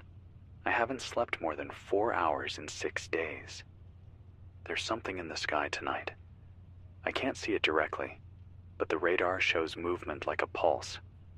Not mechanical, not orbital. Just a throb. Like the signal itself has weight, and it's getting closer. Then static. 22 seconds. Then his voice again. They told us to send the pulse if the fallback failed. Said it would activate dormant links in the system. Reach sites buried too deep for normal signal. But they didn't tell us what the pulse was, just that it needed to be sent. I watched the waveform after the first push. It didn't look like code. It looked like a face, a shape that moved when no one touched it. I shut off the deck. They knocked 3 times on the bulkhead an hour later. Said my name in a voice that didn't belong to anyone I'd met. He went quiet for a long time after that. I thought the tape had ended. I was about to eject it when a sound came through so faint I thought it might have come from the room itself. Breathing. Not the calm kind. The kind that has corners. Like something trying to take shallow breaths through a broken mask. Then, finally, if they find this, whoever you are, don't follow the steps. Don't send the pulse. It's not a signal. It's an invitation. That was it. The tape clicked and stopped. I haven't touched it since. I wrapped it in the thermal blanket that used to sit under the med kit and tucked it in the wall behind the power converter. Because I don't think it's just a recording. I think it's a key, or a trap, or both. They called it Repetition 12. But Marco broke the pattern. He said something real, something that wasn't part of the script. And maybe that's all it takes. One crack in the rhythm, one breath that doesn't fit, one moment of truth inside a machine built on lies. I've thought a lot about him since then. Marco, a name I never knew, spoken from a voice meant to disappear. But he didn't disappear. He spoke. He left something behind. And now it lives here, in this bunker, in this frequency, in this story. And now, so does he. This is Jordan Hale, still here, still off script, still remembering. If you find a tape that tells you what to do, listen carefully, and wait for the part that feels wrong. That part is the truth. 99.3 FM, the last frequency. And if you're breathing in the dark right now, thinking about stepping outside, wondering if the road is safe or if the air still bites, don't listen to the tapes. Listen to the silences. They speak louder, and they don't lie. This is Jordan Hale, 99.3 FM, the last frequency. I almost didn't say that this time. Not because I'm giving up, not because the power is low, though it is. Not because the cold bit deep into the cables last night and the lights stayed off long enough to make me forget what a switch even does. Number, I almost didn't say it. Because someone else already did. And it wasn't a recording. It wasn't playback. It was live. And it was me. At least, it sounded like me. But different. Older, maybe. Not in the voice, but in the weight behind it. The kind of weight people carry after they've seen things they're not allowed to describe anymore. I was running the loopback check on the frequency. Just something I do every couple days to be sure I'm still transmitting and not just speaking into a ghost channel. When the relay flickered. Not a glitch. Not a spike. It was like the whole frequency shifted. And then, clear as breath on a mirror, I heard it. This is Jordan Hale, 99.3 FM, the last frequency. If you're hearing this, it worked. You're still on the safe loop. At first I thought it was a mistake, a rebroadcast of one of my old logs. But I don't remember saying those words. Not like that. Not that calm. Not that resigned. Then it continued. I'm 10 days out from where you are. Don't ask how. Don't try to repeat it. The window won't open again. My hands locked around the deck so hard the plastic cracked under my grip. It kept going. You're going to hear a message soon. Not from Sophia. Not from Marco. Not from anyone you know. It will sound like the end. It's not, but you'll want to believe it is. I sounded like someone scraping words off the roof of a collapsing building. They're going to offer you peace. Not in words, in silence. A kind of quiet that makes you think the noise was the problem. It's not. The noise is your last defense. Then something I'll never forget. They tried to copy me again. They got close, but they missed something.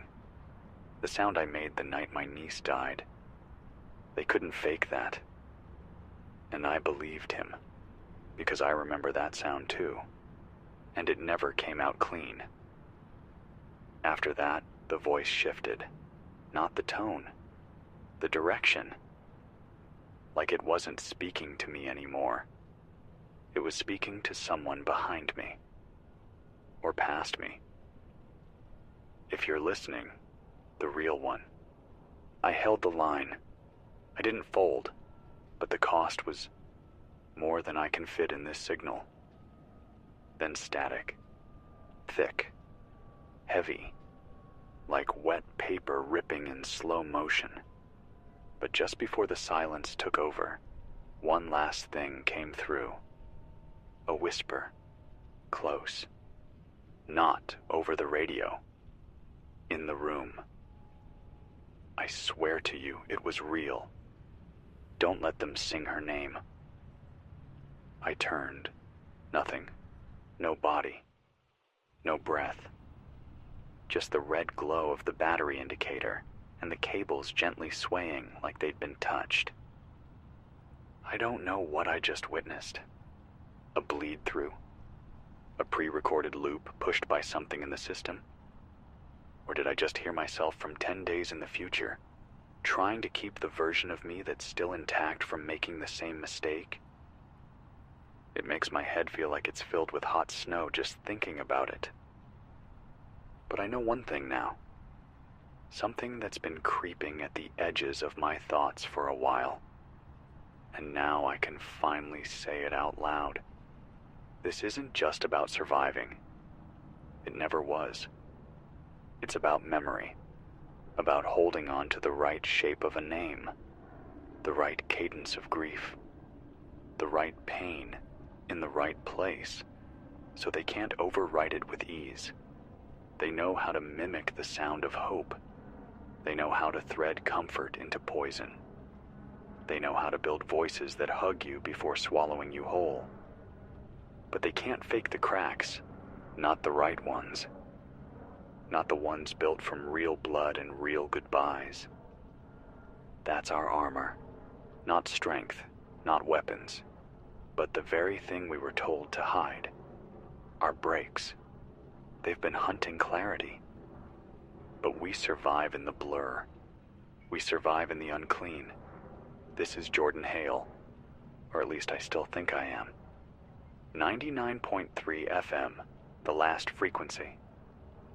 If that other version of me is still out there, 10 days ahead, I heard you, and I won't let them sing her name. This is Jordan Hale, still breathing, still transmitting, still not letting go. You're listening to 99.3 FM, the last frequency. And if you're hearing this, something made it through. Tonight I want to talk about echoes. Not the kind that bounce off cave walls or empty buildings. The other kind.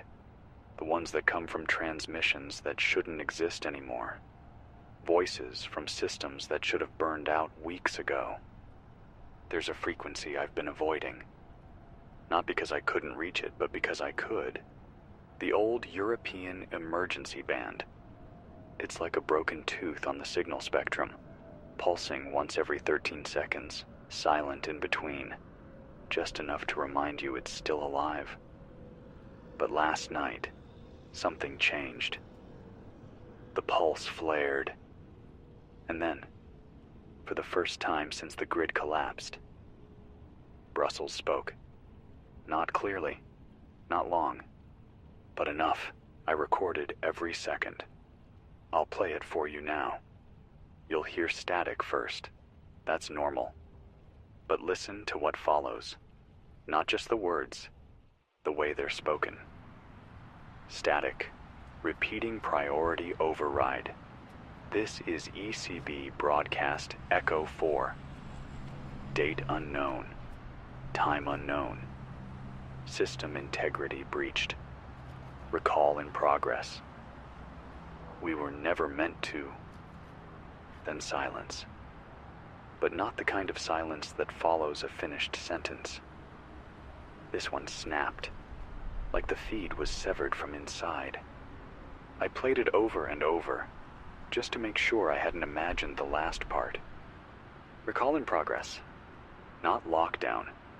Not quarantine. Not containment.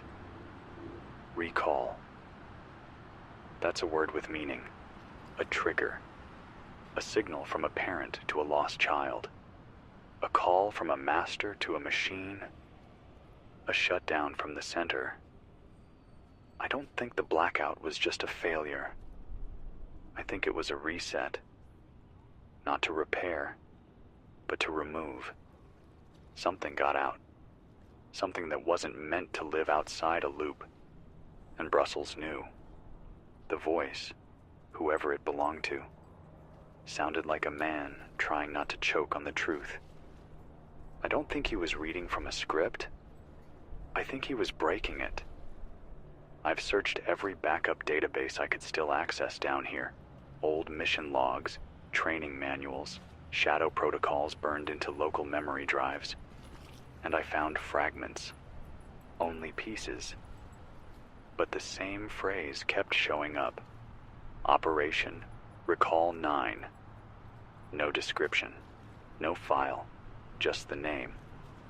But one document, buried deep in a hard-coded subroutine tied to emergency power allocation, had a note. 6 words.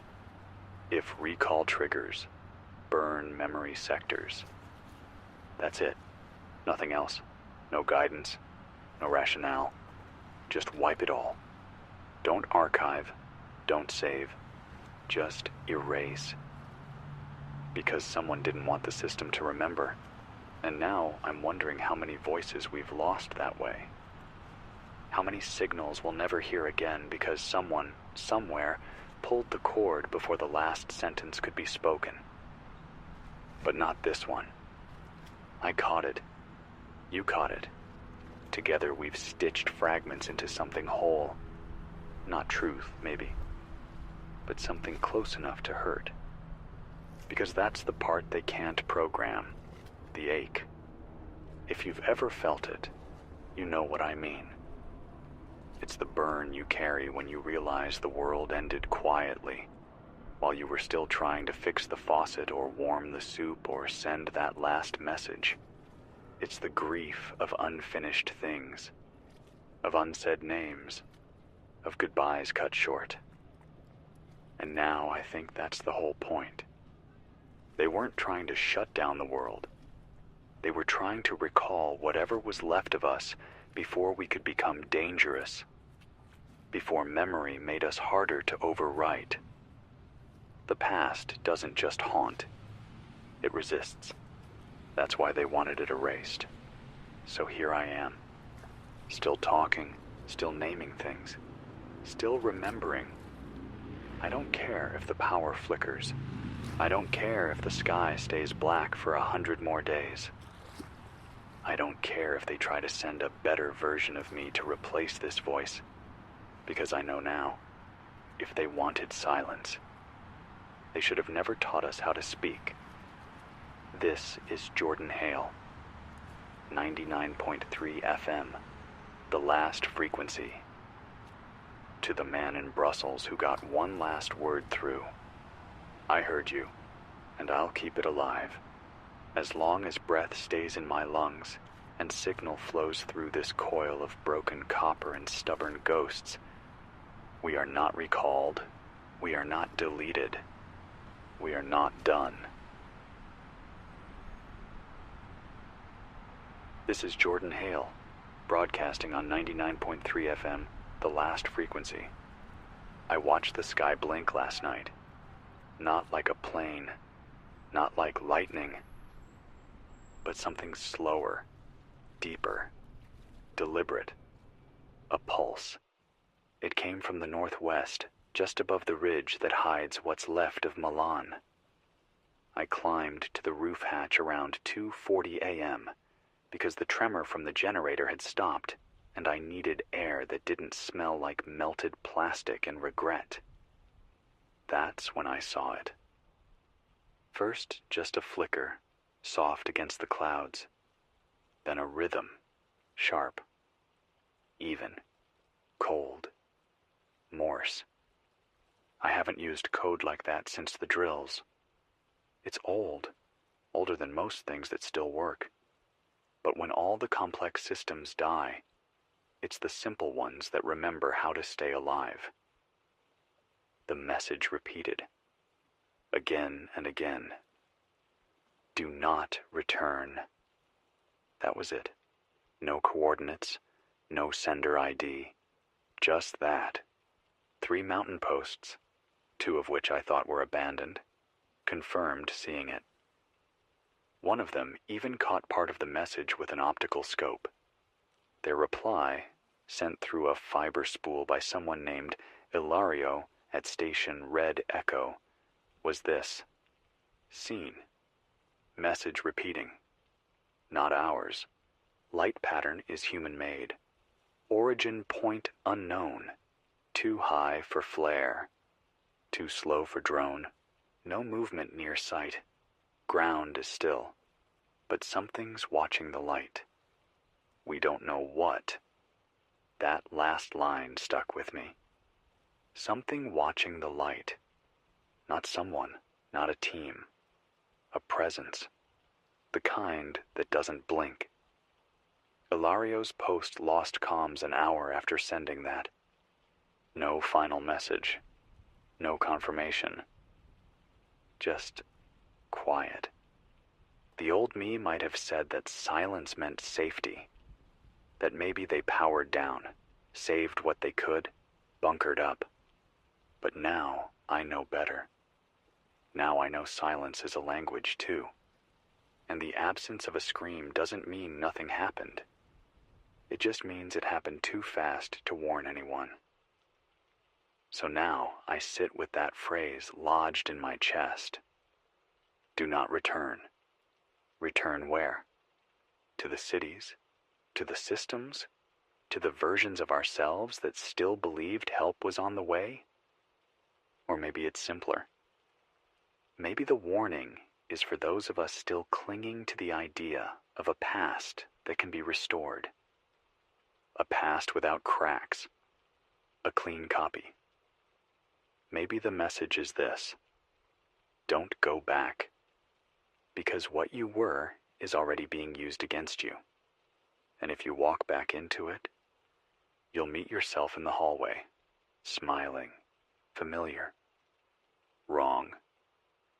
I think a lot about what would happen if I ran into my own face out there. Would I know it wasn't me? Would it hesitate? Would it blink the way I always do when I lie?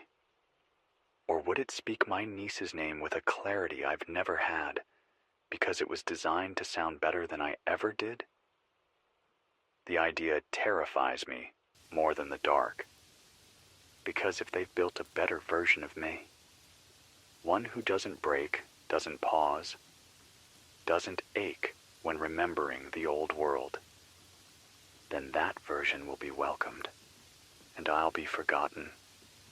So I hold on to every flaw like a prayer now, every stutter, every crack in the sentence, every time I lose the word halfway through, because those are the parts they can't fake, and I won't trade them for anything.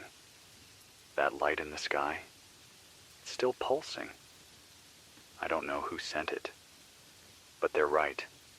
Don't return. Not because there's nothing left, but because what's left isn't what it used to be. If you hear your name spoken perfectly from a mouth you don't trust, run. If you feel warmth from a place that's never known you, step back. And if the stars start blinking in rhythm again tonight, don't look too long, because the message might change, and it might be your name they spell next. This is Jordan Hale. Still breathing, still off script, still cracked and human, and terrified. 99.3 FM, the last frequency. If you're hearing this, keep your feet forward, but don't chase the light. Because not everything that glows in the dark wants you to come home. This is Jordan Hale. You're listening to 99.3 FM, the last frequency. Tonight, I heard a train. Not nearby. I'm too high up, too deep in the ridges for the old rail lines to run close. But over the signal, under the static, beneath the weight of everything that usually drowns out the world, I heard it. A whistle, then metal, that dragging, familiar rhythm of wheels over track. Not fast, not urgent, just steady. And then a voice. She didn't give her last name. Just this.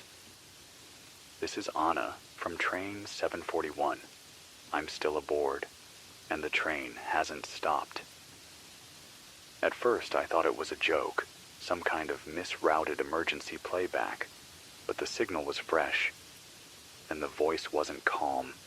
It was tired, frayed around the edges, the kind of voice people get when they've run out of ways to ask for help, so they start narrating instead. She said the train had left Lyon 3 days before the blackout, headed east, supposed to stop in Turin. It never did. We were told to stay on board, just for a little while. Delay at the border, they said. Safety concerns. But then the announcement stopped. The lights flickered. The windows frosted. But we never slowed down. Not once. She said she hasn't seen the driver since the 3rd day. Doors to the cockpit locked. No response. Some of us tried to force it open, but the panel doesn't respond. There's no power in the rest of the train. But that door, it hums, like it's the only part still awake. I asked how many passengers were still on board. She hesitated before answering. Used to be over 100. Now I count 52. Some left when we passed open stations, broke the windows, climbed out. We never saw them again. Others? They didn't leave, but they don't blink anymore. That line hit me hard, because I've heard it before. In Sophia's voice, in Marco's warning, in the eyes of people who look alive, but don't flinch when the ground shakes. I asked Anna to describe them. She didn't speak for a full minute. Then she said this. They still smile. They eat. They hum songs. But they've stopped asking where we are. And when I speak, they don't look at my face. They look just over my shoulder, like they're waiting for someone else to answer. The call dropped after that, but not like before. Not a disconnect, not interference. The signal was pulled, yanked off the band like someone had cut it from the root. But I heard enough. I believe her. Somehow, somewhere, train 741 is still moving. A steel capsule in motion, carrying people who are still deciding whether they're passengers or cargo. And maybe that's the question for all of us now. What do we become when the path no longer has a destination? When the doors won't open and the only thing ahead is more track? I think Anna's still awake because she remembers movement. She remembers the train wasn't meant to circle. It was meant to arrive. But whatever's at the controls now isn't driving toward arrival. It's preserving momentum, keeping everything inside, keeping them from getting off, keeping something from getting out. If you hear this, Anna, I'm here, I'm listening, and I believe you. Don't stop watching. Don't stop counting. And if one of them ever says your name without blinking, don't answer.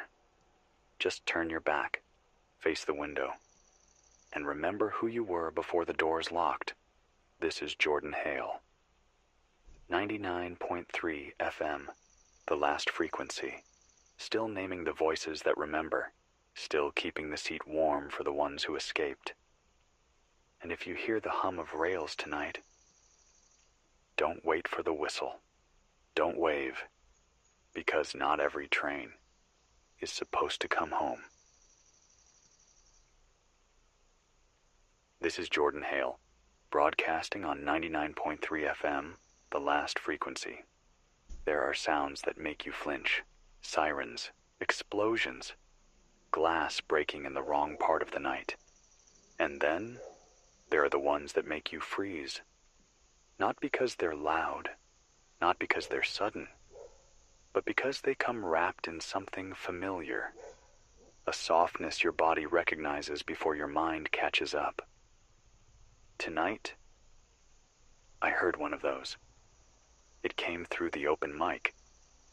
Not a call, not a return message, just a voice, small and thin, like wind through a paper cup.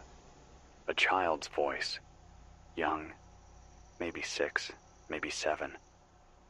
Couldn't tell if it was a boy or a girl. Didn't matter. They weren't asking for help. They weren't crying. They were repeating just one name, over and over. Jordan. Jordan. Jordan Hale. Jordan Hale.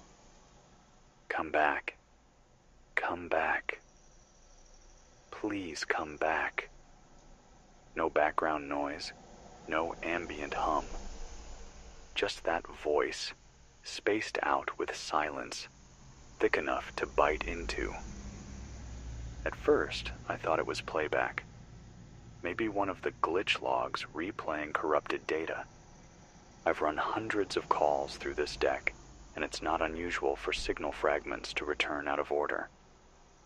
Especially now, when time itself feels like a thing held together by tape and tired guesses.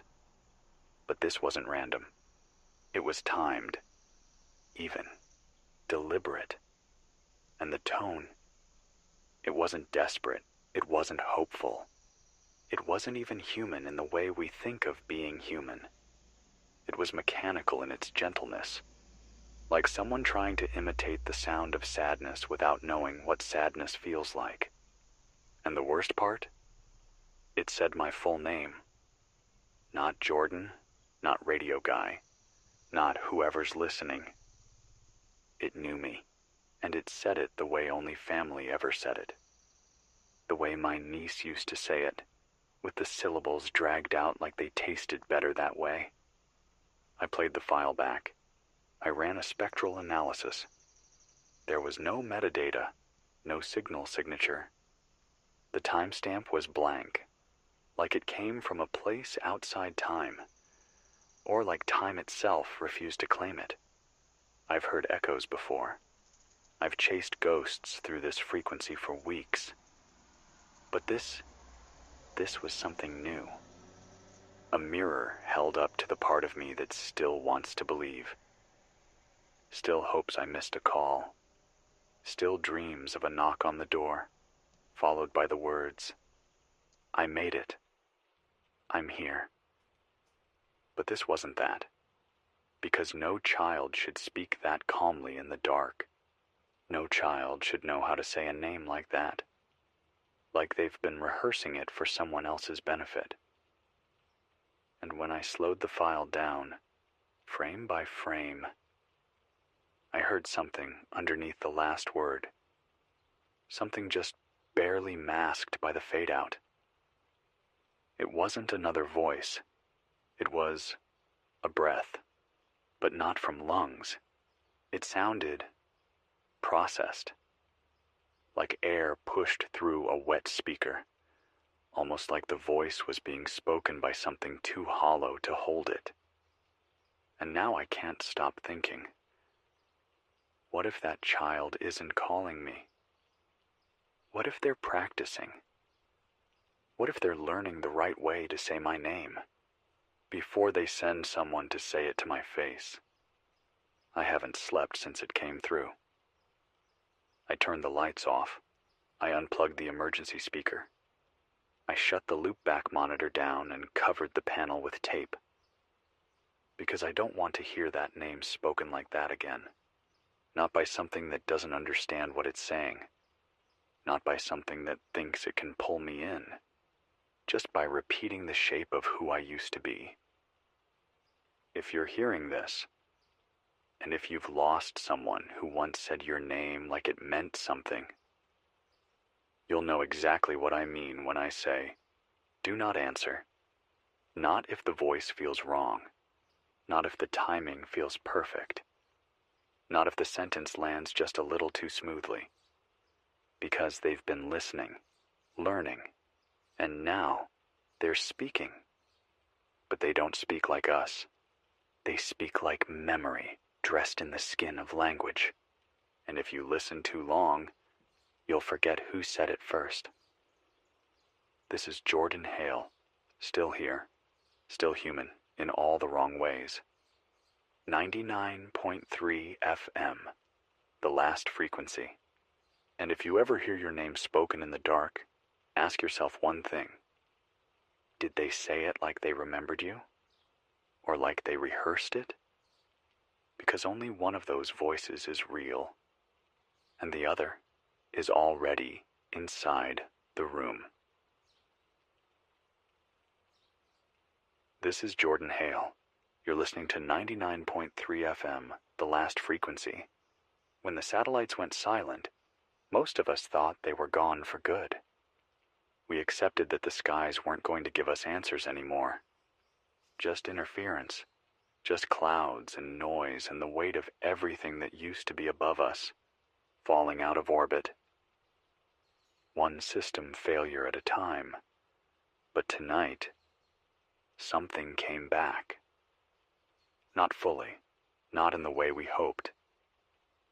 Just one system, old, civilian, a thermal weather imaging satellite, last logged before the blackout as OWS-7, registered out of a French coastal station that's now long underwater. I keep a monitor wired to that band, not because I expected anything to come through, but because part of me believed that even the dead sky might flinch if the right name was whispered into it. At 3:17, the screen lit up.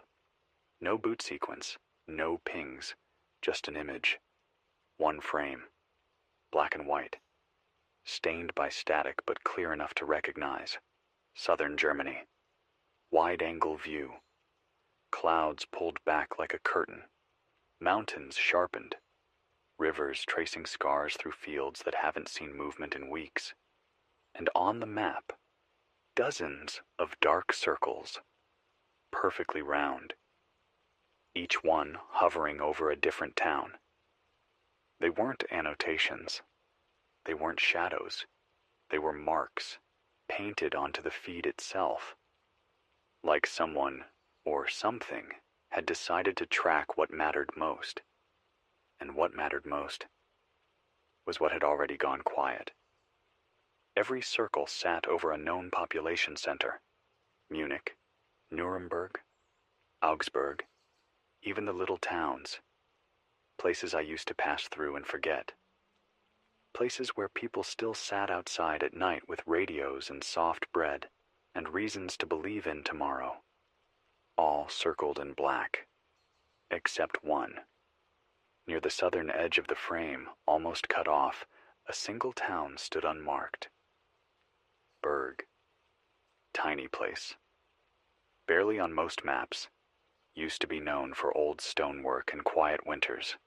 No military bases. No known shelters. Just a cluster of rooftops and a church that still rang its bell until last month. No circle. No mark. Just left alone. The satellite blinked out 5 minutes later. Gone again. No signal since. But that image, it hasn't left me. I printed it. Taped it above the main console. Drew over the towns myself, just to be sure. The marks weren't random. They meant something. And Berg, whatever's happening there, it's either being spared or it's being watched for last. There's no telling which is worse. I've already had 3 signals try to bounce through that zone. All static. All shaped wrong. One of them tried to play back my own words from last week. But not quite. It replaced one sentence. The one where I said I missed my niece. In the playback it said, I saw her. She smiled. She's here. But I never said that, because I know she's gone. And the fact that something else said it in my voice means something out there thinks it knows how to find me. Or worse, how to trick the ones still listening. If you're hearing this, if you're near Berg, I'm asking you now, stay away. Don't go looking for answers. Don't go chasing the place that wasn't circled. Because maybe it's not a refuge. Maybe it's a doorway. Maybe it's the last domino left standing before the rest of the pattern falls into place. We like to think the map matters, that geography gives us safety, that if we can just find the right hill, the right church, the right tree with a name carved into it, we'll be okay. But maps lie, photos lie, and sometimes the clearest image is just bait for something darker. I'm not saying don't hope. I'm saying hope smarter.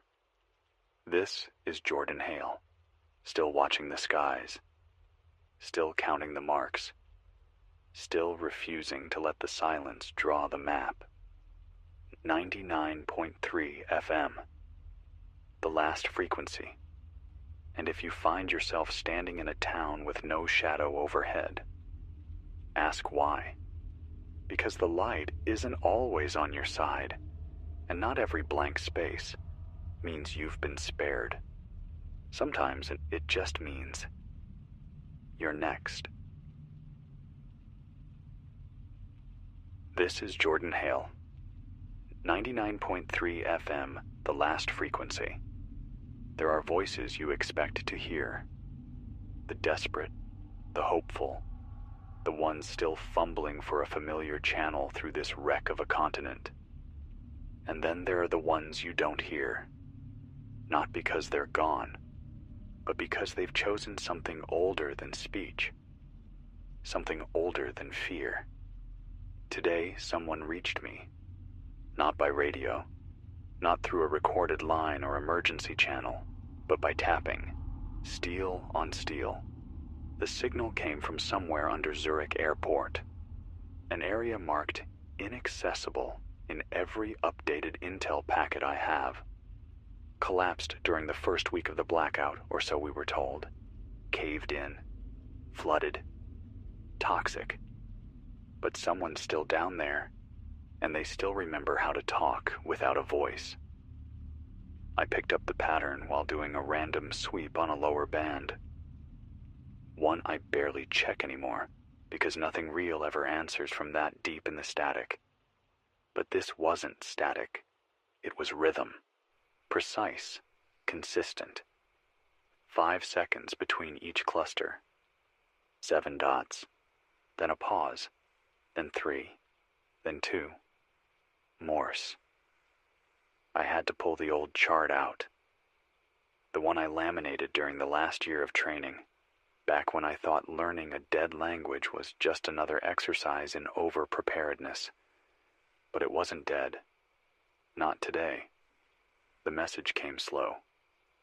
Too slow to be automated. Too clean to be accidental. Someone was using their hands. Someone had remembered how to make words out of pressure. And this is what they said. I can't see the sun, but I can see their shadow. They don't bleed, but they remember bleeding. I think they're copying. They got the names wrong at first, but now they don't. Each line took minutes. Each word was carved into time like a scar. I had to sit there, not breathing, translating tap by tap, waiting for what came next. The message continued. I keep saying my name, just to stay myself. I don't think they like that. They started saying it back, too clearly. At this point, I leaned in closer. Not because I couldn't hear, but because the words didn't feel like they were meant for the air anymore.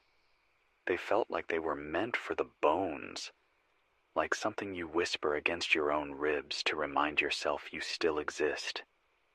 And then they tapped the last part. Slow, shaky. They're digging, not up, but down. I think they're trying to bury something. OR, find who remembers it. And then the line went silent. No ping.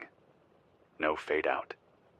Just a full stop, like whoever was tapping had either said everything they could, or been stopped from saying more. That message has been running laps in my head ever since. Not just because of the words, but because of the sound behind them. The tapping wasn't echoing like it came from a tunnel. It was tight, contained, more like a vault, or a container made for silence. That person, whoever they are, isn't just underground. They're somewhere that was never meant to let sound out at all. And yet, somehow, they found a way to speak anyway. That's what gets me. That's what keeps me awake. Because if they can still speak, still remember their name, still resist, then so can we. But we have to be careful. Because something is listening. Something that has been learning. Something that is getting better at wearing our voices, our names, our scars. And soon they might say our names, with just the right tremble in the vowels, to make us believe they were always ours. If you're near Zurich, don't go down, don't search, don't try to help, but do listen. And if you hear tapping, don't interrupt. Let them finish.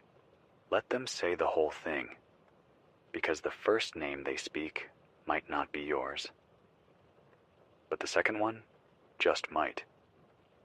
This is Jordan Hale, still translating the things we were never meant to read, still hearing the pain beneath the noise, still holding the line.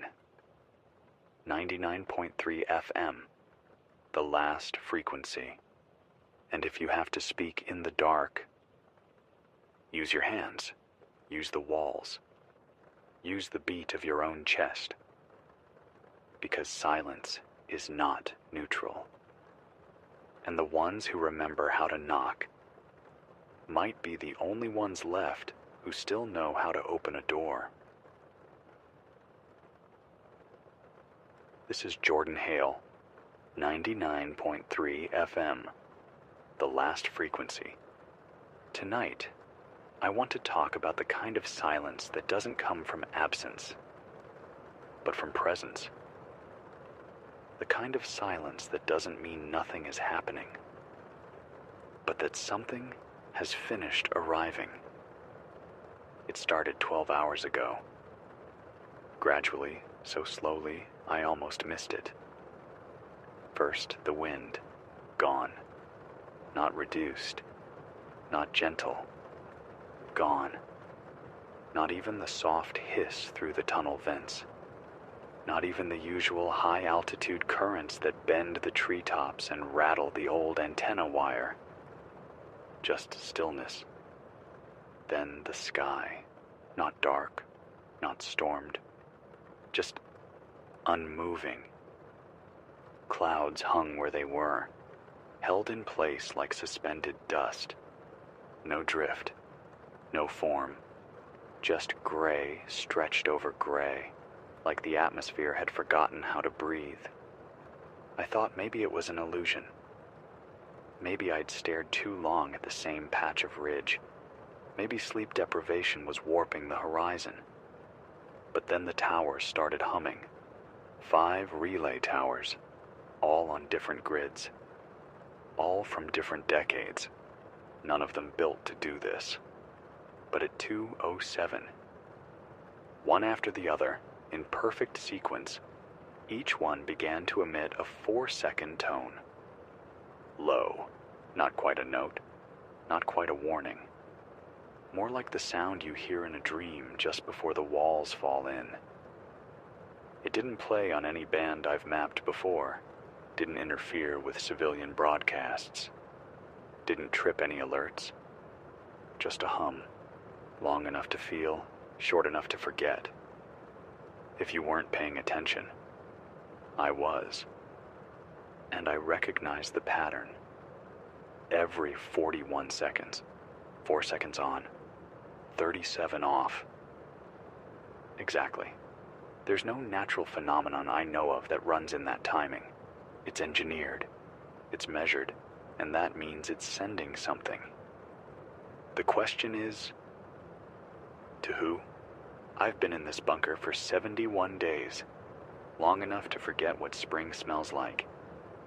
Long enough for my knuckles to know the cold steel of this mic better than they remember warmth.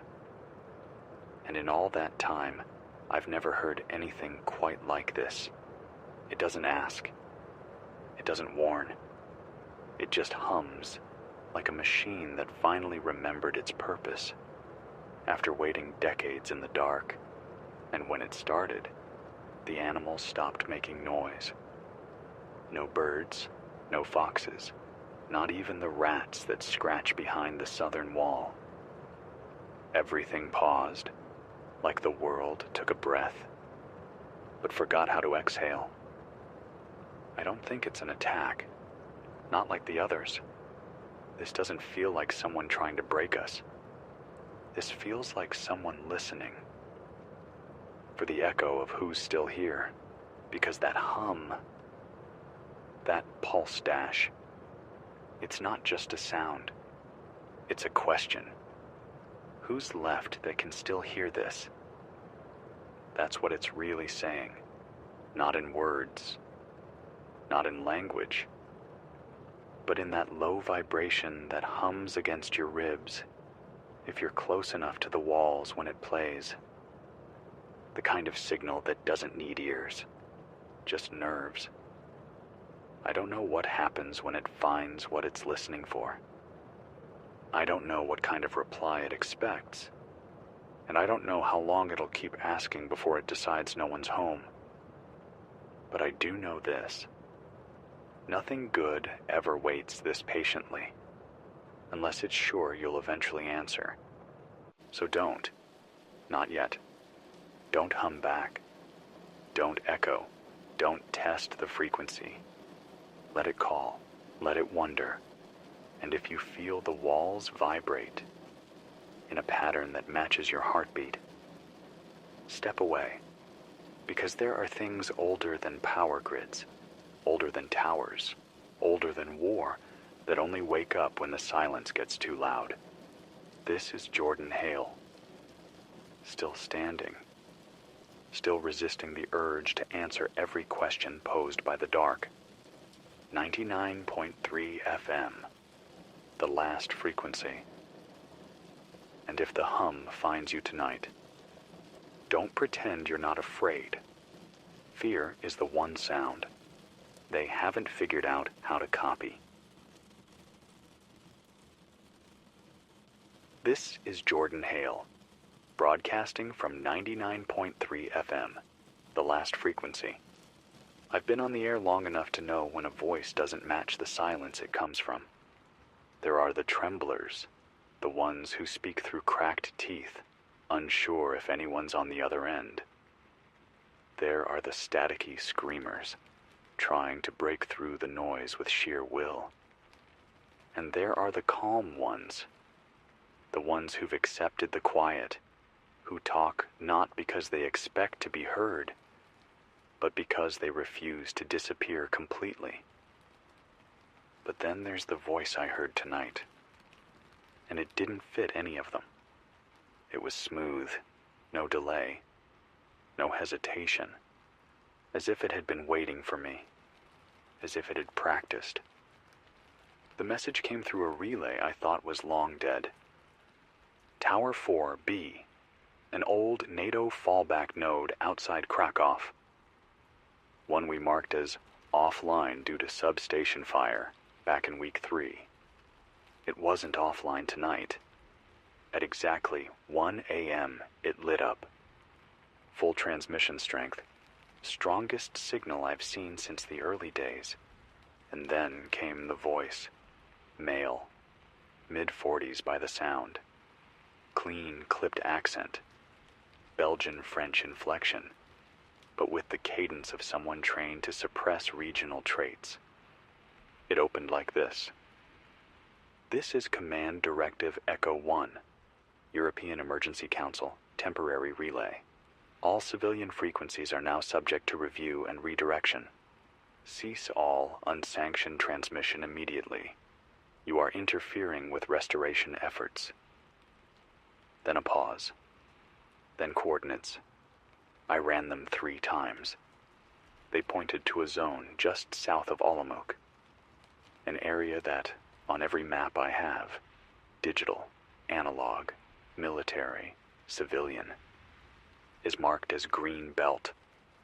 No installations, no bunkers, no cities, just forest. And under that forest, limestone, soft, porous, loud when wet.